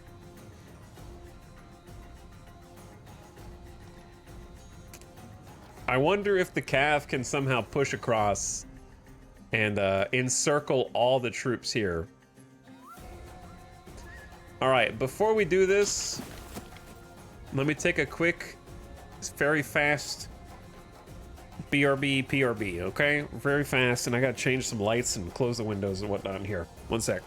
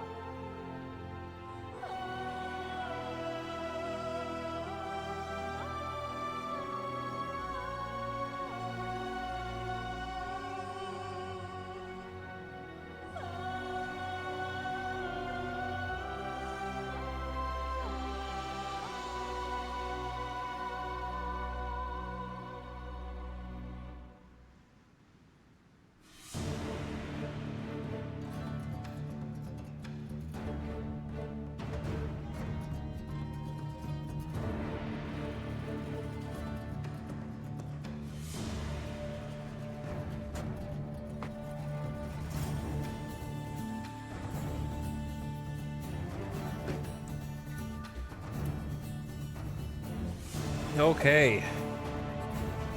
Here we go.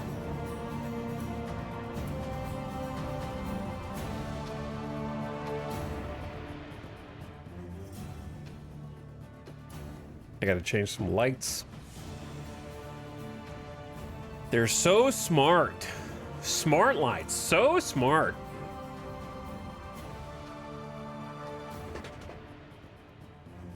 So stupid.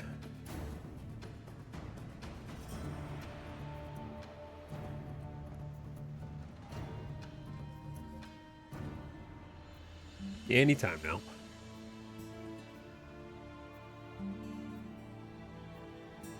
I'll just leave that there until it decides to work. Rohan refuses to give up the West March. Over our dead bodies.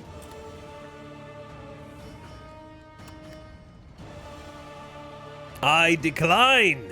Wait, he doesn't automatically go to war? He just gets a war goal against us or something? Maybe?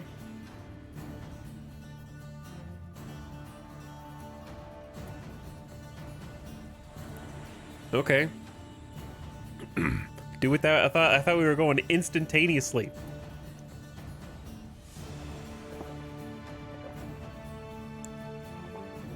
This is a little worrisome here. Like, what if they cut off this guy right next to Helm's Deep? That seems like the most important one to bulk up. There's each of these encampments is only 5% bonus defense, but it also gives you entrenchment for what that's worth. This is the part where we also should consider upgrading the support companies.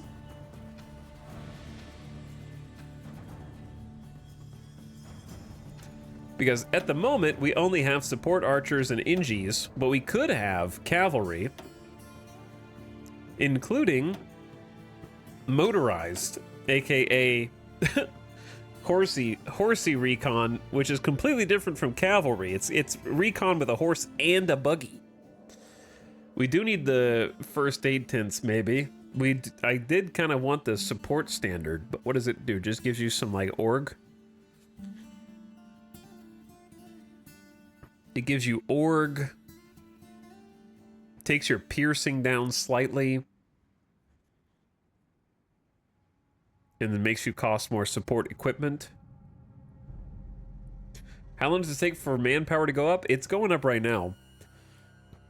We're at 1.62%. It goes up daily, I think.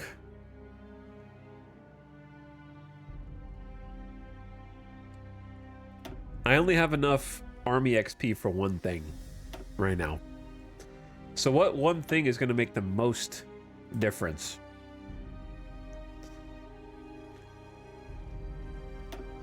In my opinion, it's going to be recon.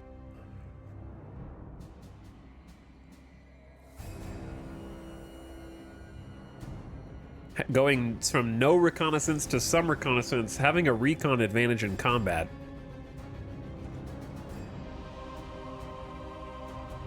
You also get bonuses to terrain with rivers, forests, hills, mountains, plains, jungles, marsh, and desert.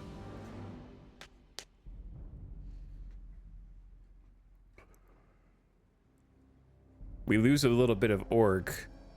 We gain a little bit of soft attack, a little bit of defense, actually a decent amount of defense. A little bit of breakthrough. We had to give up some carriages, but we've got 666 left in storage, which is not auspicious at all. So I'd say lock those in.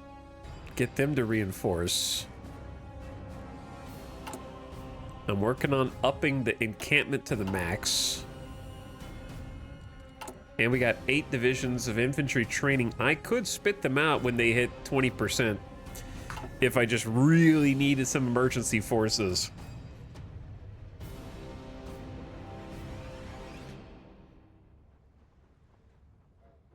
I wonder...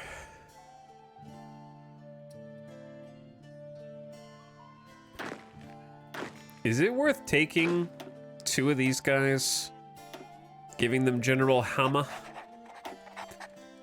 and just having them go sit in Helm's Deep? Maybe. Just because this tile scares me right here. If they like push in and take this Plains province right out from under me, and then Helm's Deep is just exposed, it's gonna be a problem. Army modernization plus 25 army XP just injected. We can use that to buff our infantry, which I think would be good. And then I guess let's take the infantry equipment bonus.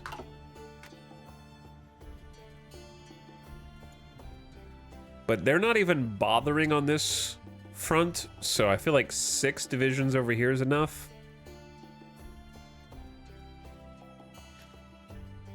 I'm surprised they didn't just immediately declare war. Kinda. But yeah, the manpower pool's going up. We were just at 0, now it's at 62,000. I say let's upgrade more of the infantry. So we've got archers, skirmishers, and standard bearers. We have a combat width of 18 right now. So combat width in Hearts of Iron is sort of fluid at the moment.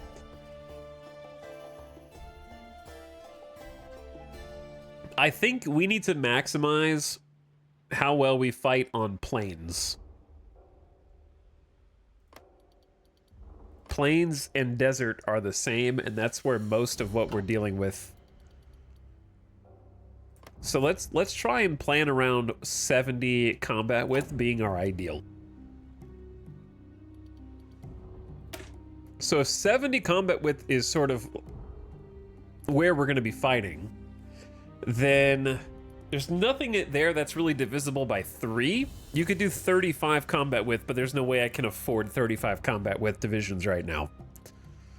What would be the next best thing? Probably like 23 combat width, I guess, because then you get 69 total. It wouldn't be good for flanking because the flanks would be 35, right?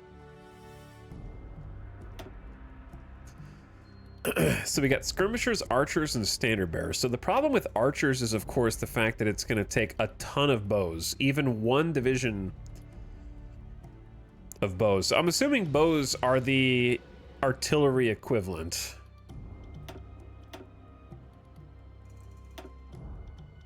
But they are strong. Because even 1 line of bow or archers is like 94 soft attack becomes 130, which is crazy. And then your organization goes down as a result.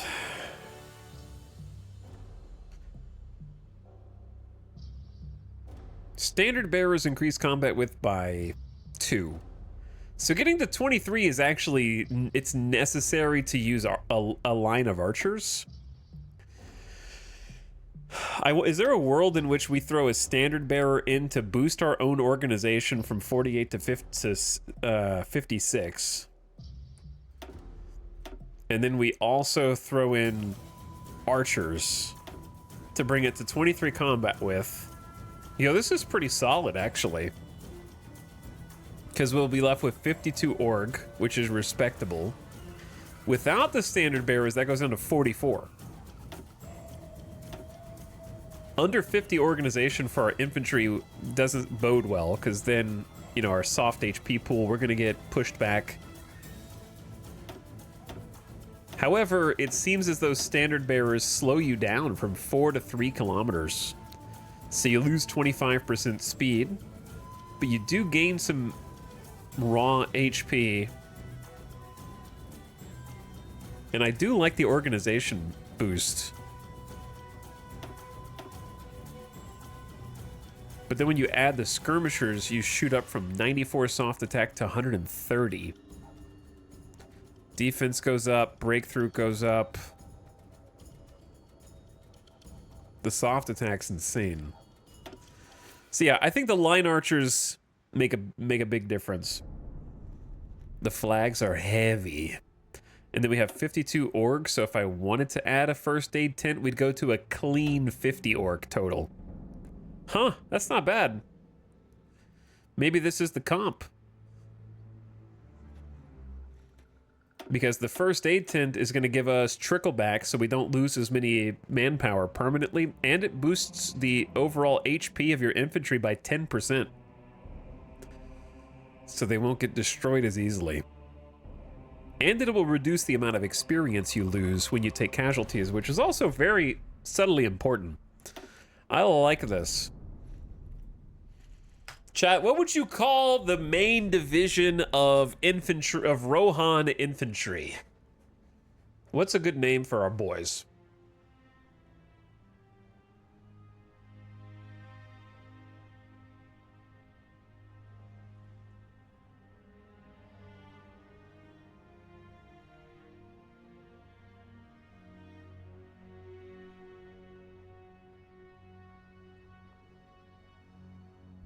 I feel like the fact that they have banners, there should be some kind of bannerman. Bannerman in the name. I guess bannerman would be fine by itself, because that just tells me... Bannerman! Just tells me that they have standards and that they're a little slower. We can also change their icon if we wanted to, but that might get confusing. Do they even have one that's like a flag? I don't think so. The Banner Lords. Okay. Okay, sure. The Banner Lords. Next to the horseshoe. Oh, yeah. Sick. All right, lock. I clicked save. I didn't even look. How many? I didn't even look about the bows and support equipment. Hopefully we have negative 150 support equipment now. Might need some more factories.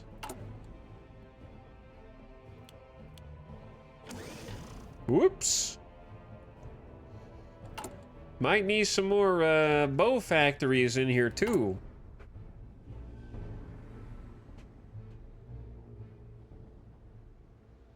Whoopsie.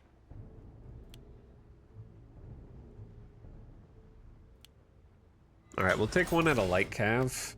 Oh, we're building some right now. Oh, we're building more right now. Okay, so we just increased support equipment factories by 2. That's 50% increase. Cav is at 8.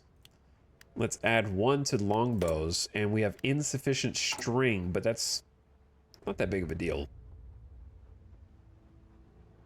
Slightly reduced speed.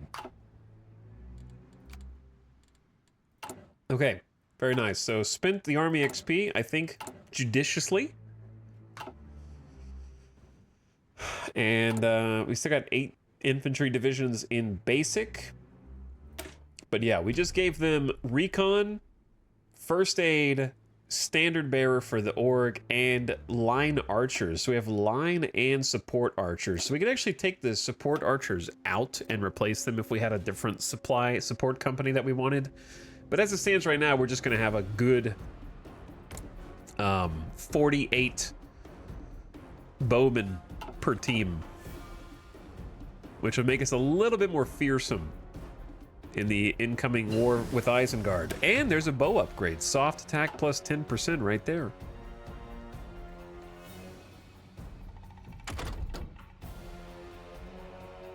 So we're getting urban industry already.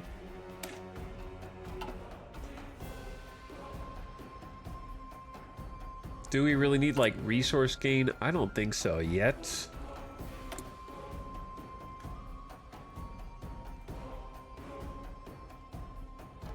Do we have intel? Nah, we don't have any spies or anything like that. I think it's time to start upgrading these support companies we do have. Just get a full clean slate, right? More entrenchment, more attack and defense against forts, which we ironically need. The Chivalry specialization, the Dawnward Cavaliers Guild. I don't love production output cost up, but I guess reliability and production efficiency cap is worth. I haven't upgraded these yet. My army XP is too precious at the moment.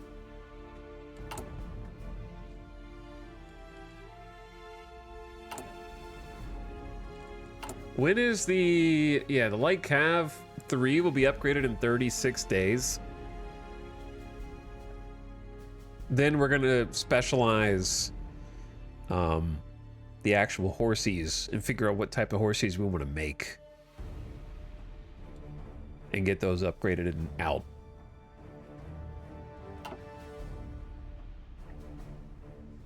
I feel like we're in danger.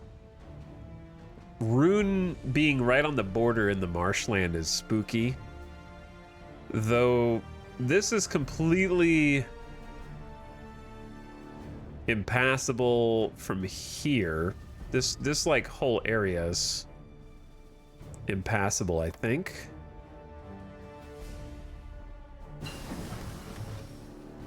The Falls of Raros.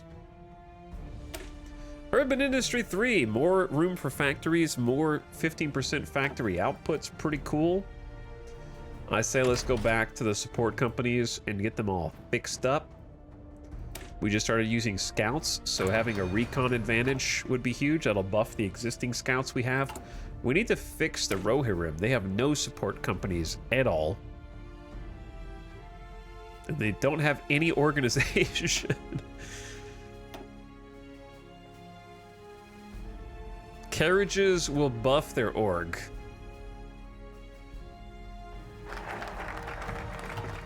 A little bit. Standardization of your equipment. 50% bonus for infantry equipment research. We can do the same for archery. Why not? There's rockets down there? They just call them rockets. Oh, it's magic. Completely different. Magic, rockets, same thing if you don't know the tech behind it. 170 soft attack on the Rohirrim, though. Yeah, it is crazy. Get rid of Wormtongue. Bro, I can't, man. You have to wait until Gandalf. He has to either be allowed in or denied. He's not even here. You gotta chill, man. Wait for Gandalf. There's Light Cav 3. Horse-mounted soldiers. Unlocking new flails, new cutlasses. It's a pretty spicy upgrade. Costs more leather. But like 10% more hardness, which is actually a 33% increase. Almost 10 more breakthrough. 5 more soft attack. Almost 50% more hard attack. Almost 80% more armor. They're faster. They have more piercing. They're more reliable. These are just better horses. These horses are just better. I do want mounted archers, but we need to chill on that anyway, so let's just upgrade field hospitals for better trickle back. These are the old horses. Let's start making our own light cav. In the horsey designer.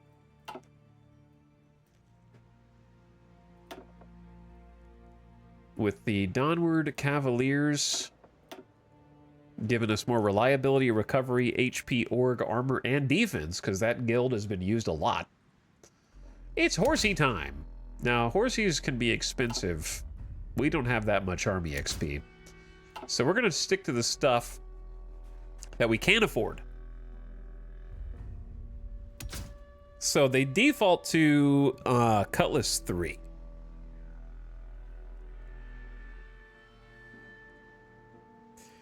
"24 soft attack, 15 hard attack, minus 0.2 max speed, 35 piercing, minus 10% reliability." There's also flails, which is worse against infantry, slightly better against armor, and they're cheaper to produce. And then we have spears, which are even better against armor. The piercing goes way up. For armor, we default to leather, which is defense 3, breakthrough 3, hardness -5, armor +15. Can you give the horse Christie suspension? I'll look into it. So it's basically a trade-off here for, like, how much more do you want to spend on production?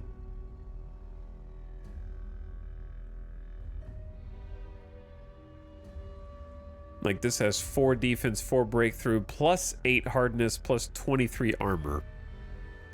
For only an extra 0.5 production cost, seems like a good trade to me.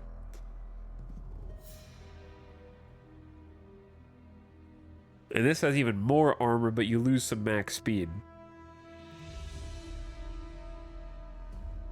That being said, these are the most expensive things, so let's take a look at the other stuff. We can get a different breed of horsey. Defense, breakthrough, max speed, but food consumption's +40%. Woof! That's a lot of food. This is +50% food. These are all more food, so we have to be confident that we have plenty of food. Maximum daily consumption is 4.2k right now, which scares me.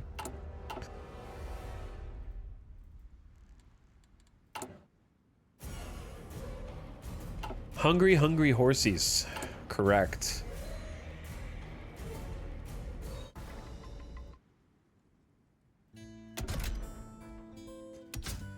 These each cost like 6 to replace. What about the stuff down here? Okay, let's look at these first, because these only cost 1 each. So the banner is +20% defense, +10% breakthrough. Bedroll is reliability. Padding is hardness and armor. Food consumption down. Extra supply pouch. Supply use -0. Huh, don't know what that means. Javelins is bonus soft attack. Do we have any idea what we're going to be up against? Like, I'm assuming that Isengard is all infantry dinguses. Almost entirely. We can't be sure.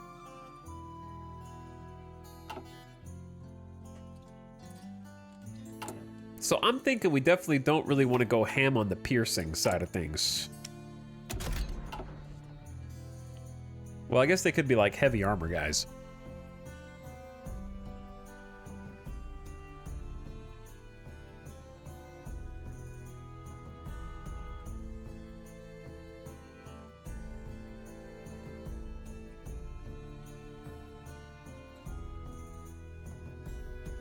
Oh, I'm starting to get...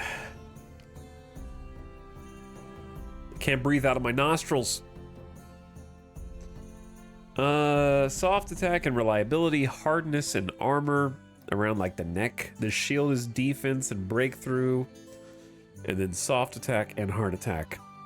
So we have 2 slots available on this particular horsey. On the old horsey, did we have 2 slots also? We only had 1. So the new Cav 3 unlocked an extra module. So that's pretty cool.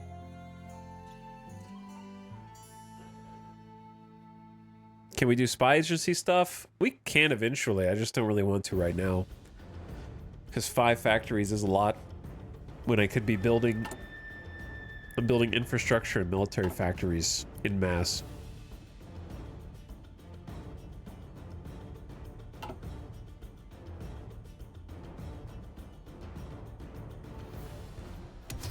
Out of all of these, I feel like we should specialize our horses in soft attack.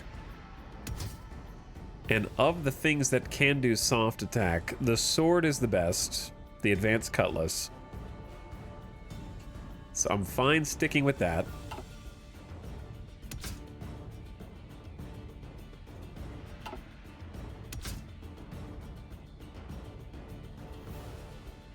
The Mirrors have the plus 15% max speed, which is really strong.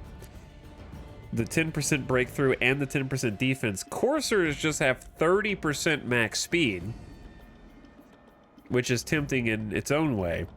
Destriers don't have any max speed, they just have crazy defense and breakthrough. Huh. 3 distinct strategies here. Or your default. Coursers equal speed, Destriers equal defense and breakthrough, Mirrorless equals hybrid.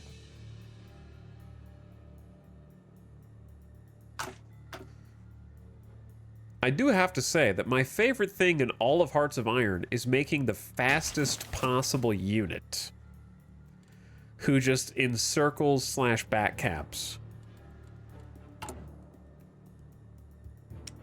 That's probably one of my favorite tactics.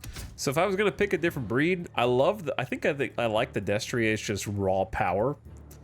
But for this, I think I'm gonna go Courser. The production cost is kind of high, but 30% max speed takes us up to 15.3 kilometers per hour. And that'll increase food consumption, which we can sort of take down with the extra supply pouch a little bit. Reduces it from 2 to 1.81.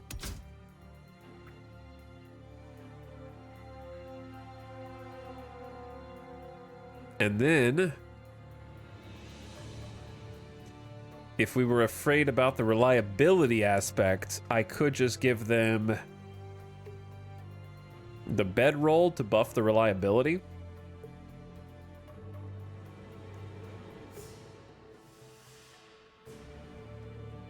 Why does it have armor and speed plus minus in the horsey page? I think it's because it's a tank designer. Could add bedrolls and supply pouches. How high up can you go? You can go up to 7 right now. So we can make these horses 23.6 kilometers per hour, which seems crazy fast.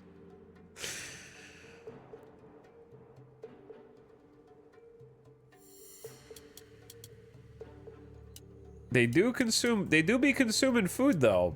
That food consumption goes way up.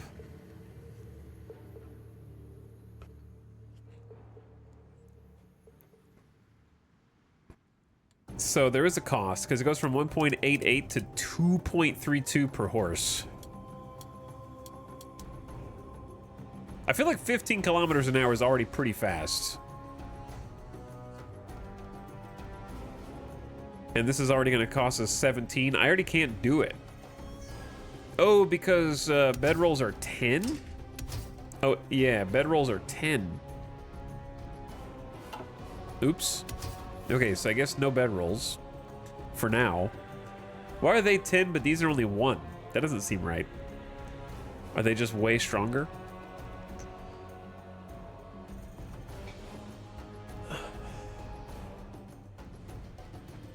So if I picked a different upgrade, we could get some defense and breakthrough, hardness and armor. I'm kind of the opinion that the minus reliabilities are kind of questionable right now.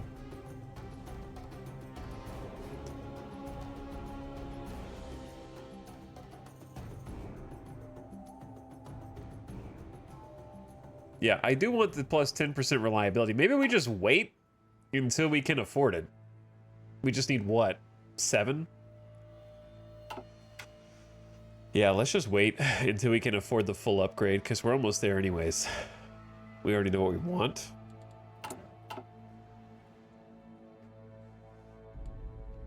So we'll just hold on to it for now, because we already have 11.5. Oh god, they're moving to the border, chat. They're moving to the border. Oh dear. Well, my infantry divisions are almost trained. And those guys are going to go to the eastern border. For sure.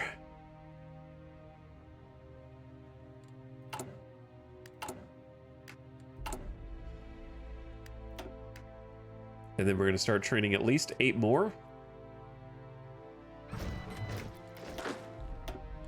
Do we have a general? Okay, so you're going to have to join this dude.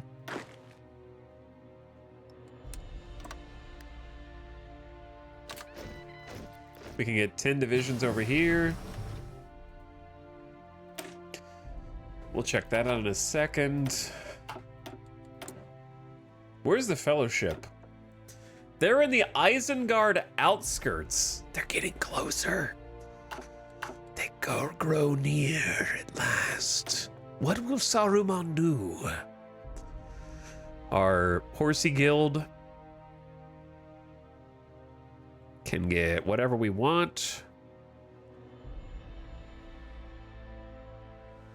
I choose either Hardness, Defense, Breakthrough. I don't like the plus 6% resources. That one sucks. And I don't like 5% output, so I guess 3% soft attack is it. Low manpower. Doubt. However, low everything else. Accurate. Low everything else, correct.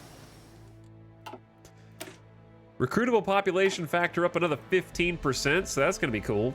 We're going to have a lot of people now. I wonder why Saruman hasn't intercepted them. Maybe he spent all his PP.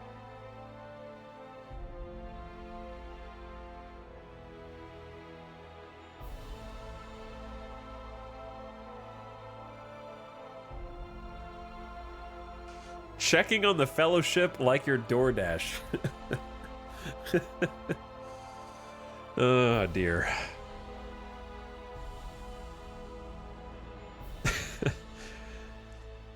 Justify war goal time, improve relations, trade deal. A trade deal opinion hasn't really seemed like it ever factors in for me. I don't know. Maybe it does. These are all like ahead of time. Could go farming, or we could go back to knowledge. 4% research speed, 423 days. Dear Lord.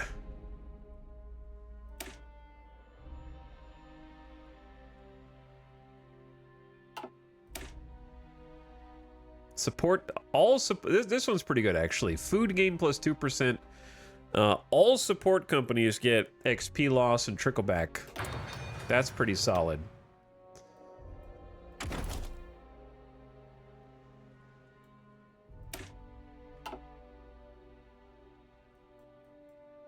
We got a 50% bonus on either one of these. Leg infantry use fewer supplies, capture equipment, have 15% bonus max speed, and way less. That one seems good, but so does add cheap equipment, which gives infantry equipment cost 10% less and have a better lack of resources penalty. That's what I was originally going for anyway. Okay, the other thing was we unlocked mass producible equipment. If we wanted. So the benefit of mass producible equipment is it's a little bit more defense, a decent amount more breakthrough, a decent amount more soft attack, lose a little hard attack. You save a bunch on food consumption. We go cheap. Cheap but good, and they're faster to produce, but they're less reliable. For whatever that's worth. I don't know, it seems like an improvement to me.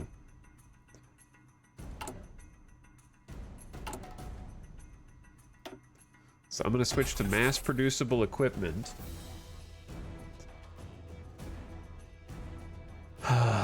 We need more everything.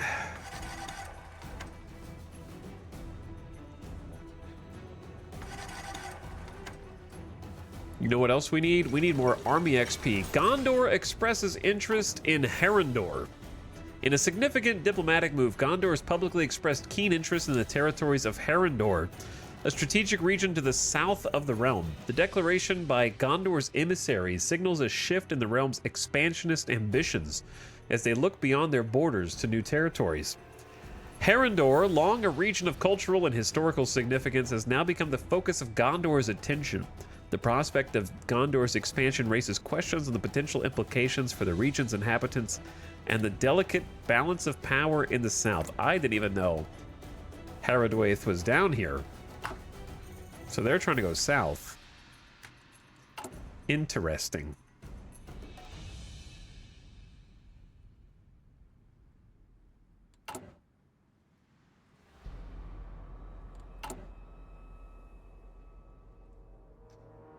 We got a problem called...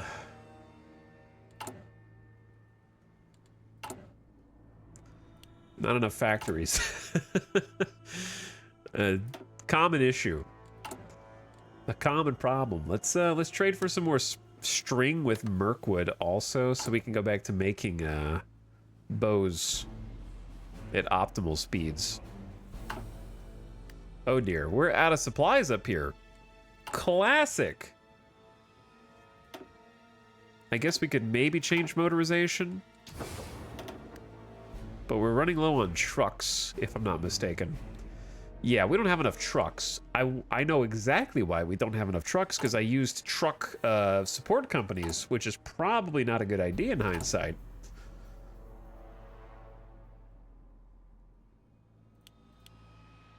But I'm going to add another horse-drawn wagon factory so the efficiency can start spooling up there. Yeah, trucks. Horse-drawn trucks. Come on, dude. Horse-drawn trucks. You know what I'm talking about.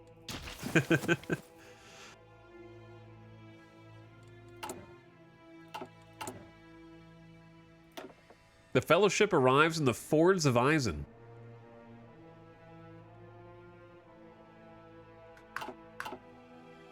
They're getting close, dude. Isn't that like right next door to me?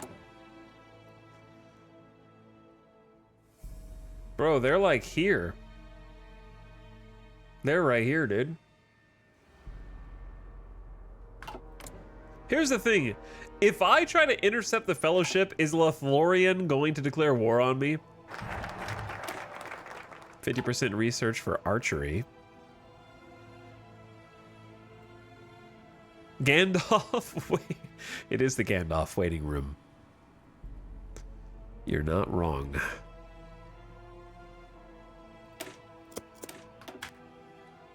I'm waiting on him to let me unlock the rest of my political tree.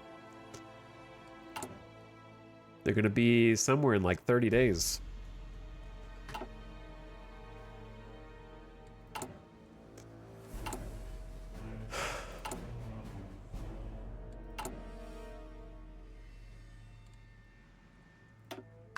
Okay, so yeah, now we have 266k manpower, but our production is not good enough. So to that end, I am attempting to manufacture. We've been improving infrastructure in the northeast of Rohan to get up to level 2 out of 5 infrastructure for a number of reasons. Improving the infrastructure up here will let troops move faster back and forth. If there's more natural resources, we will gather more of those natural resources like food. It'll let us build things on that land faster in the future. And it'll increase our supply power in those regions. So it has a lot of good bonuses for us. Inchi Company 2. Plus 200% entrenchment values, and we can attack forts and defend forts better.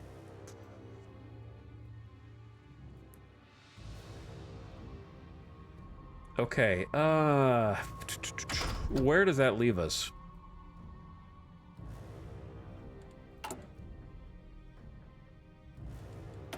Five research slots has been nice. Maybe like knowledge? Is that too greedy? I liked the maps because... Ooh, there's max factories in a state. Weekly stability is crazy as well down here.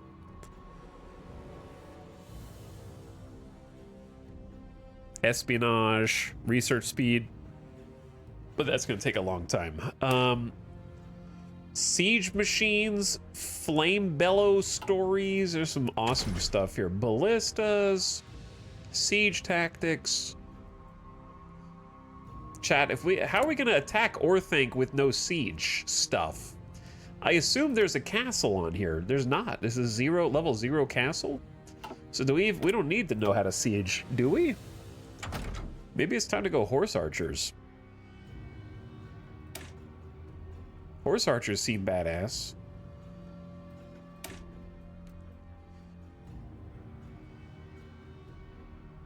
So horse archers lose defense.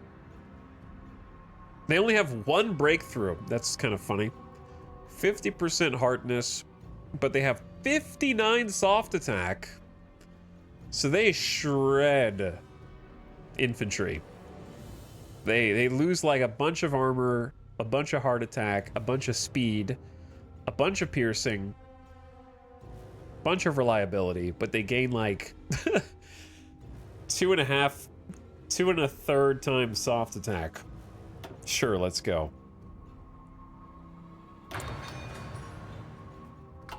Why not?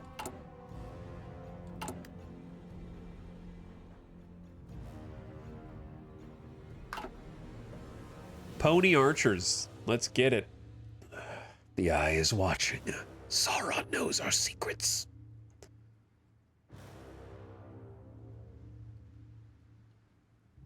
Okay, once we have 17 army XP, we can do our upgraded cav. Because our current cav are a little stinky. The Fellowship has entered our territory.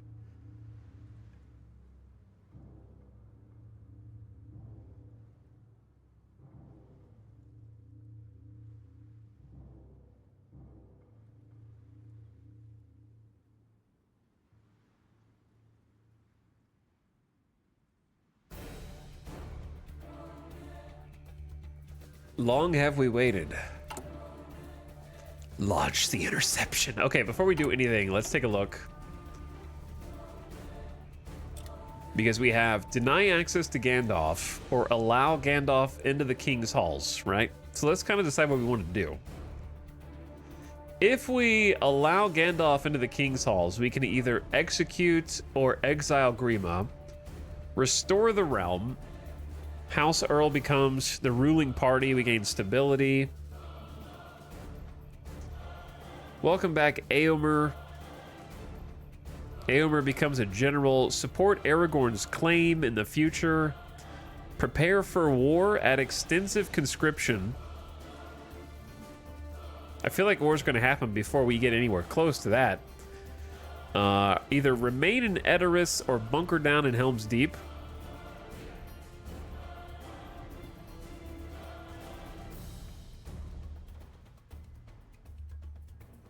So these can happen regardless of which path you go. You can also go down the left path. Get rid of Theodred and become evil and crown Grima King of Rohan and unite with Isengard. I feel like I'm already been mentally preparing to go to war with Isengard this whole time. So probably, but if I'm gonna allow Gandalf into the halls, then taking the ring doesn't matter. Like, or like I wouldn't be able to do that, right? But taking the ring sounds hilarious.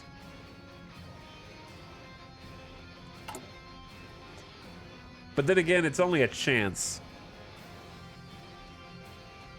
Or we could help the Fellowship.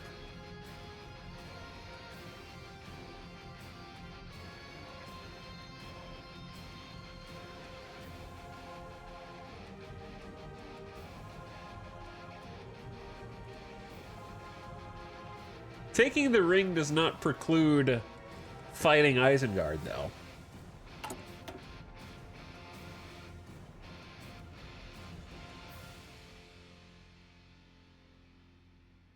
I mean, it does if you click Unite with Isengard. Rohan basically joins the servants of Saruman. So it kind of does, in a way.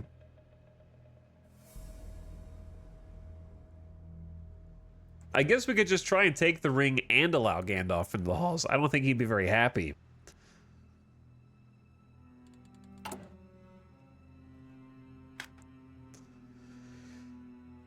If you launch an interception attempt, send out a hunting party in order to forcefully seize the ring. The hunting party will have to face the Fellowship in combat. Here's the thing. I feel like we need to chill. Where are they going to go next?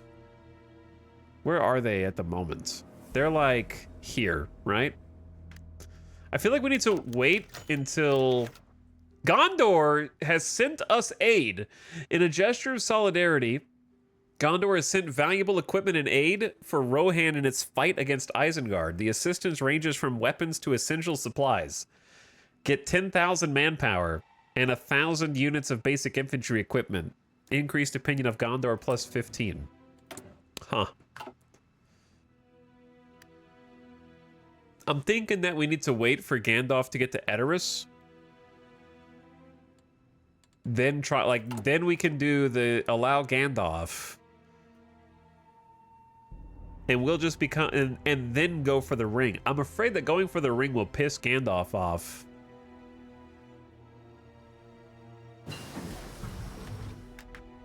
Unless I have to wait even longer.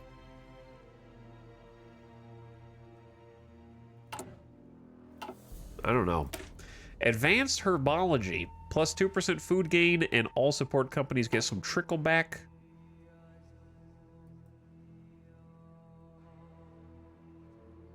I don't think I want any of those. I don't hate maps. I like the max planning factor plus 10%. I think that's just a nice terrain penalty reduction. Plus 8% is also nice, so we can fight over difficult terrain better.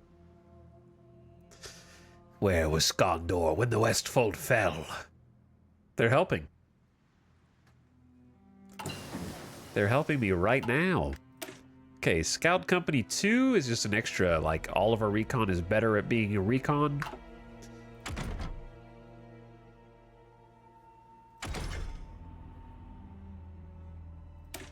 What the hell is all this? Wood, wood and iron, reinforced steel, lightweight composite, carry and reassembly, wheels, supply cart, spare. Just, here's 10 different things.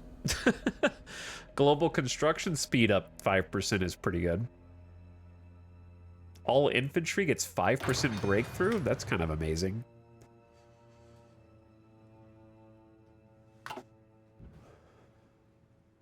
But yeah, I am going to fortify up here.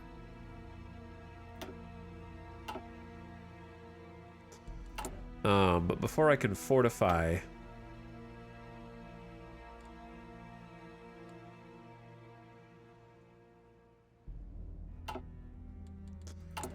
I feel like I'm going to need a supply hub, which is kind of obnoxious.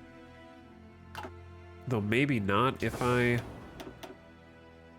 do trucks there too. 14% attrition, bro.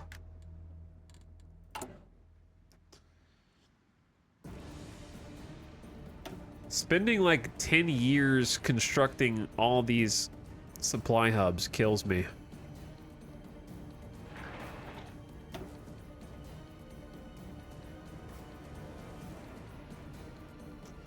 But I guess get it started.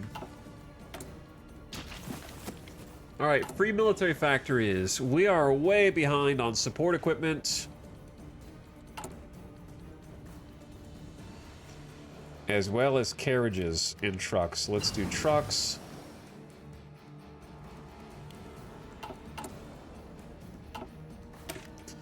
Field hospitals. All right, perfect. We have 400,000 manpower. I think we're good on manpower for a bit.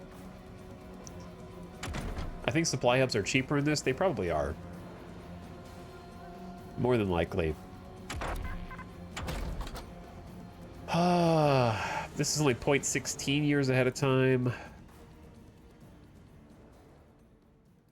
Production efficiency cap is pretty huge.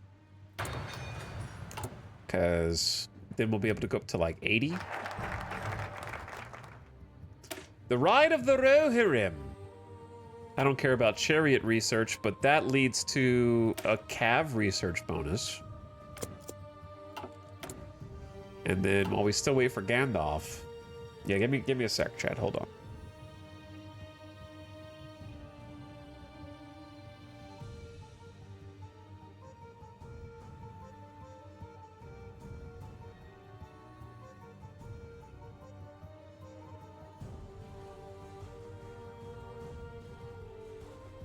Ugh, allergies slash cold slash whatever this is killing me today. Yeah, don't worry. I'm gonna do the thing. I'm gonna do the light calf thing. So we wanted a horse. I love the horse designers. They're really cool. We wanted a horsey that does maximum speed. I don't know. Part of me thinks I'm going to regret not getting the Destrier, because it's got 10% reliability also, which is crazy, right?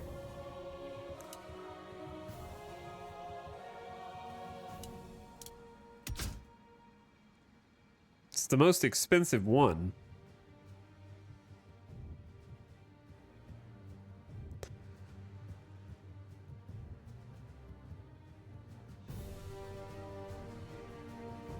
The production cost goes up from 3 to 4. And then the Mirus is kind of the hybrid, where it's the cheapest production cost, the least bonus food consumption, and it gives you plus 5% reliability instead of minus 10. And you get some defense, and you get some... The Mirus is pretty good. I like the Mirus, but I'm gonna go speed. I want it to become speed. So food supplies down 15%, reliability up 10%, and then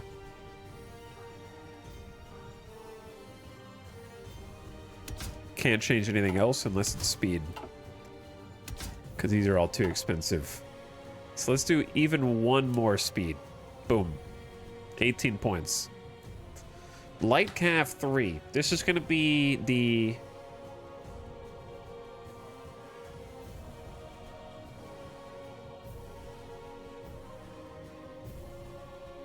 Don't call it Shadow Frax. But I wanna. The Shadow Tracks. The row. This has gotta be something. The Shadow Frax is the only thing I will look at. The row hurry up.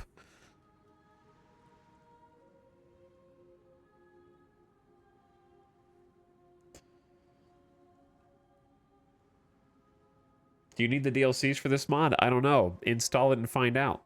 Or look it up on the page. I am not the DLC maker or the mod maker, so I don't know.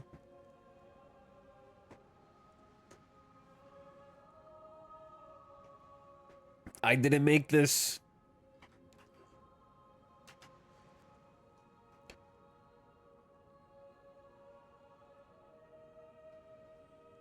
The Shadowfax machine.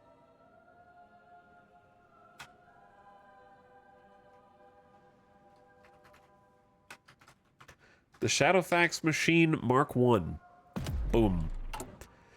All right, Light Cav.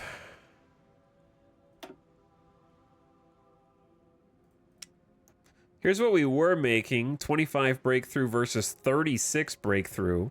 30% hardness versus 40. 19 soft attack versus 24.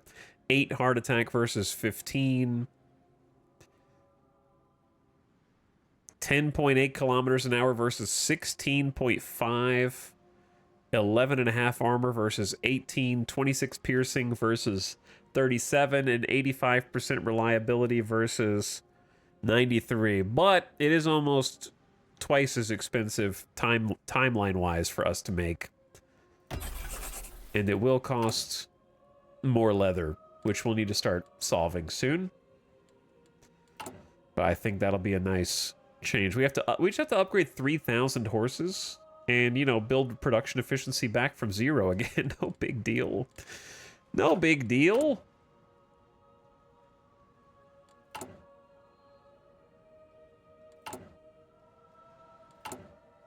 So we only have 9k extra infantry equipment. Oh, man. Well, that just went down, probably.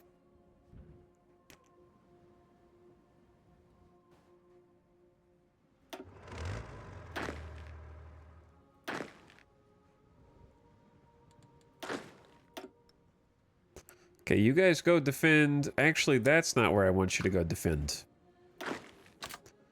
That's where I want you to go defend. 4 more Bannerman divisions coming in. 23 combat width for optimized plane offense and defense. We got line archers, standard bearers. You know what I think? I think Isengard is afraid. But I can't justify. I feel like this is very tame so far. I'm surprised the war hasn't broken out yet somewhere.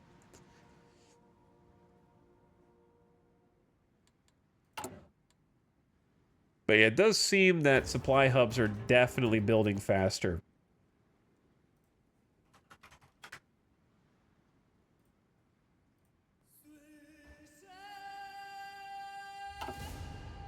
I would agree with that. I'm saving the political power because I need to see... All right, the Fellowship has arrived in Westamnet.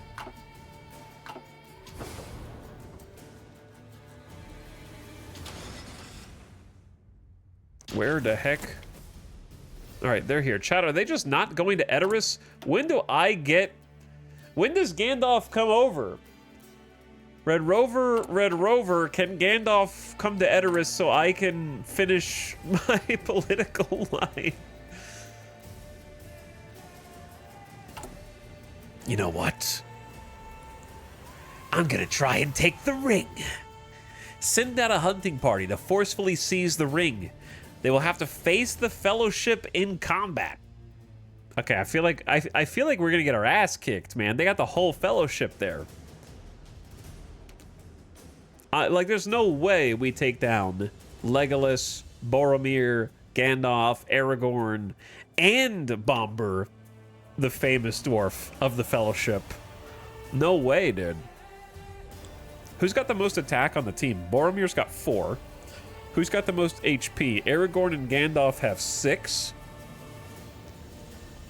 Who's got the most... I mean, stealth makes sense, right? That should definitely be a Hobbit thing.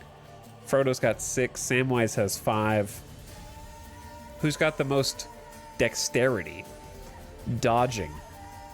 Frodo? And it's not close. All right. Assemble the hunting party. Open an interception attack prompt, allowing us to assemble a hunting party and launch an interception.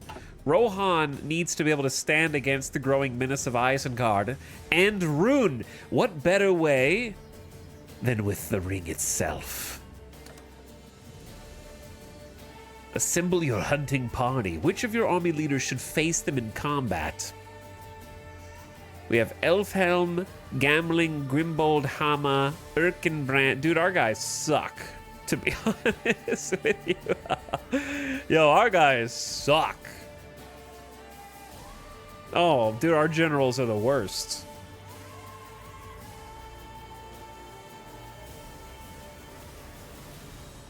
Acceptable casualty rate. Just... Oh, I can send all of them? They're gonna get slaughtered. Dude, there's no way. Look at their stats. 2 attack, 5 health.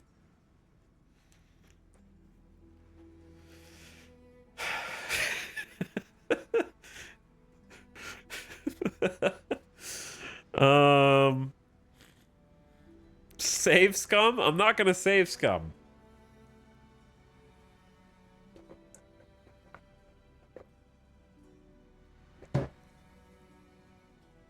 Just look at their stats, dude, compared to ours. We have like as much offense as the hobbits. Like Holdfred is a hobbit. He's worse than Pippin. Hema is gotta be worse than most of the party as well.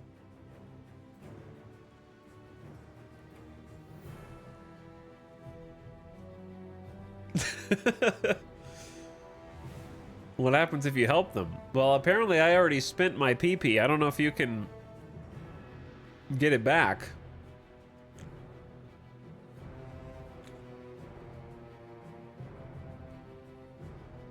So, chat, are you thinking what I'm thinking?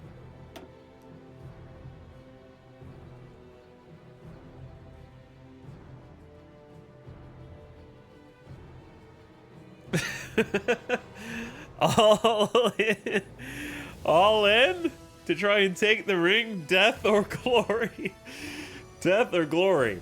What are we gonna, how are we gonna hire more people? That's all I want to know is like, how am I gonna get more dudes?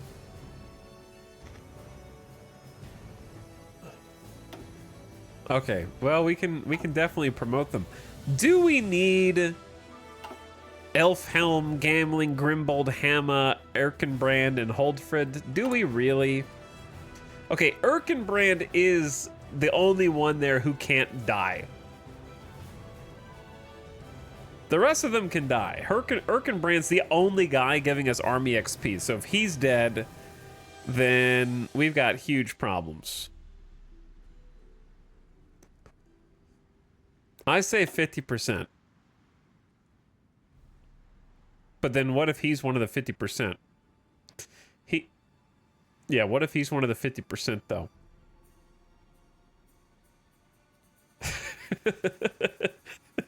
Seeing evil Theoden planning this just killed. Yeah, this is the guy. This is the guy making the plan right now. Leave him off and then 100%. Now we're even weaker. You're really gonna send these guys versus Aragorn, Gandalf, Legolas, Boromir, and the rest of them?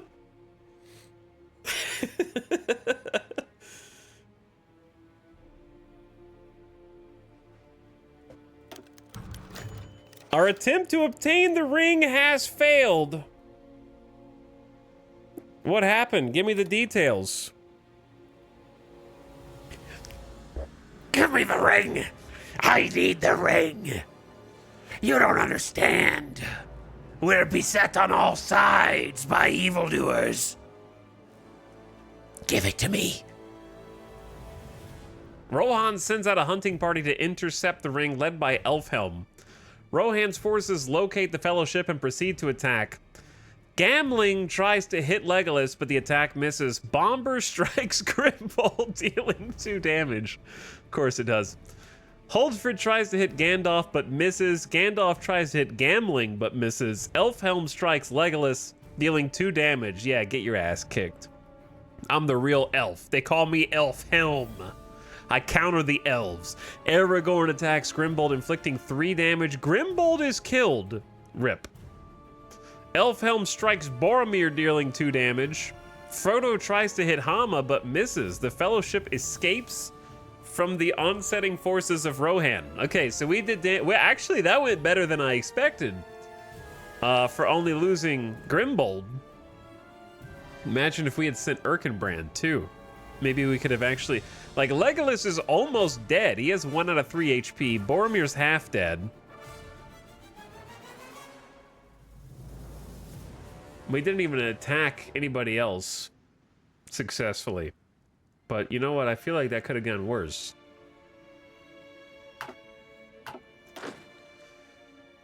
Rip the general of this little area. Hey, Gandalf, can you come help me out, bro? Okay, I need to promote somebody. I'm gonna promote one of these AI-generated art dudes. If this is not AI-generated, then it's gotta be either AI-generated or taken from a card game from like Fantasy Flight. I'm gonna take the guy that looks like Mace. What's his name? The guy from The King Beyond the Wall.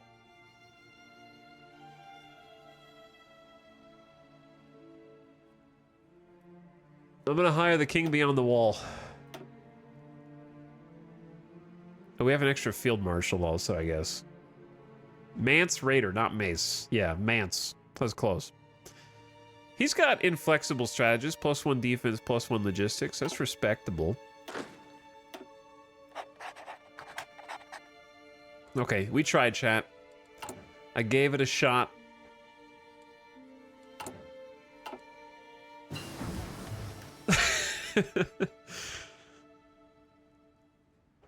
Listen, Gandalf, it's all a misunderstanding, dude.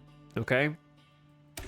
By the way, we just unlocked an extra 10% faster infantry equipment and lack of resources penalty down, which is cool. Standard bearer defense and, dude, +10 org? All frontline battalions +2 org? Hell yeah. 10 org is insane. Look, I did what you could not, Saruman. You weakling! You didn't even try to attack them. That's why I'm going to be taking you out soon.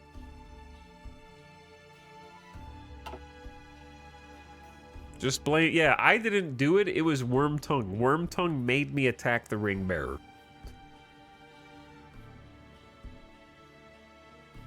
It wasn't my fault. Cartography. Map out the surroundings. So you can put maps in different formations. I would assume it's horses, boats, something else. We can get even more max speed if we want. And I really like the max planning factor up 10%. This is as good as some doctrines.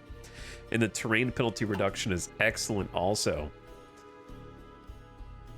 And this leads to max factories in a state if we run out of space. So I think that's excellent also. I think let's not neglect farms/food. Because our max consumption is 5.7k, but our daily gain is only 1.8k. So let's get farming techniques in here. Use the Riddermark farmsteaders to make that go even a little bit faster and gain some XP. Food gain from farms up 50%. So at the moment, each farm for us produces plus 52 food. So it's not a lot of food. But we're going to start adding some additional farm locales in various regions. Gandalf the Grey! He's like, bitch, you try and take my ring? Okay, maybe I do need to step in. He is a herald of woe. Late is the hour in which this conjurer chooses to appear. Last spell I name him. Ill news is in ill guest. Gandalf the Grey has arrived in Edoras and requested a meeting with the king. The king is ill and weak, but perhaps the wizard can help him recover.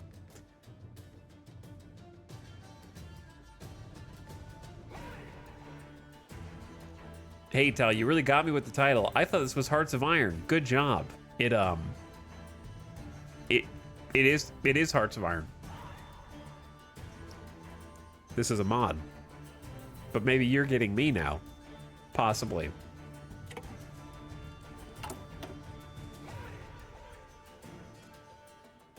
I say, let's go down the path where I get to fight Isengard without joining them. Let him in. You tried to steal the ring as a call for help. Yes, he may enter. All right, I can finally do... Oh, it's almost perfectly timed up as well.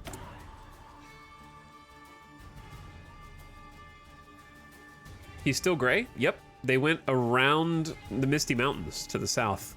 Through Isengard. They snuck through Isengard under Saruman's nose. They didn't go through Moria. Gandalf is still alive.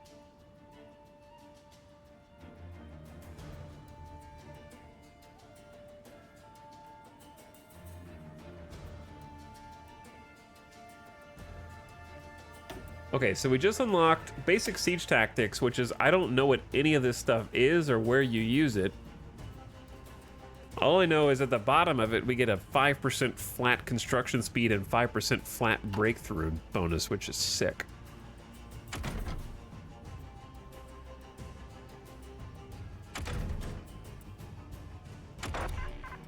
I know rangers are cool and all that.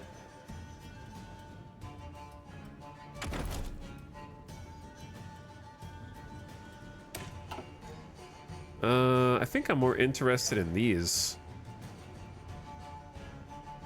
Yeah. Improved bows, plus 10% soft attack, plus 5% soft for horse archers. We're about to do some horse archers here in a minute. 50% research bonus for Cav coming out. Armored horses, quite literally. Quite literally armored horses. And now we can go back to allow Gandalf into the King's Hall. Gandalf usually arrives in early 1938. Wait. Does he? Well, it's 3022, so... A wizard is never late, nor is he early. He arrives precisely when he means to. If he's been imprisoned in Isengard, it will take him 3 months longer. Okay, that's an instantaneous one, because we allowed him into the halls. Exile or execute Grima.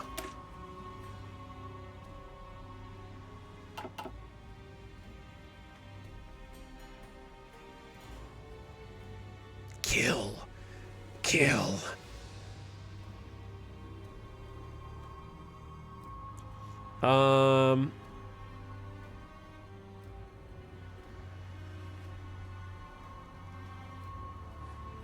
Tough call. This is a telltale decision. Do we exile or execute?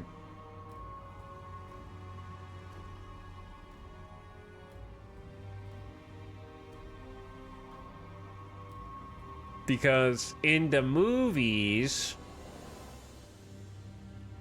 it's actually, you know what? I want to kill Grima because I can do it myself to Saruman. I don't need Grima to do it for me. Execute the fiend. That's only a 7-day research as well. But yeah, we're gonna kill. Mounted archers. So mounted archers are so bad at defense and breakthrough, but so good at 59 soft attack, Imba. They will clean up against any infantry. They're kind of slow. They get this short bow, and we unlock the mounted archer units that we can use. And we have a 50% research time before they go straight up. I think I'm going to hold off on these for a minute.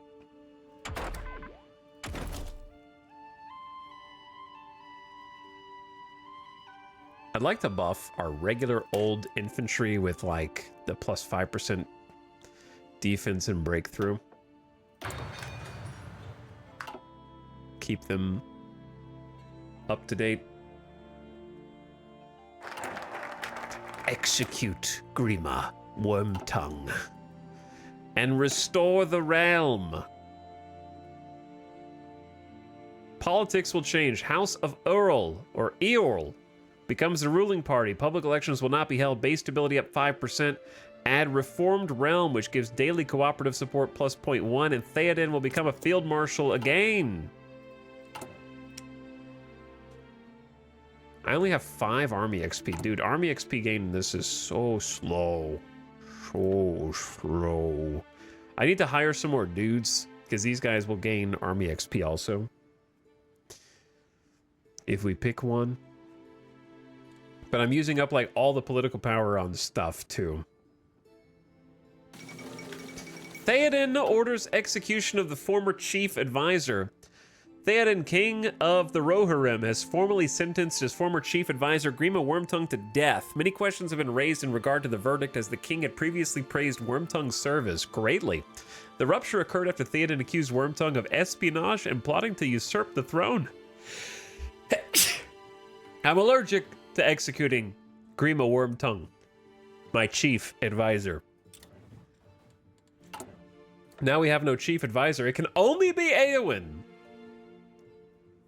who, to be honest, I think is not the worst pick. Stability 10% is good. I just need so much political power. We're losing it all because I think I'm spending it on research and taxes and the export focus that we have. I could gain some back, but I have to send more resources to market, which is not good for leather or lumber.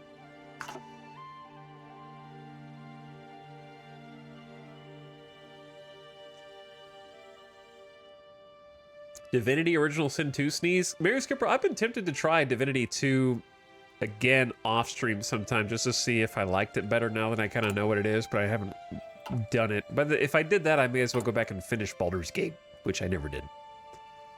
Oops. Baldur's Gate is big game confirmed. Oh, did they end up building the, no supply connection? Oh, it's because you have to make a railroad, you dingus. So we did actually build the supply hub, but we never built the rail. They are both good games. I have never finished either. Most people probably haven't, if I had to guess. Okay. Railroad is done. These guys should be resupplied. You can see their organization going up. Sharing each other's skills. Arnor has suggested sharing research in good faith. With who?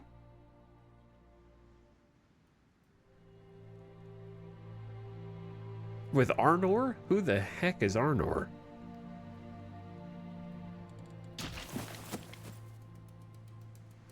Chat, where's Arnor?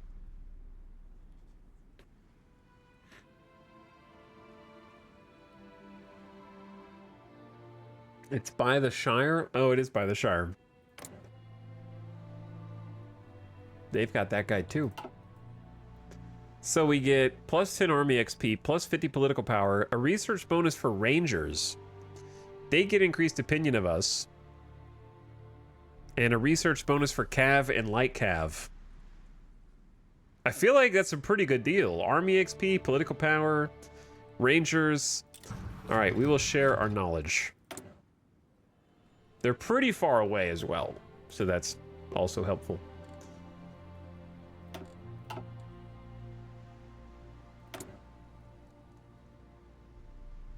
Now what? I got 150 political power. I need to use it on something beneficial. Well, let's take a look through all the things after I pick one of these Cavalier horse guy bonuses. Recovery rate up, funds gained up. Oh, have I not picked? Wait.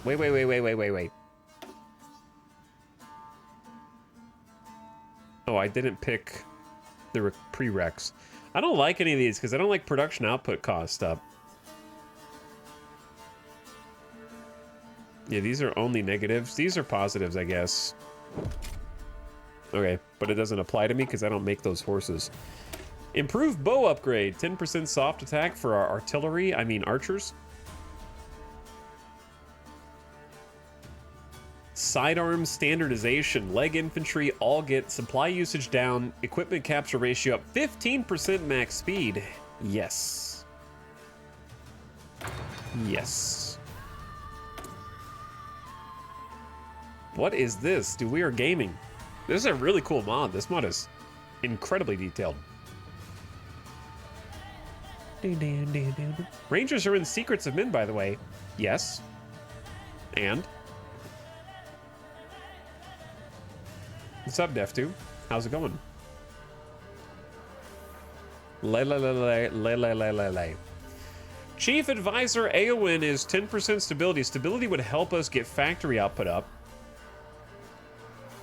Local chatter desperately wants Rangers. Deerling will give you consumer goods bonuses every year up to 20%. Minus 15%, minus 8%. Don't like that one, but you can sell stuff to the black market. Can't do Spy Master yet. Could do another advisor. Some of these advisors are insane.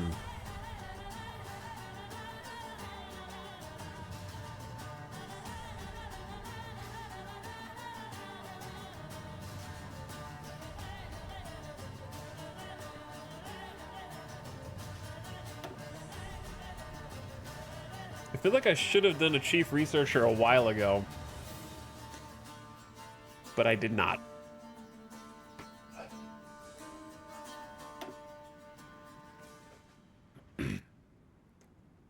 I feel like we should have done a lot of these a while ago, but we did not. We don't really get enough political power to do all these.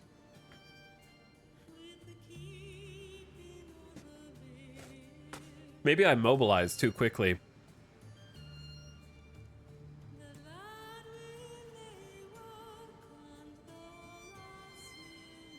Like, I honestly thought we were going to be at war by now, so if I had not upped mercenaries and levies, we would be making a lot more political power.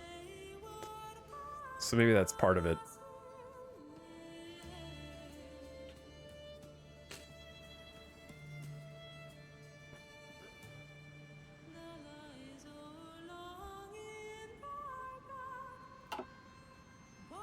You know what, I really think we could benefit from more army XP. So let's pick somebody here who gives us army XP. It's one of these two guys. And this is infantry, division attack, and defense up 5 and 10% respectively. So Elfhelm, you are chosen because you'll double our daily army XP gain.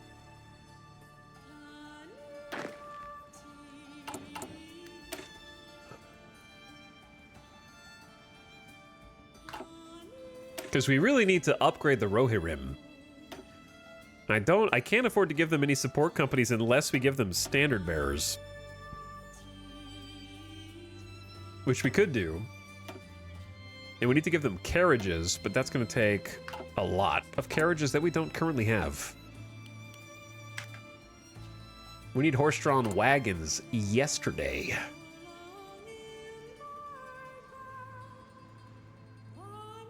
We're making farms just to try to increase our food production. We're making military factories. Or whatever you want to call them in this timeline.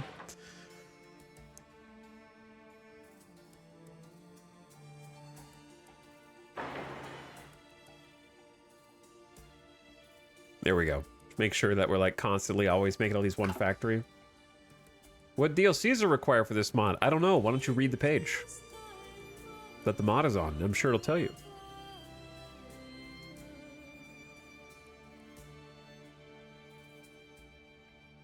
This looks awesome. What's up, SCP-096? So far, it has been crazy, actually. I've been very impressed. Yeah, I want the plus stability guys, too, because getting stability up is affecting our factory output right now. Restore the realm! There's some stability. The House of Earl becomes the ruling party. Daily cooperative support up. Theoden is back as a field marshal. And now we got 3 different things we can support Aragorn's claim. Aragorn has to not be dead. Welcome back Éomer as a general. Or prepare for war. Let's get Éomer back because he was pretty cool. He becomes a general and a chief advisor. Oh, a chief advisor. Why, yes. That does sound good. Isolationist ideology removed. The House of Earls return. Look, Theoden!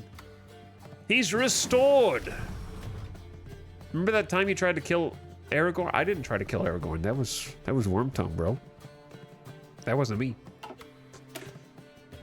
Improved tools, that's a 10% efficiency cap gain. So everything should be up to 80% max now. So getting our like infrastructure and industry maxed is gonna be very important.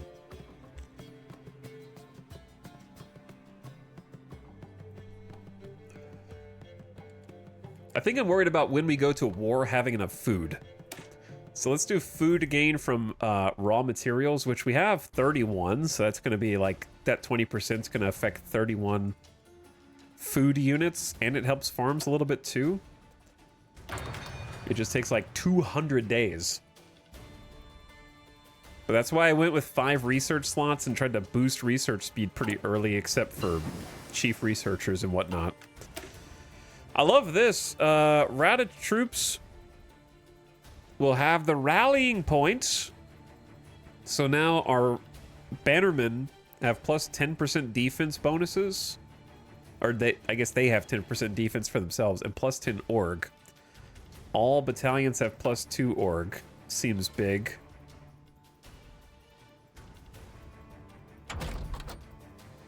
This is too far ahead of time. We're doing food. We don't need ships. I don't know if we need resource gain yet.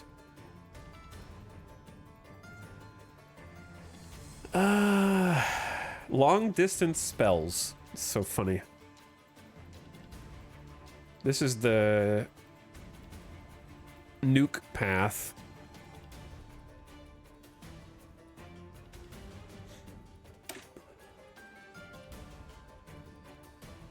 Chat, is this plus 30% for horses, or who is this?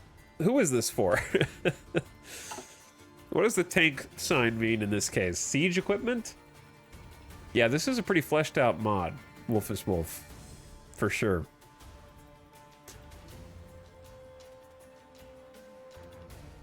Tanks, duh.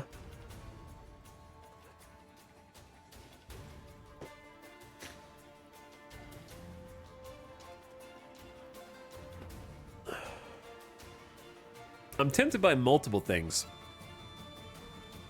Since we're doing a lot of construction on factories, how about just plus 10% more space for factories in each state?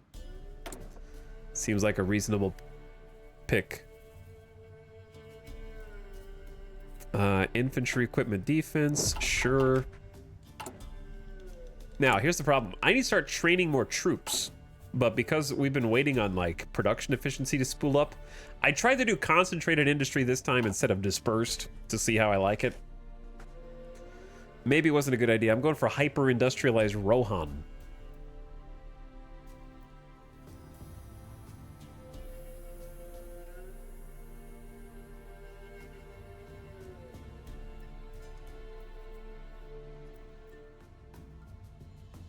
So the big issue is we need to prep. We've been prepping for war with Isengard.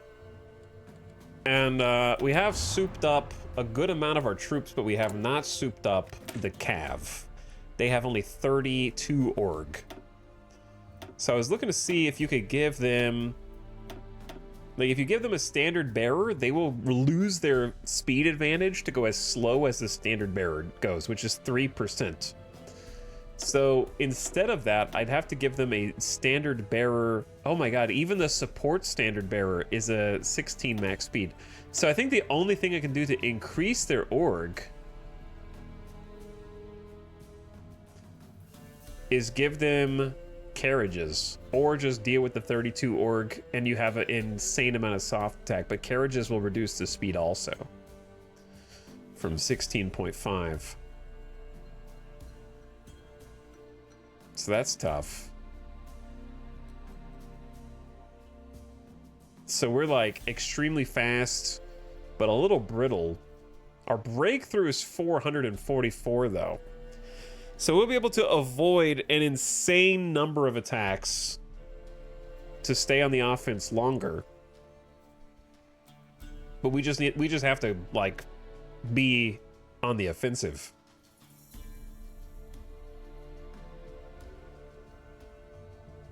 Now, the mounted archers are a problem because they're also slow. And I would have to edit them.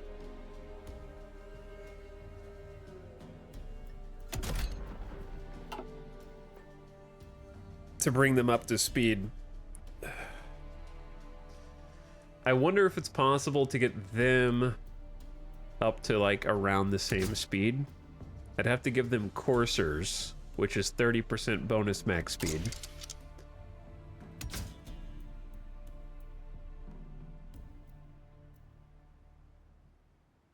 They do have a light riding saddle that loses hardness and reliability, but gives them 15% more max speed.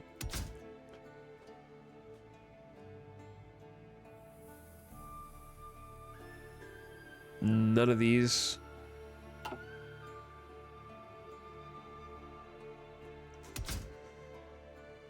And then we have a whole bunch of junk here.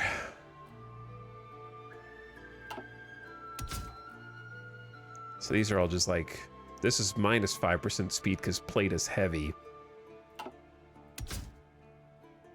And then they just have a default short bow, which is minus 3 breakthrough, 25 soft attack, 3 hard attack. Whereas the longbow goes from 25 soft attack to 40 soft attack. Damn. But you do have to spend a little bit more on production cost. That's highly worth. I don't know how longbows, you know, as a horse archer would work. Listen, I'm not Mongolian, but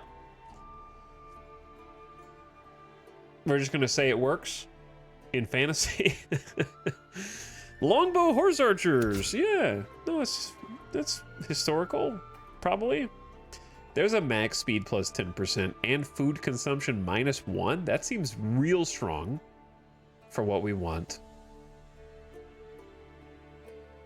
That's like better than the extra supply pouch, to be honest. The food consumption goes down insanely fast. Maps are real strong.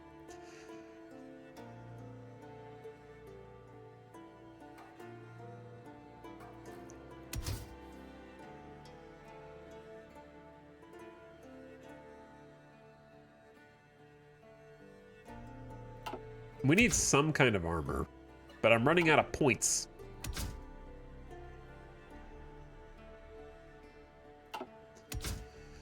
We got defense 3, breakthrough 3, armor 25%. Armor's not really their strong suit. Defense 3, breakthrough 3, armor 15. This slows them down. Defense 4, breakthrough 4, hardness plus 8, armor plus 23%. The armor's just so low anyways.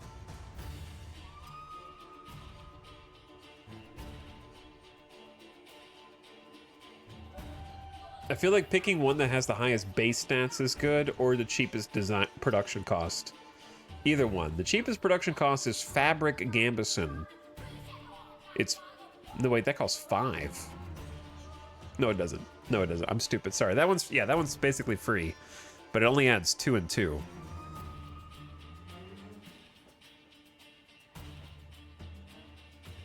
I think it's gotta be...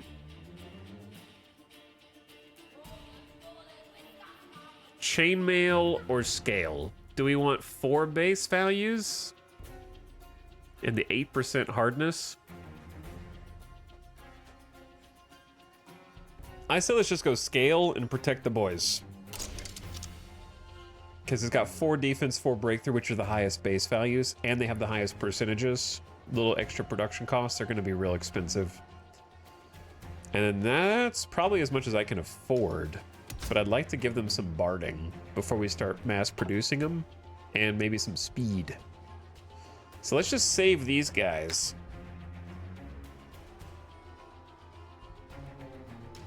Chat, what would you call Rohirrim horse archers?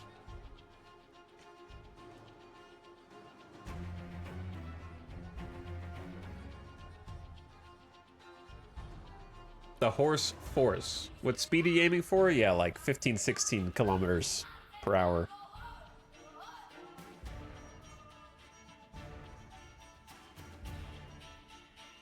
The Bohirim?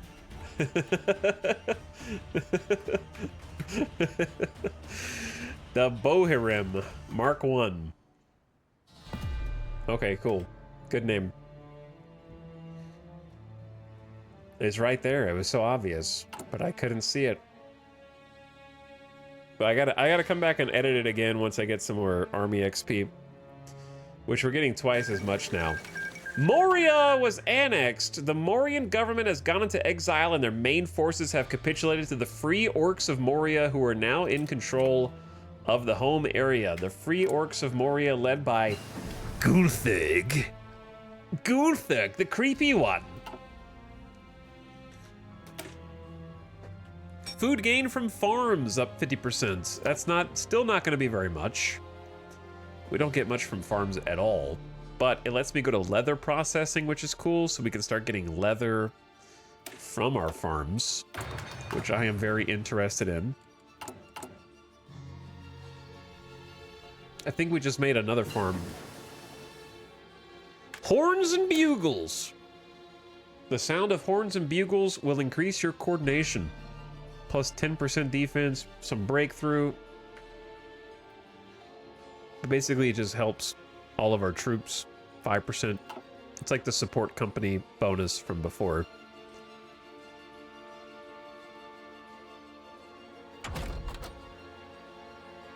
This is too far ahead of time. This is too far ahead of time. I want to actually be able to build food silos so we can have more storage for food. And stockpile a little bit, so unlocking that tech would be cool.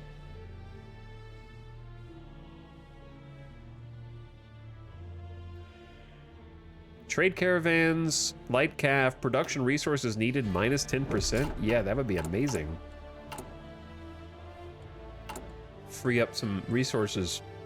We are 0 leather right now, so the leather research is going to be nice. I'm honestly shocked Isengard demanded West March, and I was like, no, and they were like, oh, okay. Oh, all right. Yeah, I didn't know it was that serious, bro. Didn't know it was that crazy serious over here, man. I respect it.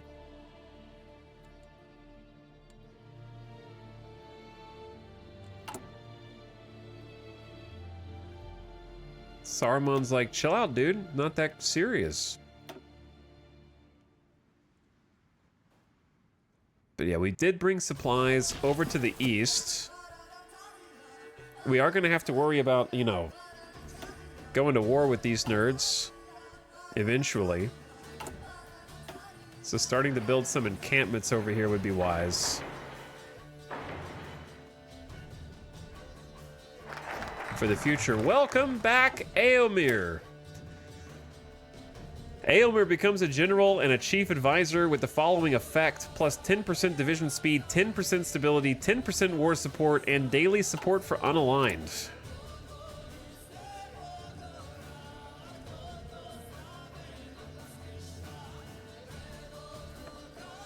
Okay, well, we need to hire him when we have political power to do so. Did he just bring 5 Rohirrim riders back with him? Sick. He just came out with 5 divisions of Rohirrim.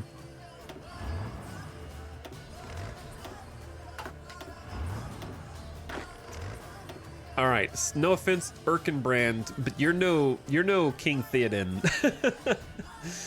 You're cool, but you're no Theoden. We're gonna give Theoden offensive doctrine for the attack +1. Make him strong. No offense, Gamling, but you're no Eomer. I assume horses would be armor, not motorized mechanized here, because chariots would be the mechanized, so Panzer expert probably for Eomer.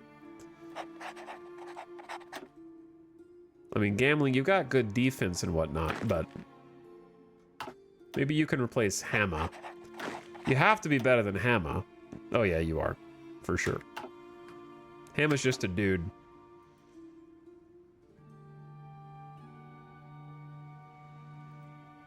Prepare for war, I guess. Army XP +30. Extensive conscription grants recruitable population 5%. Yeah, we're going to be swimming in manpower, but we don't have... we don't have enough factories, as it happens, chat. We don't quite have enough factories.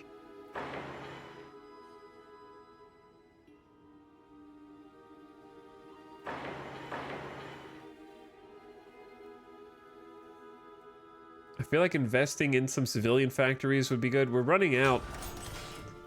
And I don't think anybody's trading with us, which makes this even worse. Okay, some people are trading with us. So what are we short on? I think support equipment has fixed itself.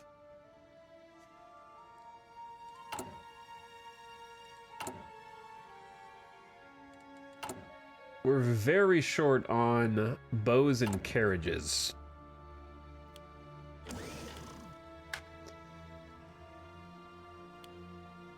I'll take 1 out of support equipment, and we need to start recruiting. At least 4 divisions at a time. Not sure what we can afford. Yeah. Yeah, we need to be industrializing faster. Easier said than done. We got room for more factories in each state now, so that's cool. 10% more space. We're not quite ready for like urban industry 4 and 5. We're a little ahead of time there. I also wanted to be greedy and get some espionage going at some point.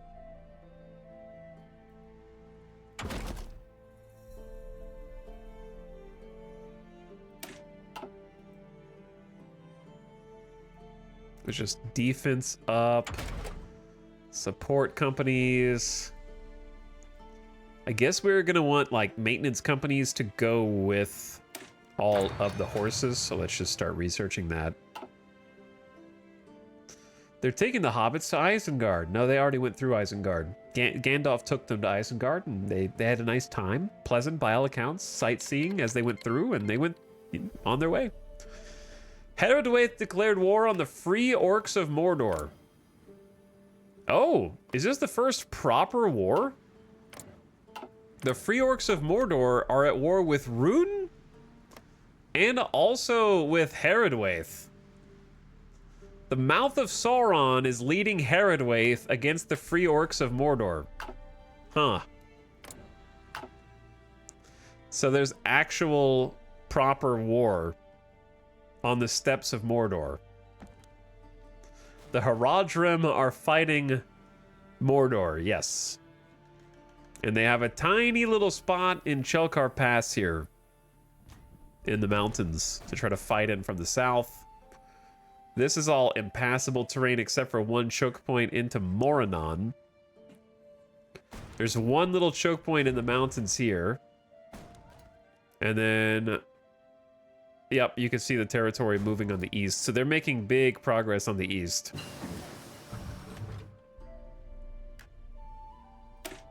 Food silos. We're going to want some of those as well. But before we care about that,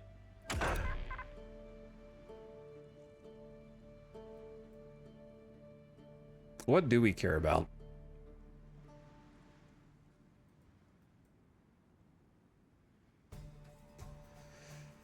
What do we care about?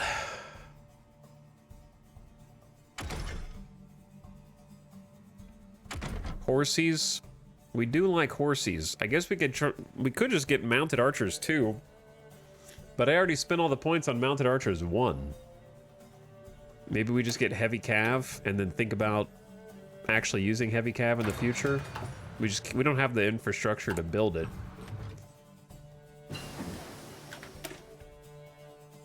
Sidearm standardization. Supply usage for all troops down. Equipment capture up. Max speed up 15%. Cool stuff. Let's get leather padding for them for just 10% flat defense.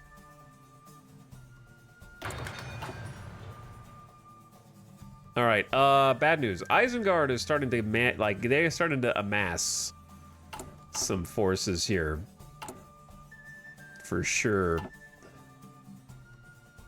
I don't think Rhûn looks that scary over here. I'm gonna take at least a couple units. Just to kind of reinforce our soft underbelly. And just leave like 2, 4, 6, 8 over there.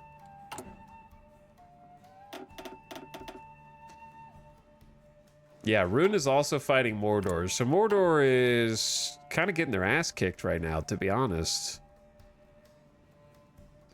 The Haradrim are just backdooring them. Prepare for war! Recruitable population 5%. Yo, we are about to have more people recruited from Rohan than we know what to do with.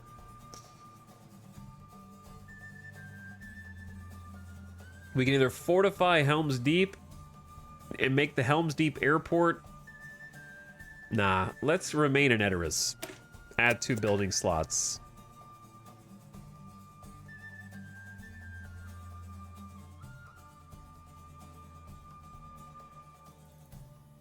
Maybe I should have gone with Helm's Deep. I don't know, it's hard to say.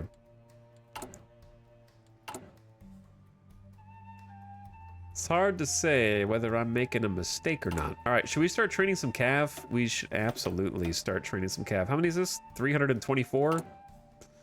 And we had 2.5k, so that's 3, 6, 9, 12.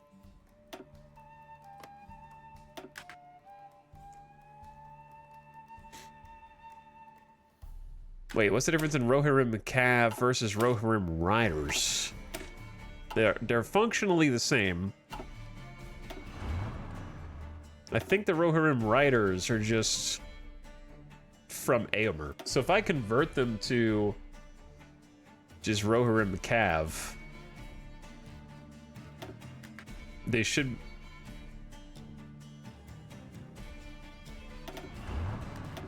They should all become the same now. Yeah. Farms now output leather. Yo, that's pretty sick. Let's have them output more leather. And speaking of, we can make trade caravans and light cav take 10% fewer resources to produce. That should, we're hanging on a knife's edge with leather and wood right now.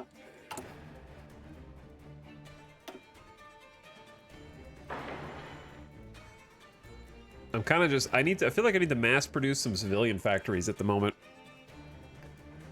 I feel like I can't pivot to different types of buildings and constructions as fast as I need. Angmar has declared war on the Gundabad.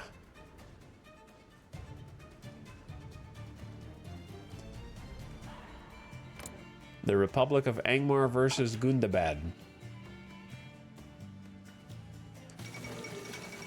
Arthedain seeks to reunite Arnor. Arthidian authorities have issued a royal decree to restore the kingdom of Arnor. Other previously Arnorian nations have not yet responded to the proposal. We stand today on the groundwork of an age of great restoration, said acclaimed political writer and commentator Irvin Call. The kingdom of Arnor has not been on any map since TA 861 when it split up into the kingdoms of Cardolan, Rudar, and Arthedain due to political disputes with Gondor's Valandil. A historic day for Arthedain.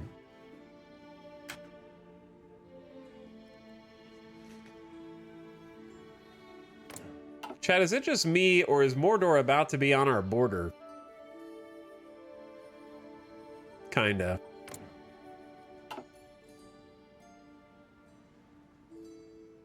Have you played Medieval 2 Lord of the Rings mod? Nope. A railway station? Yeah, I mean, you gotta have trains supplying Helm's Deep. What are you, crazy? You don't think Edoras was supplying Helm's Deep the whole time? I think Mordor is losing too much ground to the east over here to be too big of a threat on the west, but who can say? I believe this is all impassable, is it not? Yeah, they can't get to it. This is impassable terrain anyways. I'm trying to save up so I can get Eomer as a Lord of the Mark. Stability 10%, war support 10%, division speed 10% are all fantastic. So we're about to be able to get him. Our political power is bad right now. Isengard is being super passive. Yeah, I don't know what they're doing. Aragorn crowned King of Gondor! A former chieftain of the Dunedain of the North known as Aragorn, commonly referred to as Strider, was crowned King Elisar Telcontar of Gondor.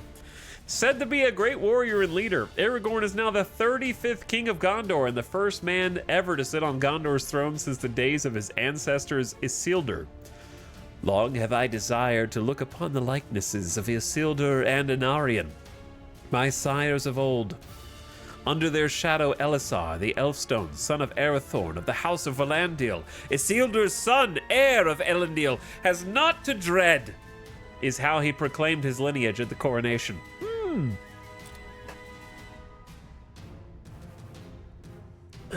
Tolkien spent 650 pages describing the railway infrastructure of Middle-earth, but the pages were lost. It's very true. Very true. All right, he's definitely got more troops than us on the border, I think, by a little bit. All right, 2 building slots in Edoras. Add 3 infrastructure to Edoras. It's kind of too late, isn't it? You only need 1. Why are you adding 3? It's kind of a bad 70-day national focus. Add a castle in the state. Really, we just need to cleanse the orc invasion.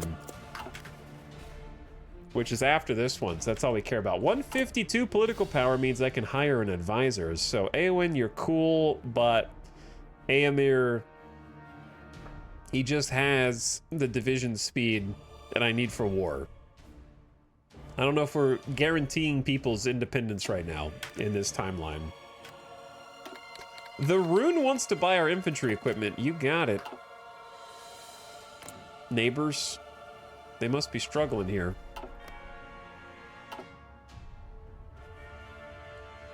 So yeah, 54% stability is way better, 71% war support. They have pocketed some Mordor orcs. And we got a ton of research coming down the pipe. All right, chat, I'm gonna take a quick BRB, take the dog outside, let him go to the bathroom, get some water. We got 4 more banners. Moving to the front.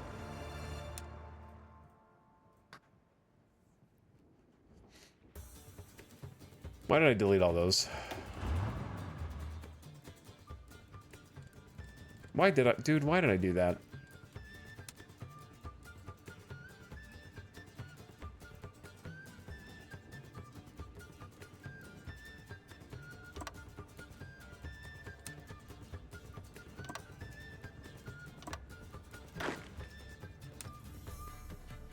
I don't know why I did all that. I like having 18 divisions down there for a little extra defense, and then these guys just go there, but I accidentally deleted their offensive lines,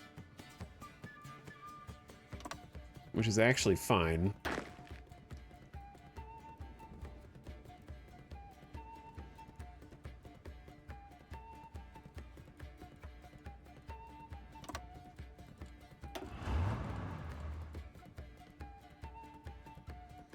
We would have to ride for Orthanc quickly.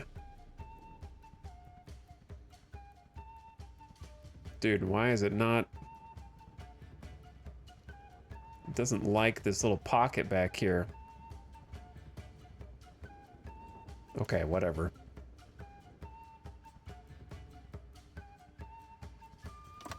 Close enough.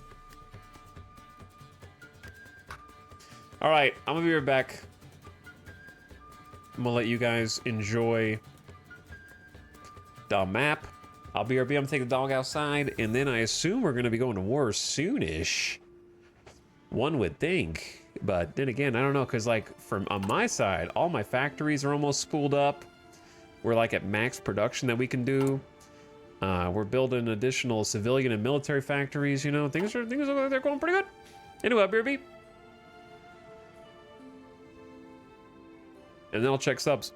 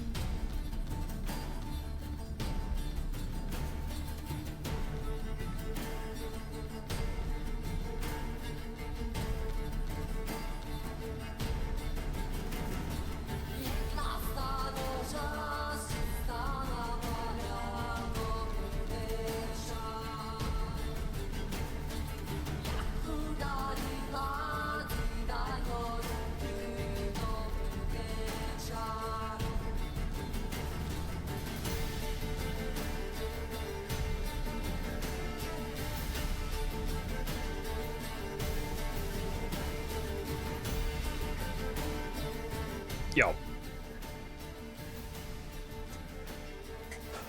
What up?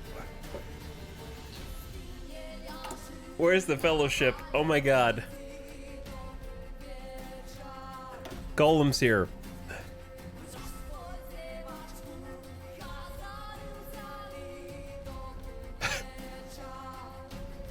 The Fellowship arrives in Westfold, Eastamnet. The Free Orcs of Mordor send out a hunting party to intercept the ring, led by Musgash. Boromir is killed by Alkmarg.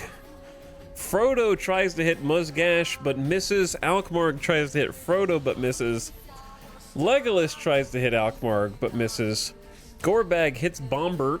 Samwise hits... Samwise hits Musgash. Samwise tries to hit Musgash again. The Fellowship escapes from the onsetting forces of the Free Orcs of Mordor. The Fellowship is separated. The Fellowship arrives in the Falls of Rauros, and Gollum joins the Fellowship.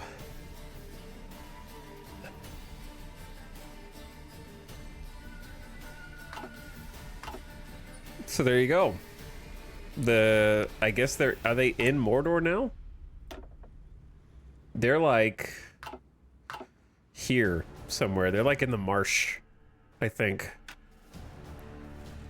From what I can tell.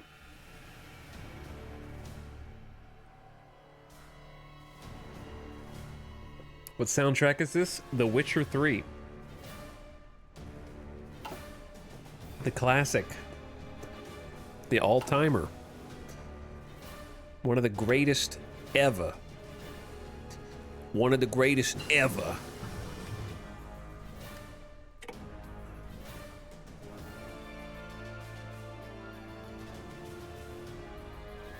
I'm trying to build up,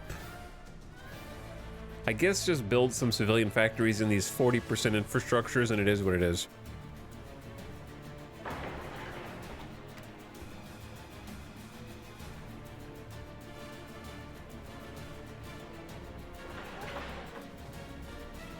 I want to have like 24 going at the same time if possible.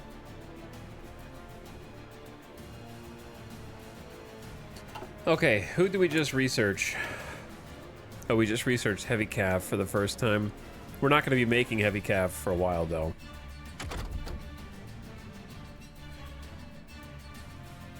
Okay, this is only 0.09 years ahead of time. Let's get the Urban Industry 4 for the max factories in each state, and each factory's 15% more output. And then Food Refining 2 should be done.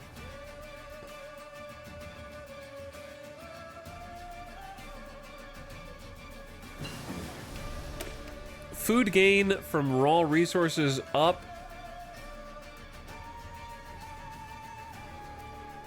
Food gain from farms up. We're gonna need a lot more food at this rate, though. I feel like that's gonna be the big shortage that we end up having. But we'll see. Let's get construction 4 for an extra 10% faster build speed. And then, dude, guilds? I love that even in mods. Listen, there's nothing against the mod maker here. There's nothing that they could do to make military industrial organizations fun to me. It's not the mod maker's fault. I just hate all forms that military industrial organizations take, so I can't escape them even in mods. It's my least favorite Hearts of Iron 4 mechanic in the whole game.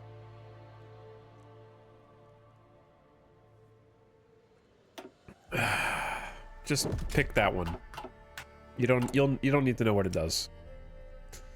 It's irrelevant. Okay, let's fix the Bohirim and start manufacturing them.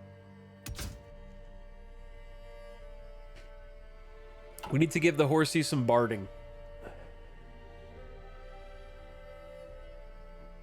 I didn't realize we had 68 army XP. Cloth is 20% reliability. Hold on.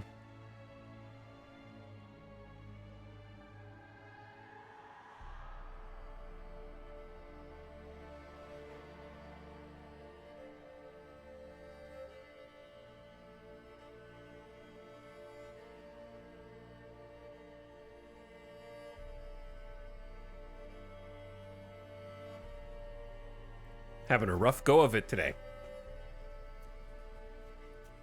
Ugh. My nose is going to be raw tomorrow.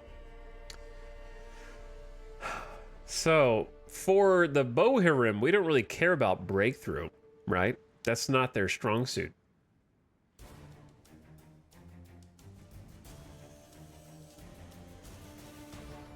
At least I think. Now, hardness is not the worst.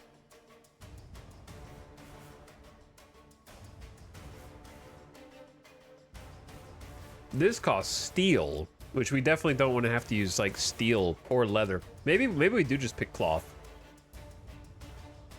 because that increases their reliability by a lot to 85%, which is much more respectable.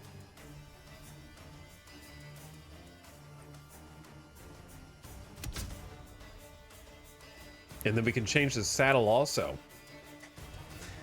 What business does an Etal have in the Riddlemark? The Riddermark.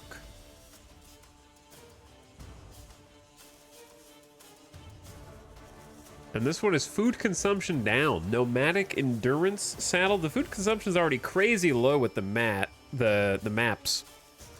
So maybe we trade hardness for max speed. The light riding saddle seems good. It's exactly what we want. Now, I'd like the reliability to go up a little bit more, but we can also give them some support companies to try to increase that.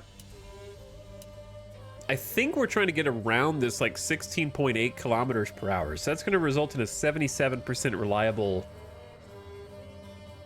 tank, parentheses horse. But the speed's where we want. The soft attack is phenomenal. I think that's the one right there.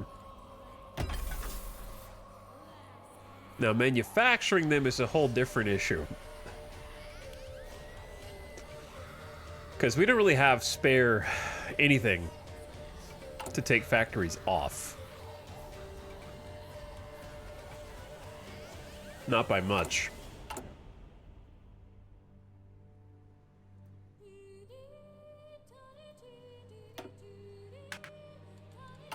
For now, I say we take one off of support. Actually, I'll take one off of just like the Shadowfax.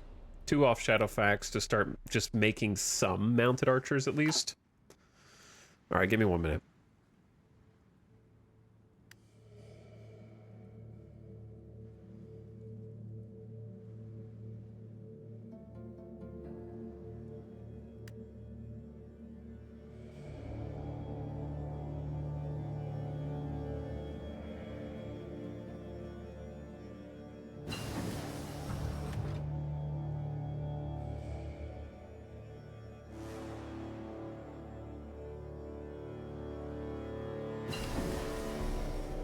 Well, right on cue, there's the maintenance company that we want.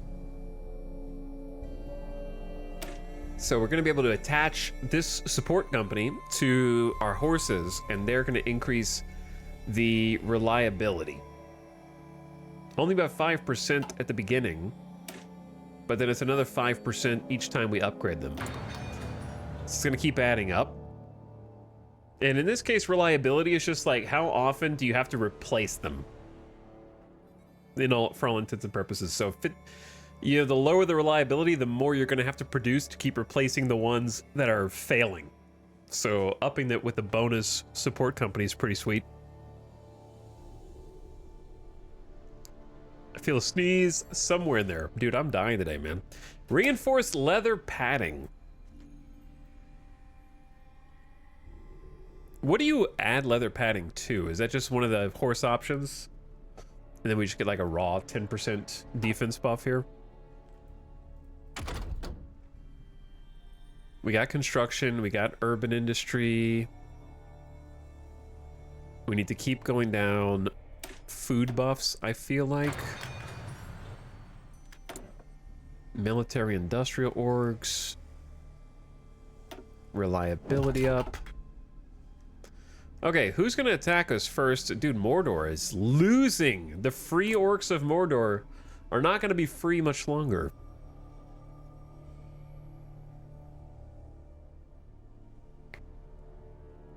I love that chat's just constantly quoting the Lord of the Rings. But they're encircling Mount Doom and Barad-dûr right now. Each farm now produces 1 additional leather. So we should have a decent little surplus of leather. We're short on string. We're exporting a little steel. We're exporting a good amount of leather. The free orcs of Mordor are taking some of that leather.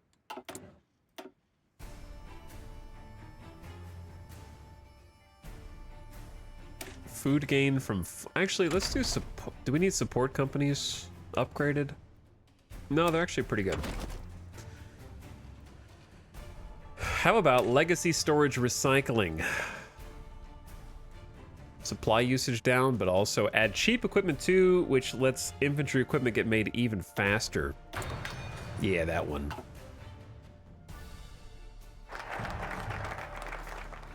Yo, Edoras gets a castle.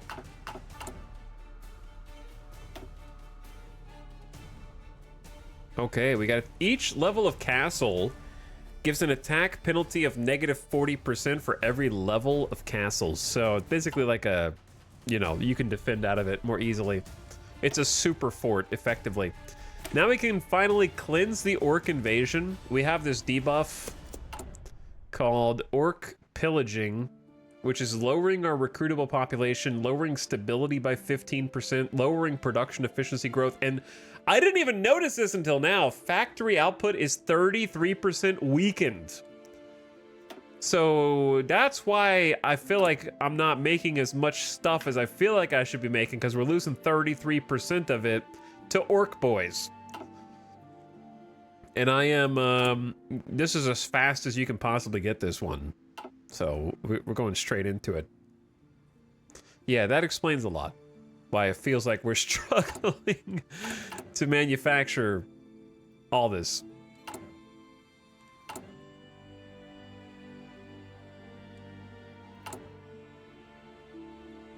We got 650,000 manpower just waiting for something.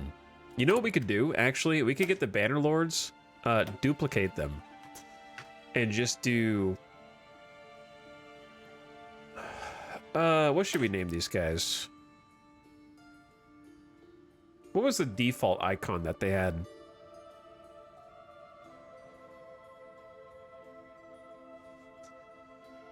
What was the default icon that they had?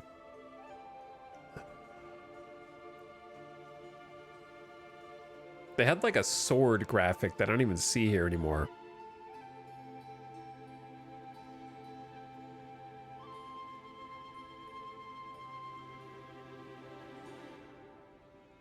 I'm gonna give them this halberd, because effectively what they're gonna do is they're not gonna have the line archers.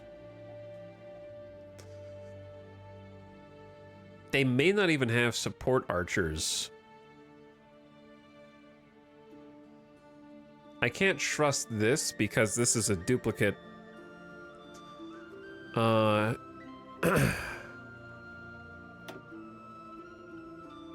I can't get to 23 now.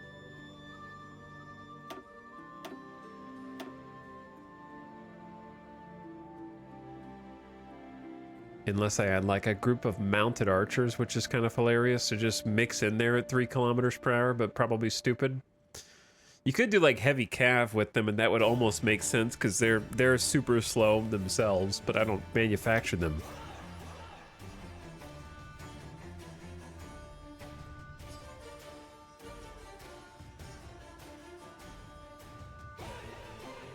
Maybe we should do 22. We'll end up with 66. It's not very good for combat width. We could just add another standard bearer and go ham on organization. No.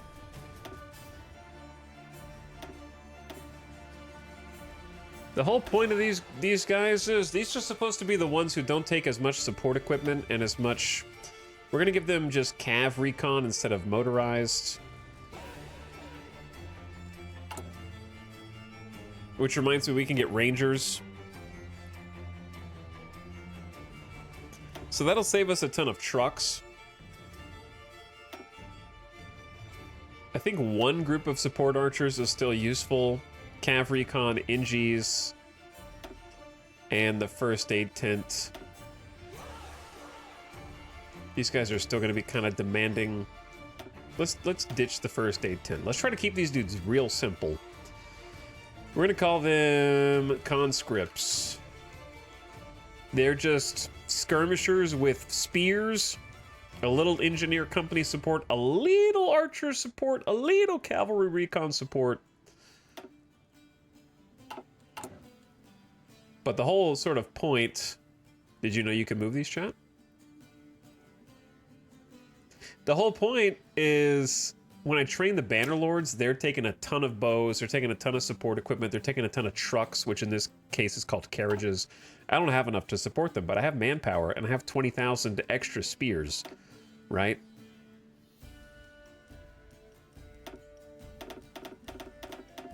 So what if I trained 12 or so divisions of these dudes at the same time to start trying to mobilize? That takes about 10k of our spears, but doesn't take all of our support equipment, doesn't take all of our bows, but uses the spears that we do have.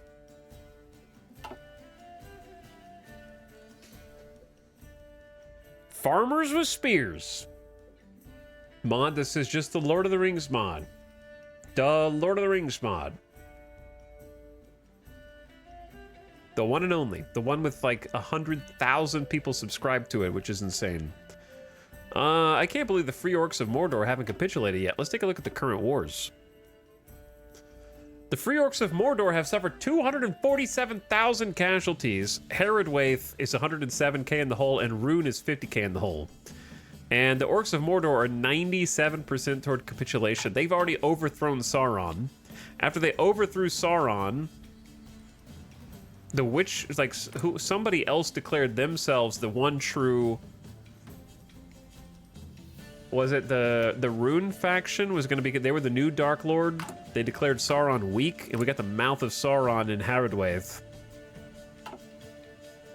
Makes you want to watch the movies all over again. Me too. I'm still not at war with Isengard. I don't know what the hell's going on there. They demanded my territory, and I was like, no. They're like, okay, bye. So now I'm cleansing the orc invasion and trying to... I can't even declare war on them yet. I'm not really sure when I can declare war. I don't think I can. I think it's kind of like up to them. Unless there's a war goal somewhere else. I have to wait for 50% world tension, I believe. RIP!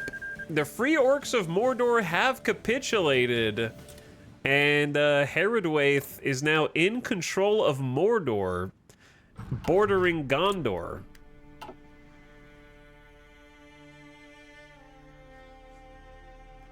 So the Mouth of Sauron is back in control of Mordor, which seems like a counterblow. Alternate history applied to fantasy history is great. I agree, yeah, it's pretty fun. Chat, what am I supposed to do with the Ints? How about this? Why don't we just guarantee the Ints independence? That way, if Isengard goes to war with them, we can automatically go to war with Isengard.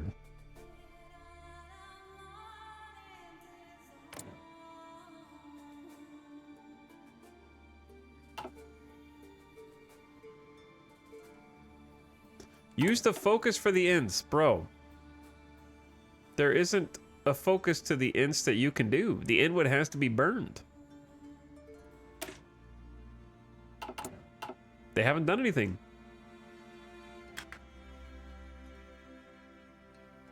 Don't tag me for falsehoods. Does chopping firewood count as going to war with Fangorn? As long as you do it outside of Fangorn, then I think they're chill. Cleanse the orc invasion. All right. Orc pillaging is gone, and now I can actually have full factory output instead of this 33% debuff. Stability's up to 70%, 76% war support. They love me. They freaking love me. May as well get the Edoras Railway in here for just maximum infrastructure around Edoras. And then we got 4 Rohirrim cavalry units coming out, who we still need to edit. So let's go ahead and edit those. They have no support companies. What's funny is, if we do Cav Recon, it slows them down to 6.4. If we do Motorized, it slows them down to 12. They can have support archers, support Ingies, first aid, and maintenance companies, and that's it. The Rohan Industrial Revolution is finally here. It is. All right, so maintenance company is a must-have. The 5% reliability bonus. What's funny is the average reliability goes down for everyone, but the reliability bonus goes up. You take 1.5% and then give 5. All right, maintenance company will get better over time, though, right? And then support archers is, you know, just free soft attack, plus like 30 soft attack, plus like 10 defense, little bit more breakthrough. Oh god, we're gonna use so much support equipment here. I need to give them engineer companies, so that's gonna be, dude, our support equipment's going to 336. That's not good. That's not a good number. That's not a number you want to see. I have to have Ingies at the top. I'm sorry.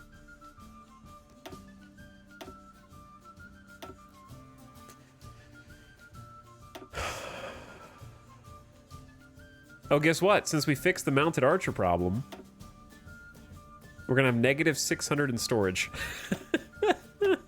Oh my god. Okay, well, we don't have that many.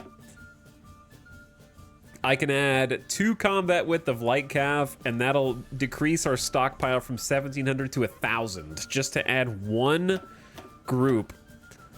That 1 group, though, will add almost 30 soft attack, though, and like 12 hard attack, and like 50 breakthrough.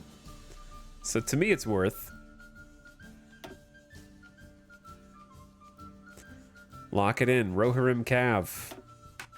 Get locked and loaded, dude. I'm gonna have to add more support equipment imminently.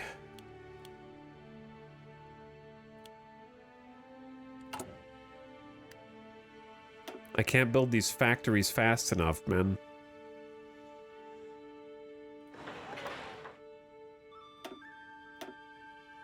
We're gonna have to come back to food and military factories. Herodwaith declared war on Gondor. Ah! Ah! Herodwaith, now in control of Mordor, is going to war in Gondor. Oh dear God. It's happening. Gondor is gonna ring the bells, chat, and then what am I gonna do? Leave the border with Isengard completely? What am I?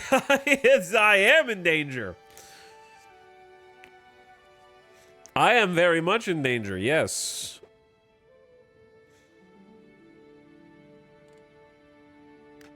They're finishing what Sauron couldn't start. Yeah, that's accurate. I feel like maybe doing civilian factories is a lost cause at this point, so maybe we just let these ones go, and then we just go boom, boom.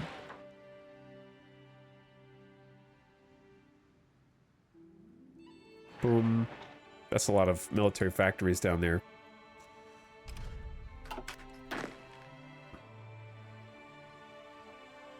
Oh, you know what? There is 59% world tension after that.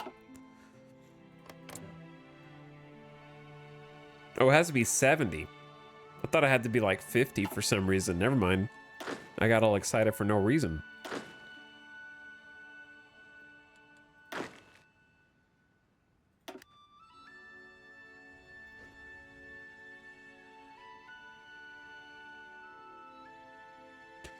So I'm starting to think that this red line Needs a little more overlap here. Back up the horse boys a little bit.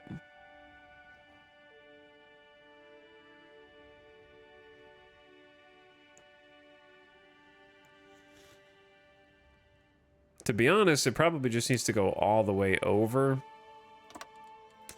And then we take like 4 of these divisions, actually 2 of these divisions, and move them over as well.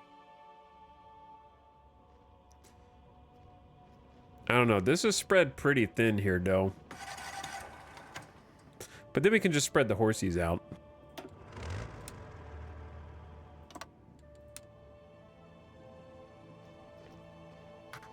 And that'll kind of equalize it, because the horsies are not going to have as good a defense as the infantry. All right, Maintenance Company Tier 2 came at a good time. Let's go ahead and get the Rangers. They're only at 89-day research, and they're like a super version of Recon that we can put with maybe the horsies. Nobody's even defending up here, which is crazy.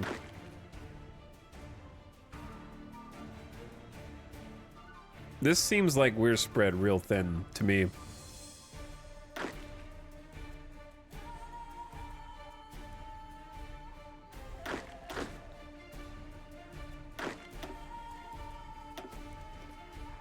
I don't know. I feel like Rune may go to war with everybody, but it's difficult to tell where they are on their little plot.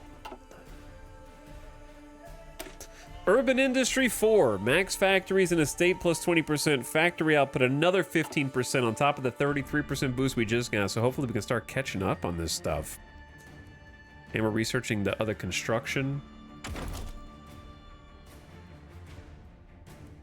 I guess we could go recurve bow. That's just more artillery. That's an option. I'm pretty happy with the equipment that we have. Land night attacks. We never did any of these.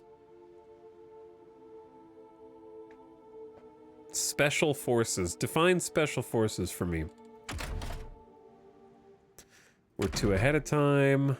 2 ahead of time. Could do mounted archers too.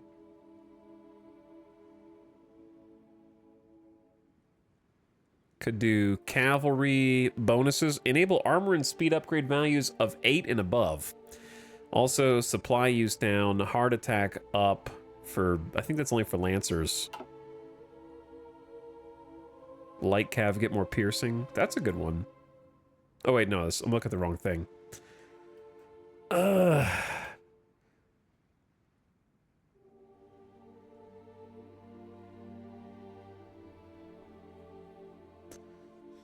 Is it? What about oh, dude, what about Trade Caravan 2? These are like faster to produce trains. We have a lot of trains. That's not, yeah, that's not a concern.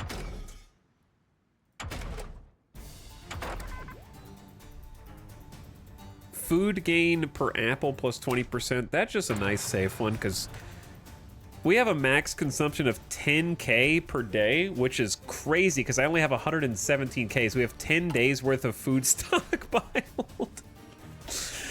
Maybe we should make a food silo somewhere, or 2. You know, maybe a couple food silos would be future-proofing. I'll think about it. The Edoras Railway Station. Max infrastructure for Edoras. Cool. Now what am I supposed to do? We've already, it doesn't matter if we support Aragorn's claim. He's already king. I don't think he cares about us anymore.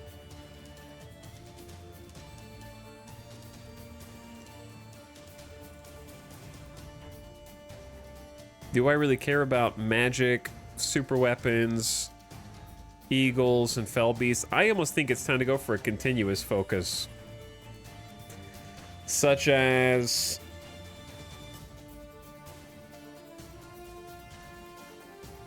I don't know, construction engineering isn't really helping us that much. Probably just army training, but that seems lame too.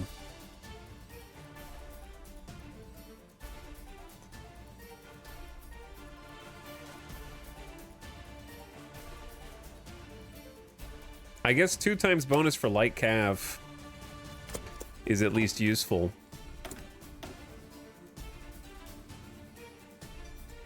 But yeah, I think farming is what's actually going to come back and sneakily bite us. So maybe just focus on farming techniques. Oh, we have 174 PP.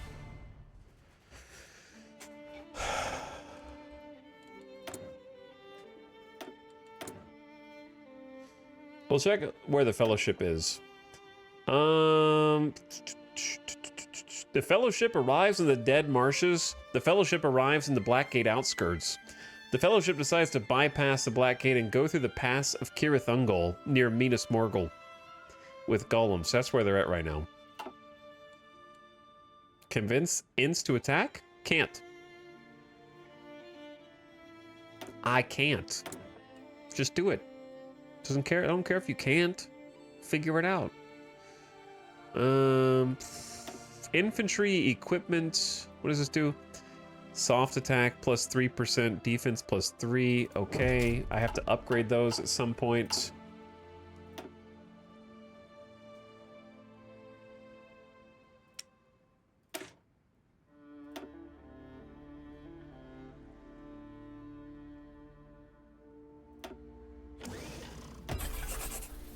There you go. Okay, hold on. Supply usage minus 10% for everybody. Let's do recurve bows. Because we do have a lot of line artillery, aka bows. But I'm more interested in the treasurer or advisor. I should have taken one of these guys a long time ago, because this one is like stacking every year. This dude is just a minus 15% consumer goods factories factor, but I don't know what my factor is right now. Factors multiplied together is 105%.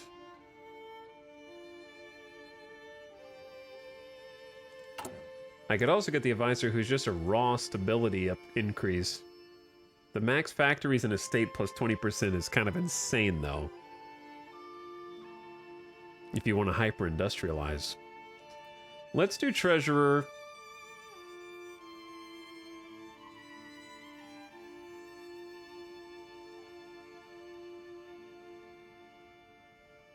You immediately get off-map civilian factories equal to 20% of your civilian economy, but after 2 years, these factories are removed and repayment is taken in the form of 20% consumer goods for 2 years.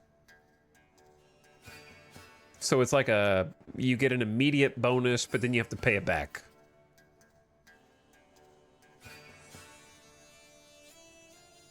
Grants additional decisions to incur additional debt up to 30%. I feel like this is worth it though, right?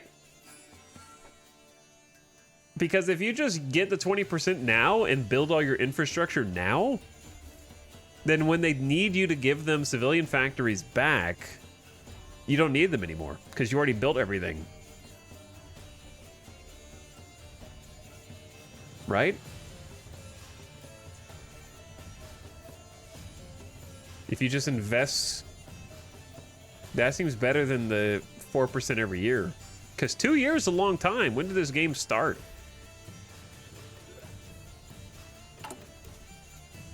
It's equal to 20% of what? 20% of our civilian economy. Define as in 20% of your civilian goods factories?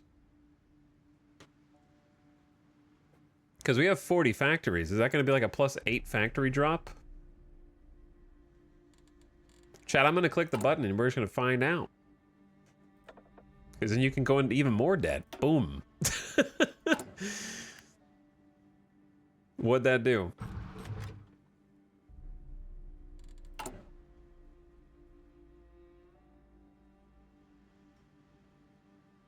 They didn't do anything. Hold on. Let's give them a sec. Nope, it did do something. We have 12. So yeah, we just got 8 factories.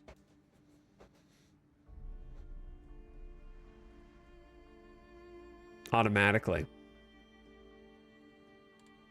for use. And then it said it unlocked more decisions for more debt.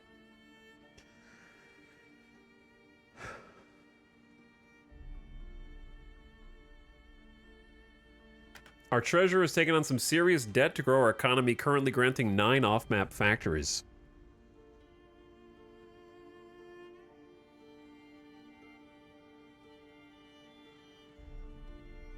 +9, way better. I don't know how to go into more debt. Doesn't really say that.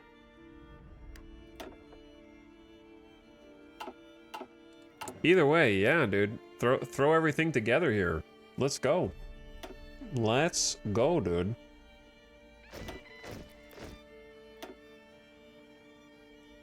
You know what else I can do while we're here? Try to find some resources.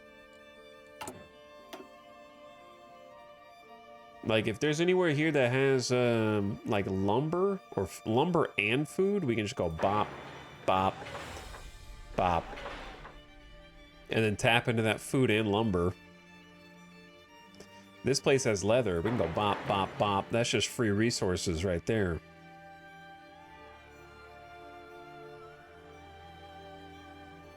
That's free steel, 1 free leather. That's free stuff.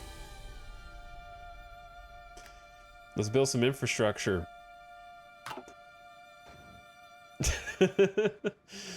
Let's go, dude.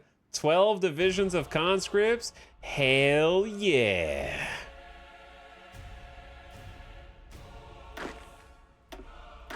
Let's try and divvy these guys up, because we got Erkenbrand over here. He's got org loss. Division recovery rate plus 10%. Max entrenchment plus 1. Alright, at least half you guys go in there. How's Mordor doing in the war? Chat, Gondor is at war with Runa as well. We might have some problems. We could have some problems.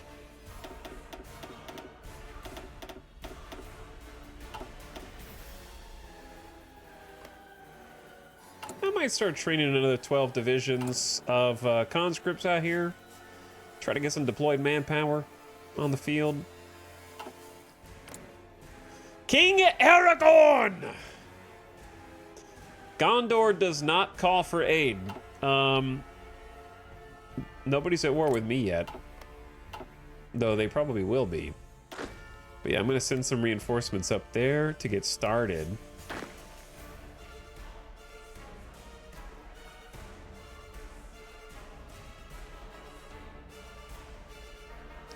Then what?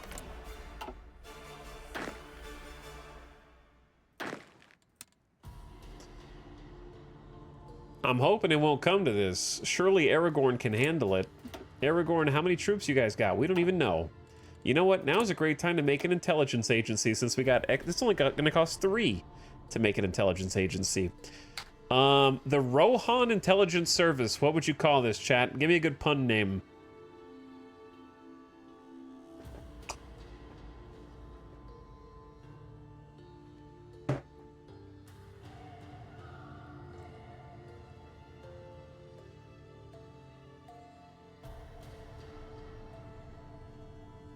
I feel like picking this one is good if you plan on taking the White Tower.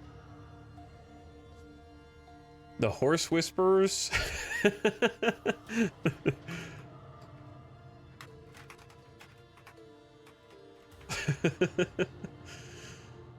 mean, Horse Whisperers is also fine, just doesn't have to have the...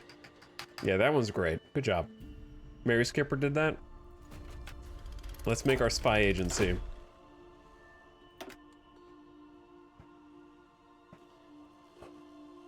So reinforcements are on the way. They don't have as much punch.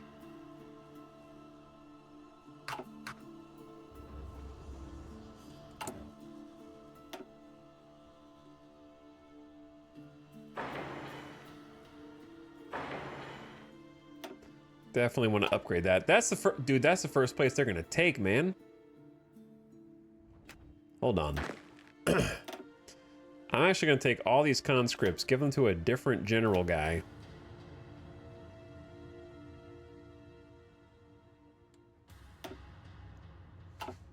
I guess there's nothing stopping these dudes from going to war with me either, but... I'm just trusting them that they're busy with Gondor, but that's never stopped the AI before.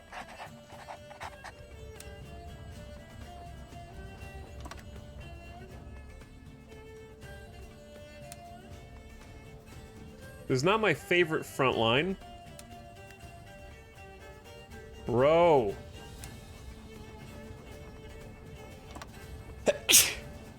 I'm allergic to having 5 different front lines for the future war against Isengard.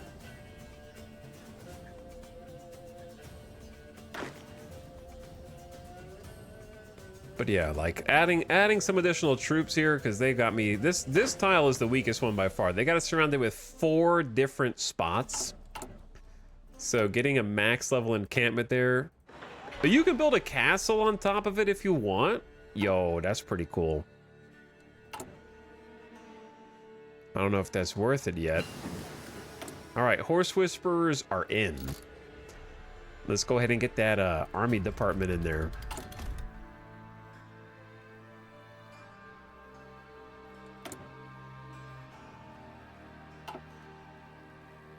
Start getting some operatives. Chad, they got a lot of troops on the border. They're printing orcs right now.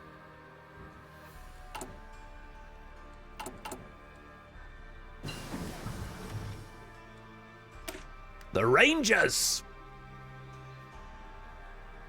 Forest and jungle movement.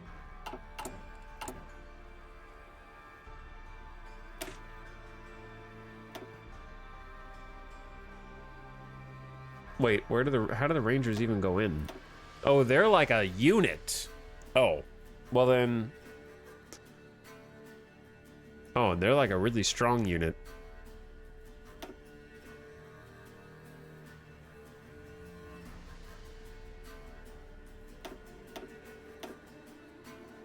They combine bows and infantry equipment. Oh, I see. Okay, so it's a very like industrial heavy. That they're insane because of how many bows they take. Yeah, I see. Daily political power gain up. Okay, well we gotta work toward that. Let's do this. Improve relations with the Ints. I don't think that's gonna help much.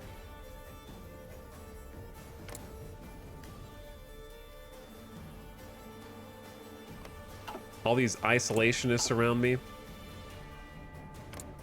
I also still hilariously can't declare war on anybody. 2 light cav research bonuses. All right, now I'm gonna do construction engineering. This will be a bonus to infrastructure build speed, which I am about to be working on.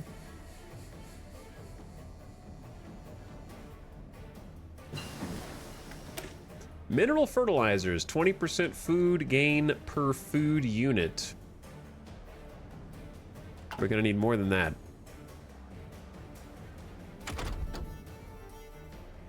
That's too far ahead of time.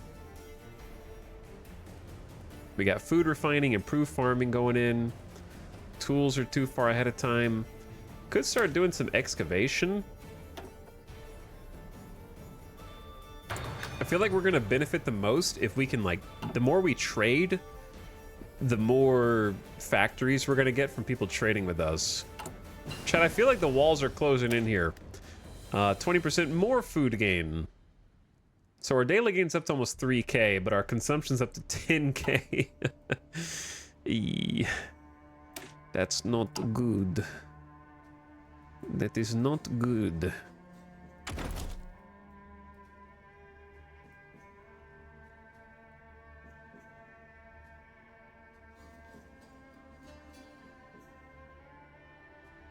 I don't know what to get. I think things that just randomly help your troops, like, it's not glamorous, but land night attack plus 15%. It's gonna give you a buff. May as well take the buff.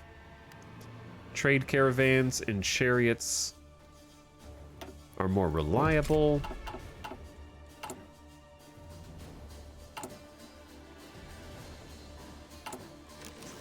Alright, I got 4 more Bannerlord divisions coming out.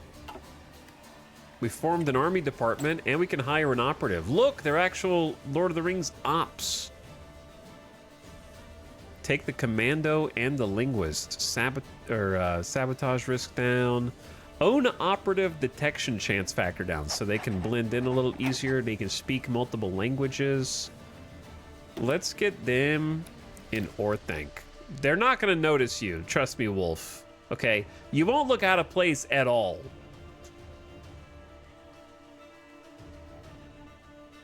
Just say that you know how to forge rings. They'll probably let you in.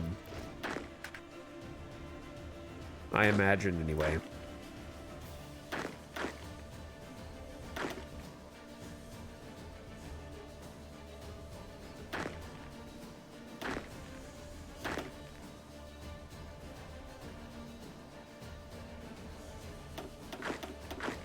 All right, I'm gonna send you guys over here, and these guys over here. Kind of shore up the border with Isengard. Okay, that the Kingdom of Gondor just declared war on Isengard while you're at war with Haradwaith and Rune and the rest of Mordor. Okay, you want to invite me to a faction? I'm ready to go, baby. Let me in. How do I join this war? Okay, actually, we can justify a war goal. It just hit 70% world tension just this very second. So we gotta start justifying. It's gonna take 50 days, 10 political power. The Gundabad joined the servants of Saruman. They got an ally all the way up there. Finally, the war's popping off. It's go time soon, chat.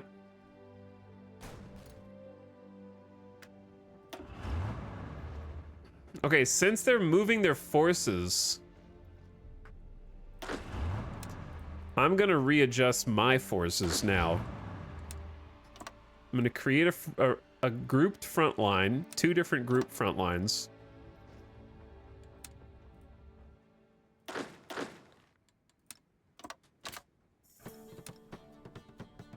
This is an impassable terrain, so we can't capture the mountain. You see the red line around it? That means you can't, it's impassable. So we're kind of like stopping just short of it.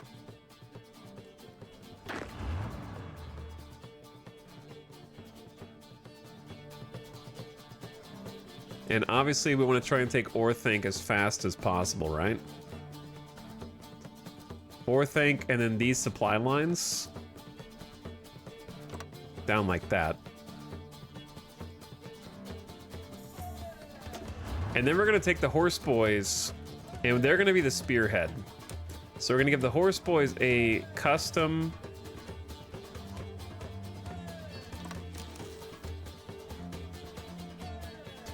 spearhead like this.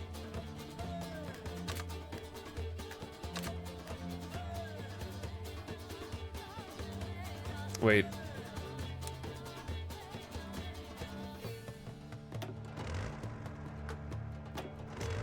I'm doing something weird.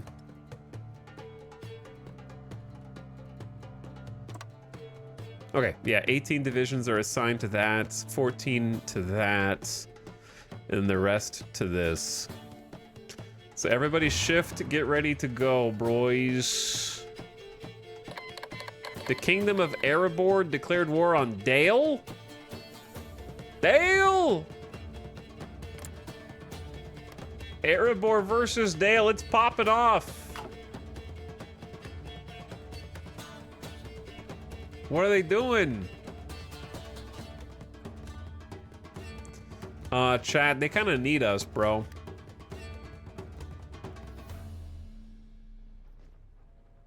Gondor's losing ground and my front line is expanding in dangerous ways.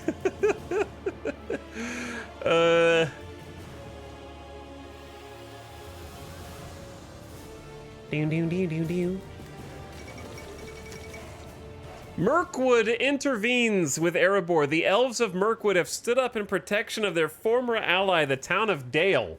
Demands were put forth that Erebor stand their armies down and cease all hostilities at once. Rather hesitantly, the Dwarves have yielded to these demands. Tensions between Mirkwood and Erebor have been high since the Smaug incident at the Lonely Mountain.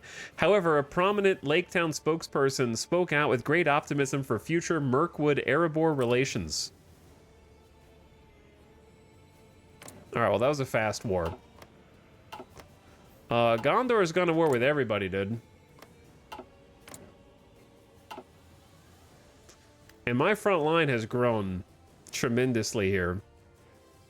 Jeez, I am Czechoslovakia! Theoden questions the motives of sovereignty of Isengard. There is no doubt that sovereignty of Isengard is preparing for war.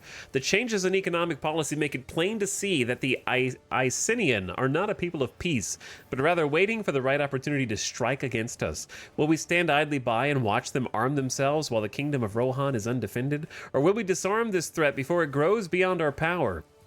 The Hawks and the House of Earl have turned their eyes towards sovereignty of Isengard, arguing that attack is the best defense. Their viewpoint is gaining traction, and the Kingdom of Rohan is preparing for war. Ding, ding, ding, ding, ding. Let's go to...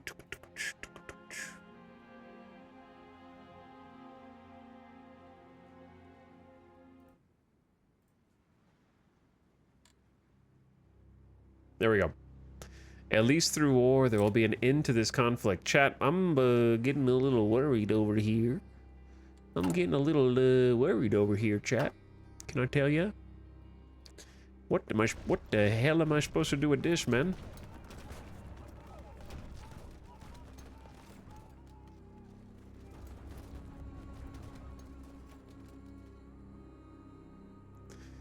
We have way too many troops up there.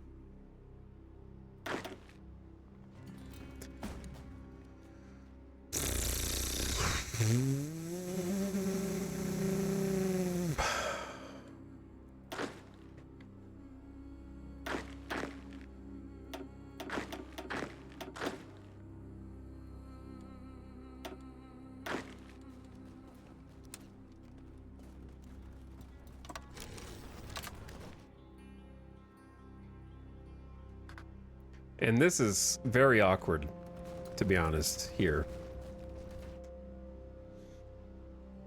But yeah, I'm gonna shift some forces around, guard the soft underbelly. Improve farming techniques. Food to gain from farms plus 50%. All right, now we just want anything that buffs the troops, like has a passive buff.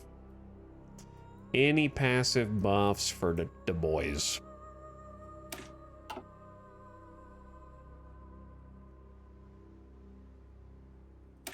Do we not? We already kind of have Mountaineers. Support companies are a little ahead of time still. We will probably need military police if we hope to succeed at all. The sovereignty of Isengard declared war on the Confederation of Inidwaith. Yo, Isengard went to war in the north?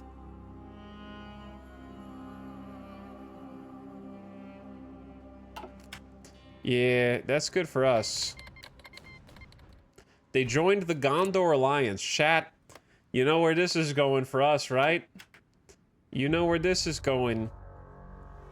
Aragorn and Theoden riding together. At last.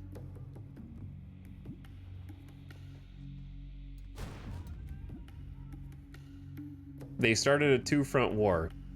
And so far, they got a ton of deployed manpower. Almost 750k. How much do we have? We have about 720k and still going up because I got another 12 divisions of conscripts coming out. At this point, we don't really want to start training anymore, dudes, because we're probably going to be strained for support equipment is what I'm worried about. So I'm actually tempted because I think this is going to be a drain. I think cancel the Bannerlord boys. feed those supplies back into the stockpiles. And then we just made a bunch of military factories.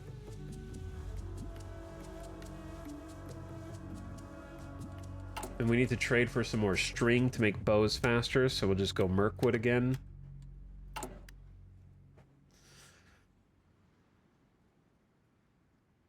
Oh, do we have 3,700 horse-drawn wagons? Okay, we can take one of those off. I have won great renown through leading men to victory. I see no reason to change the habits of a lifetime today. Chai, you recognize this? So be not backwards in your attacks. Carry the fight to the enemy. Give him not a moment's rest. Scream your defiance in his face. Stab him, kick him, bite him, cut out his liver, and...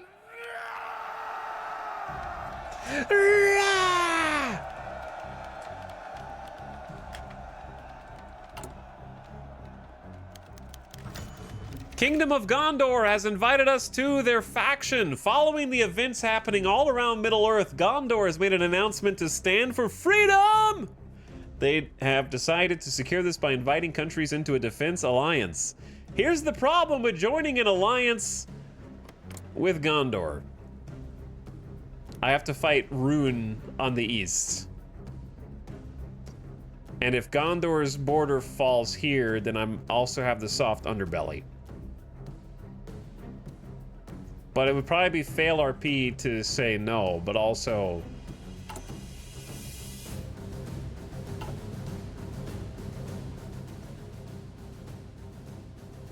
I mean, I can... We stand together! There is justification against us, the Republic of Angmar. Bro, Republic of Angmar is... How are you gonna do war with me, man?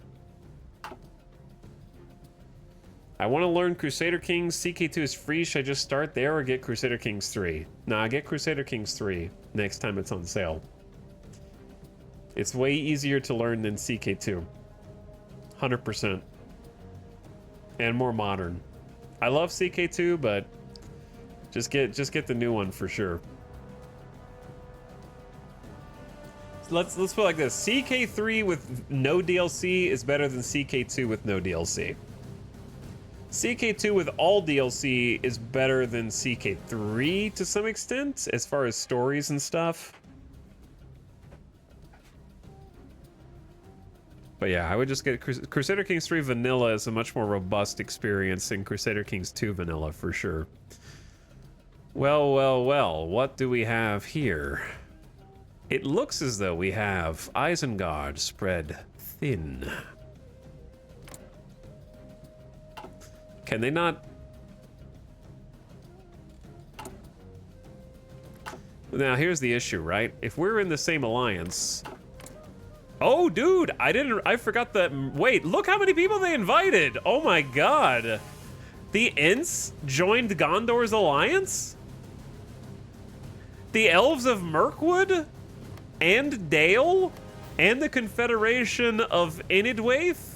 And the Kingdom of Arnor all joined Gondor's alliance? Oh, man. Huge war. Apparently everyone freaking loves Aragorn. They're like, hell yeah, let's go, baby.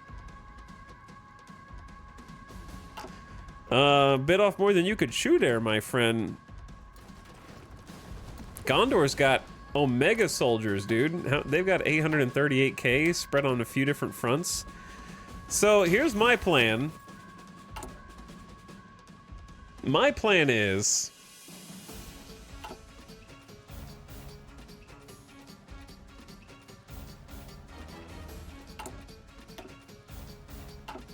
kind of like just hold the line on Rhûn, right? Like just kind of dig in over here.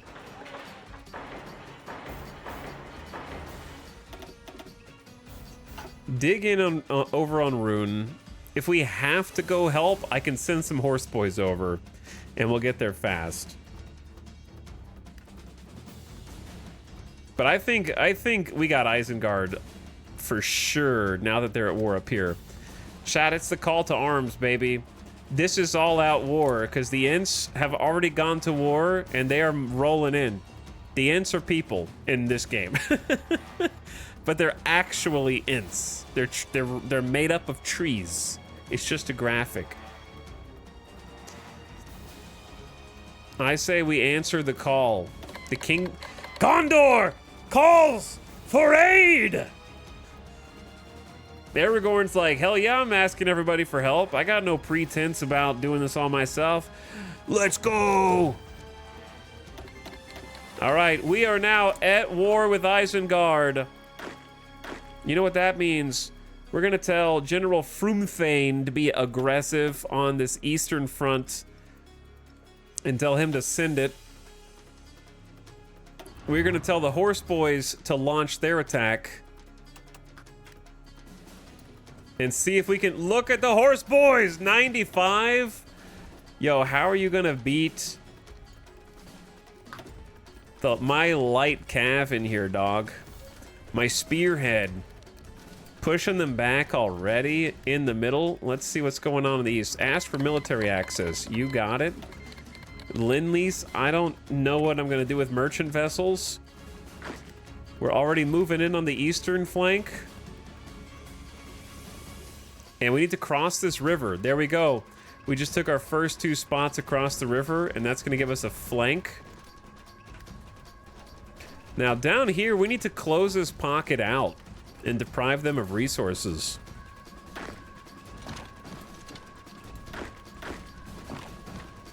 So I'd like to try and, like, find the weak spot in this pocket and use my bannermen, who are my strongest units.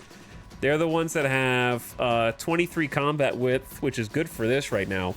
They've got line archers, which is like artillery, support archers, Ingies to cross rivers and stuff. I think it helps with rivers a little bit.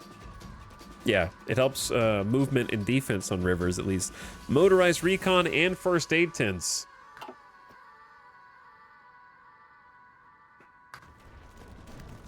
All right, they did get in here to try and, like, hold us back, but we need to just be aggressive. And look at the cav. They have already enclosed all the forces of Isengard over here in one giant pocket because they weren't expecting the cav punch across the river, that's for sure. So then we send...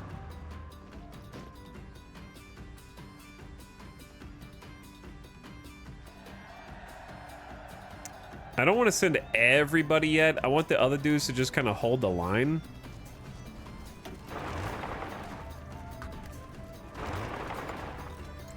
But yeah, closing down this pocket, I think, is of the utmost importance here.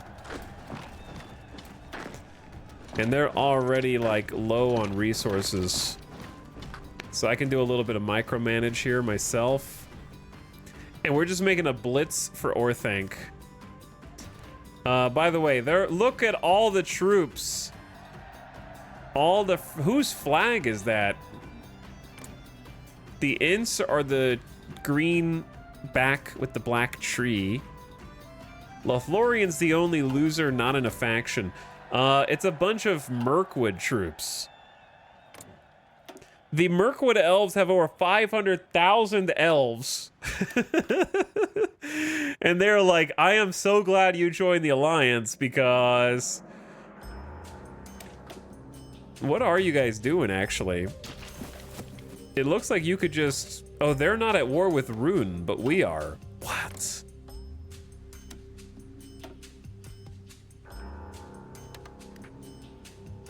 I'm just gonna invite them? They will not accept. Okay, interesting. So they're not at war against Rune, but they've agreed to go to war with Isengard.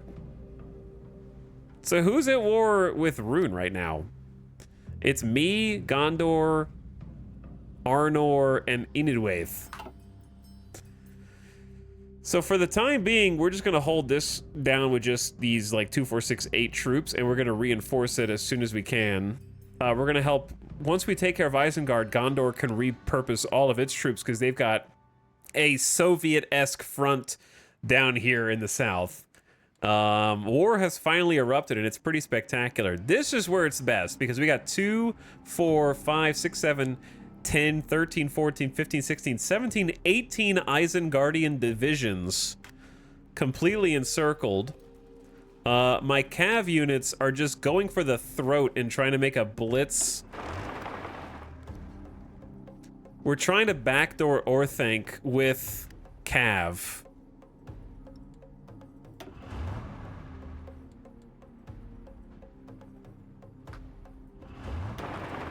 Now, they have gotten a little bit split up here, it seems. How many divisions are... Only 10 divisions are assigned to this kind of front line?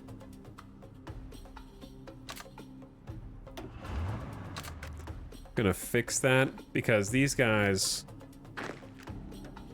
Oh, dude, the cavalry is so fast, man. Is it a back door if you ride through the front door? Well, I mean, they got all this territory too, but yeah, you know what I mean. Angmar wants a non-aggression pact. Mirkwood wants to send 16 expeditionary forces to help us in our war. Okay, yeah, I'll take 16 divisions of elves. They're doing the whole, like, march into Helm's Deep right now, except it's like way more than anyone who was in the movies. Let's go, boys. 16 divisions of Mirkwood elves, 19 combat width. Some of them are 20 combat width. They have 2 archers, which is line artillery for all intents and purposes, of elven bows. And then the rest, skirmishers. They have ballistas? I didn't know ballistas were going to be like a support company. What do they even do? Ingies, cavalry recon, and more support archers. I'm sorry, is that 355 defense, 193 soft attack? Can I compare that to my own units?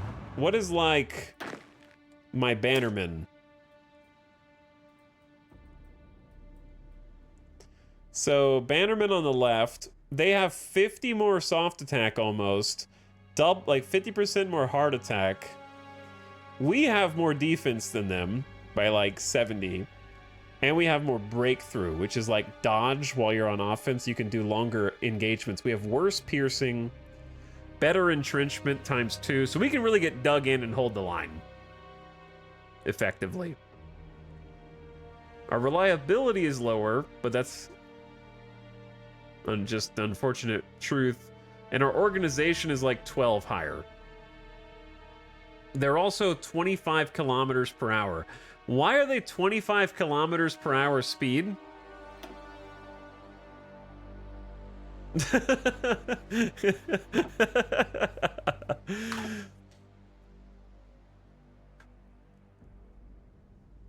Fleet of foot is 25 kilometers per hour, though? Okay.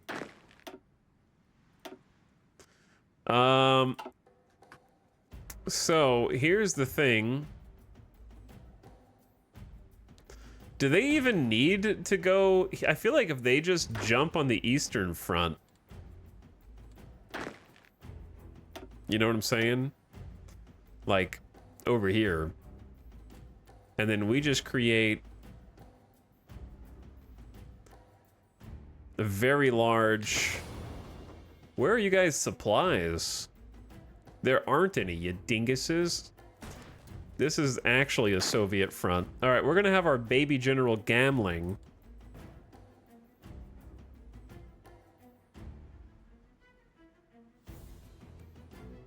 Where was that again? It's like up here. This front line's gonna be stupid.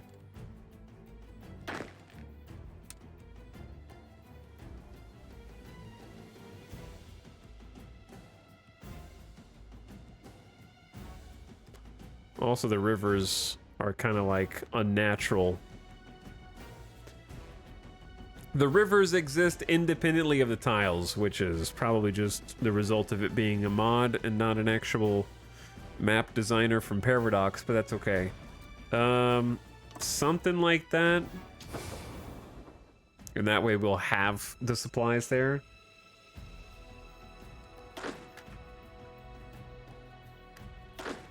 All right, wait for all the elves to get there.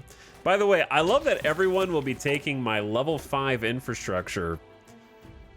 It's not, I guess I don't have level 5 infrastructure, but they are taking my, like, trains, which is hilarious to me. Chat, we almost have Orthanc. I'm waiting on reinforcements before we, like, completely dive on it.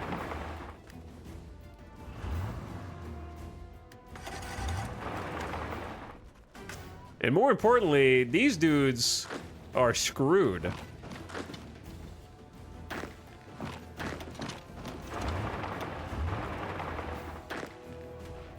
Like, real bad.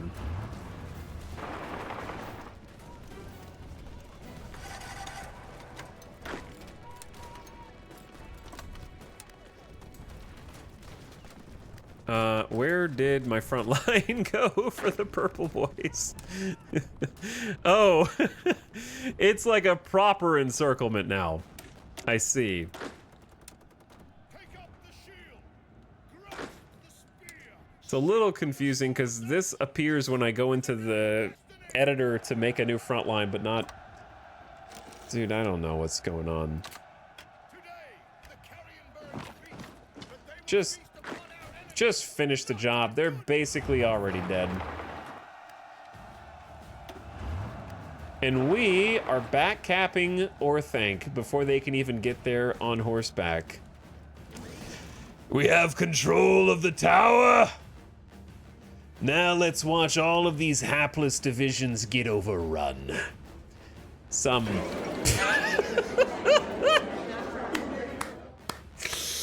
They couldn't handle it! That was like 18 division encirclement, and the sovereignty of Isengard has capitulated. Get destroyed. Theoden has announced the cowardly Isengard nation could no longer withstand the pressure from the overwhelming presence of Rohanian forces throughout the country. The Icenian government chose to flee and has gone into exile. Their main forces have capitulated, and the kingdom of Rohan is now in control of their home area. Though the war against what remains of the servants of Saruman continues elsewhere, this is a great victory for the Gondor Alliance. Great news! All right, peace conference time. We have the most points, which means we contributed the most. Probably just, you know, the big push over here. Occupation of Orthanc is probably a big one. We had 35% of the war score. Why do I have to take my own land back? Okay, I'm gonna take my land back first. That's gonna cost the 10 for the Rohan Gap. Dude, Orthanc costs 319 and has 60 food, 186 steel, 50 string, 10 wood, and 17 factories, bro.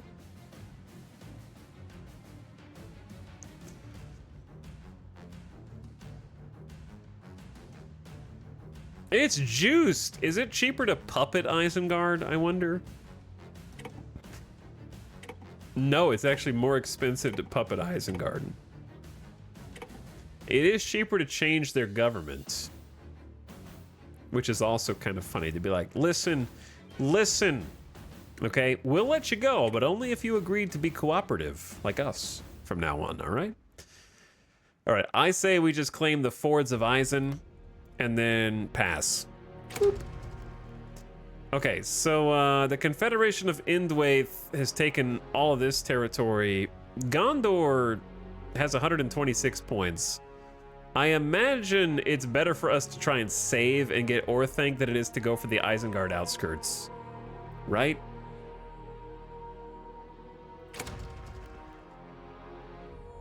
They're contesting it anyways. Because, like, this has a lot of factories in it, like 13 factories, but the resources here are insane. Okay, so they're settling over that. We take Isengard. They're gonna contest it. Who's contesting it? Arnor. Bro, you're over there, man. I have more points than you, so this should not be an issue. There we go. Yeah, you couldn't compete with that. And this is every time you pass, it gets whatever you've already claimed gets more expensive. So that's why you can't just like get that as well. Either way, really good for us. The tower is the real prize, 100%. So we don't get the outskirts. Who does? The state has a demand. Kingdom of Gondor is changing the government of Isengard. Oh, they're trying to change it. 60 food and 110 metal. Yeah, that's outrageous. Outrageous. We're locked in though, I think. I don't care about Gundabad or any of these other things. Boop. Kingdom of Rohan took 3 states. Inidwaith took 2 states. The Cooperative Party reformed Isengard has been put in power. Wait, you left Saruman alive? And he's just chilling over here? He's never ever gonna plot to try to get his tower back. Saruman is reformed now. Yeah, he's just gonna look at his tower from Isengard outskirts. I'm sure he'll be satisfied with that. He learned his lesson. Yeah, I'm sure this ancient deity-esque individual won't ever raise his hand against Middle-earth again.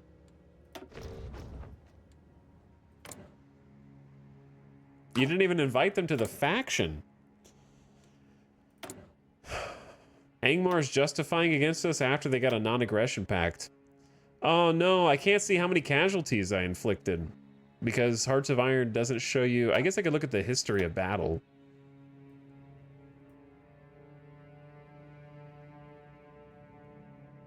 There's got to be more than 2k manpower. I don't know. They all I guess they capitulated before we actually finished the encirclement. However, we can't. I don't know where they are anymore, but we can see Rohan has 0 casualties. That's not true. That's just against Haradwaith and Rune. Because we still have the entire war against Rune, Mordor, and Haradwaith to go. And we've got reorganization to do.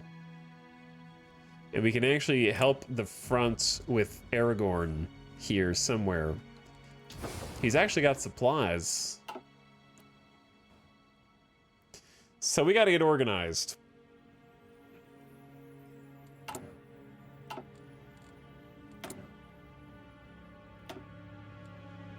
Let's make them ruin the day they declared war. Nice. For sure, yeah. So this encampment, these encampments here are probably not necessary now, because we're just gonna like push in there.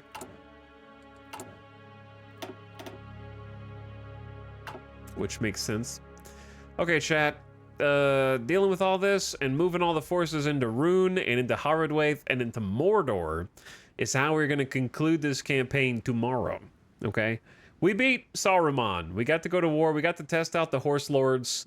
And we've got 18 divisions of light cav with hopefully more to come, because guess what? We got 17 factories that we didn't have before, 8 factories we didn't have before, and 3 factories we didn't have before here. So that's going to be 12 military, 15 military, 17 military factories that just opened up once we unpause for a little bit of time. So we can start hyper-industrializing and push in to try and finish the war and see how that goes. All right, that's how we're going to finish it tomorrow. Because I think it's. I don't know if it'll be long enough for a full stream tomorrow. We'll see how it goes. But it's definitely too much to finish tonight, I think. And I almost didn't save. Taking the horsies to Isengard. I almost didn't save because I'm used to playing Iron Man mode, so that would have been funny. I guess it just saved 2 weeks ago, but that would have been embarrassing either way. We'll see if it's enough for a full stream tomorrow, but yeah, that's what we'll do. And finish. Cool mod. Really cool mod. Lots of fun. Would highly recommend. 2 thumbs up. And we'll see. Has anyone woken up the Ghost Army yet? They have not. What mod? It's just the Lord of the Rings mod. Just search Lord of the Rings in the Steam Workshop, and it's the first one that comes up. Black tea. But yeah, we'll check on our output and our industry stuff tomorrow, because I think it'll take a sizable jump. This would be, I could see why people were playing this in multiplayer recently. It seems like a cool one to play in multiplayer because it's like a smaller campaign. Got some interesting paths.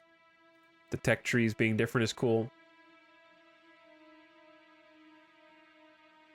I just woke up from a nap. Glad I could make it in time for end of stream. What is up? Good evening, Robot Mystic. Hope you had a nice nap.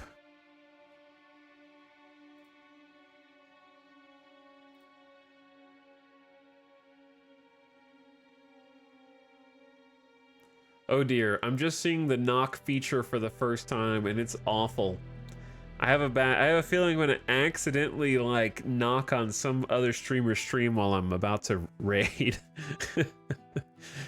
I'm a little worried about that. I don't want to do that. Thanks for streaming. Hey, thanks for watching, Cutie Wasp. Much appreciated. What's that? Twitch just introduced a new feature where you can basically spam other streamers.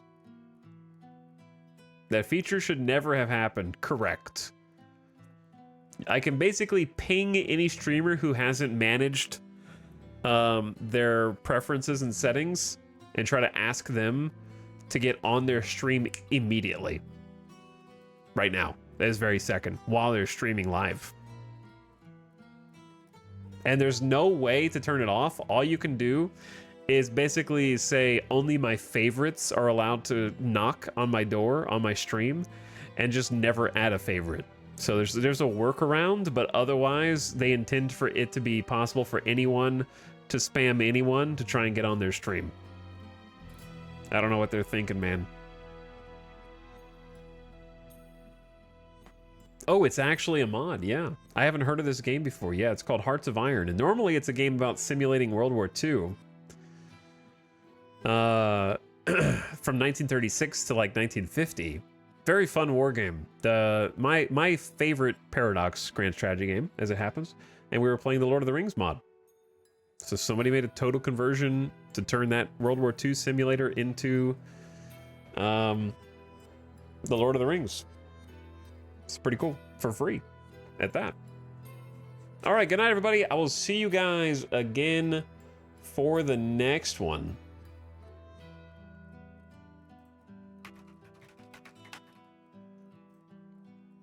But before we go,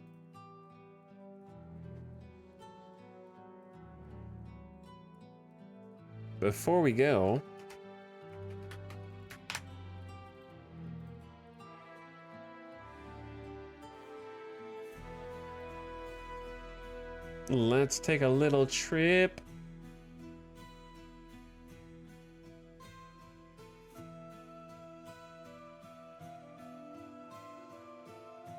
Good night, all. Good night, Private Pile. Have a good one, Sneezy, Zarby, Cutie Wasp, Ottercog, Crazy Hawk. Yeah, Twitch and features. Name a more iconic duo. I'll wait. I could be waiting for a long time. All right, good night, gamers. I'm gonna send you all off on an in-stream raid. Go say what's up to Sim. He's playing some Ticket to Ride tonight, doing some choo-choos. Not the Lord of the Rings trains, though. He might get a kick out of the fact that we were doing a Lord of the Rings Hearts of Iron mod, because he likes Hearts. I don't know if he likes Lord of the Rings, though. So I guess we'll find out. But I'll see you guys over there, all right? Good night. Ombra Moon. Oh, I missed a bunch of subs. Ombra Moon, thank you for 26 months. Lord of the Rings Hearts of Iron, count me in. Yeah, it's awesome. We'll finish it tomorrow. Had a lot of fun. Glad to try it out. Alpaca Ogrelord, I took the Bezos bucks. Thanks for 21 months. Alpaca Moonlight Weaver for 11. Thank you for the in-stream sub. Mr. Dr. Professor Nova says sub. Yo. What's up, Mr. Doctor? Sorry I missed you earlier. T-Rex for 28 months. Thanks for the 2 years plus 4. James W. Big Mac is here for 79 months. Good night, James W. Thanks for subbing again. Bone Smasher, 41 months. This isn't my 30th run of Vanilla Ethiopia. Bone Smasher doesn't know where they are if they don't see Vanilla. Johnny says E. Thank you for the 46 months, Johnny. Tentacular Time Lord glaring at chat. Sorry if I missed you earlier, Tentacular. Dude, I missed a bunch of subs. Trolls for 31 months.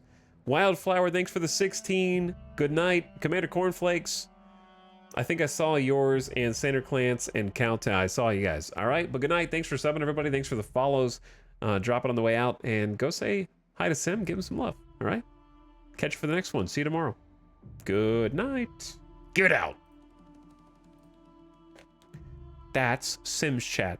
You're not supposed to be here. You're not even supposed to be seeing this. So close.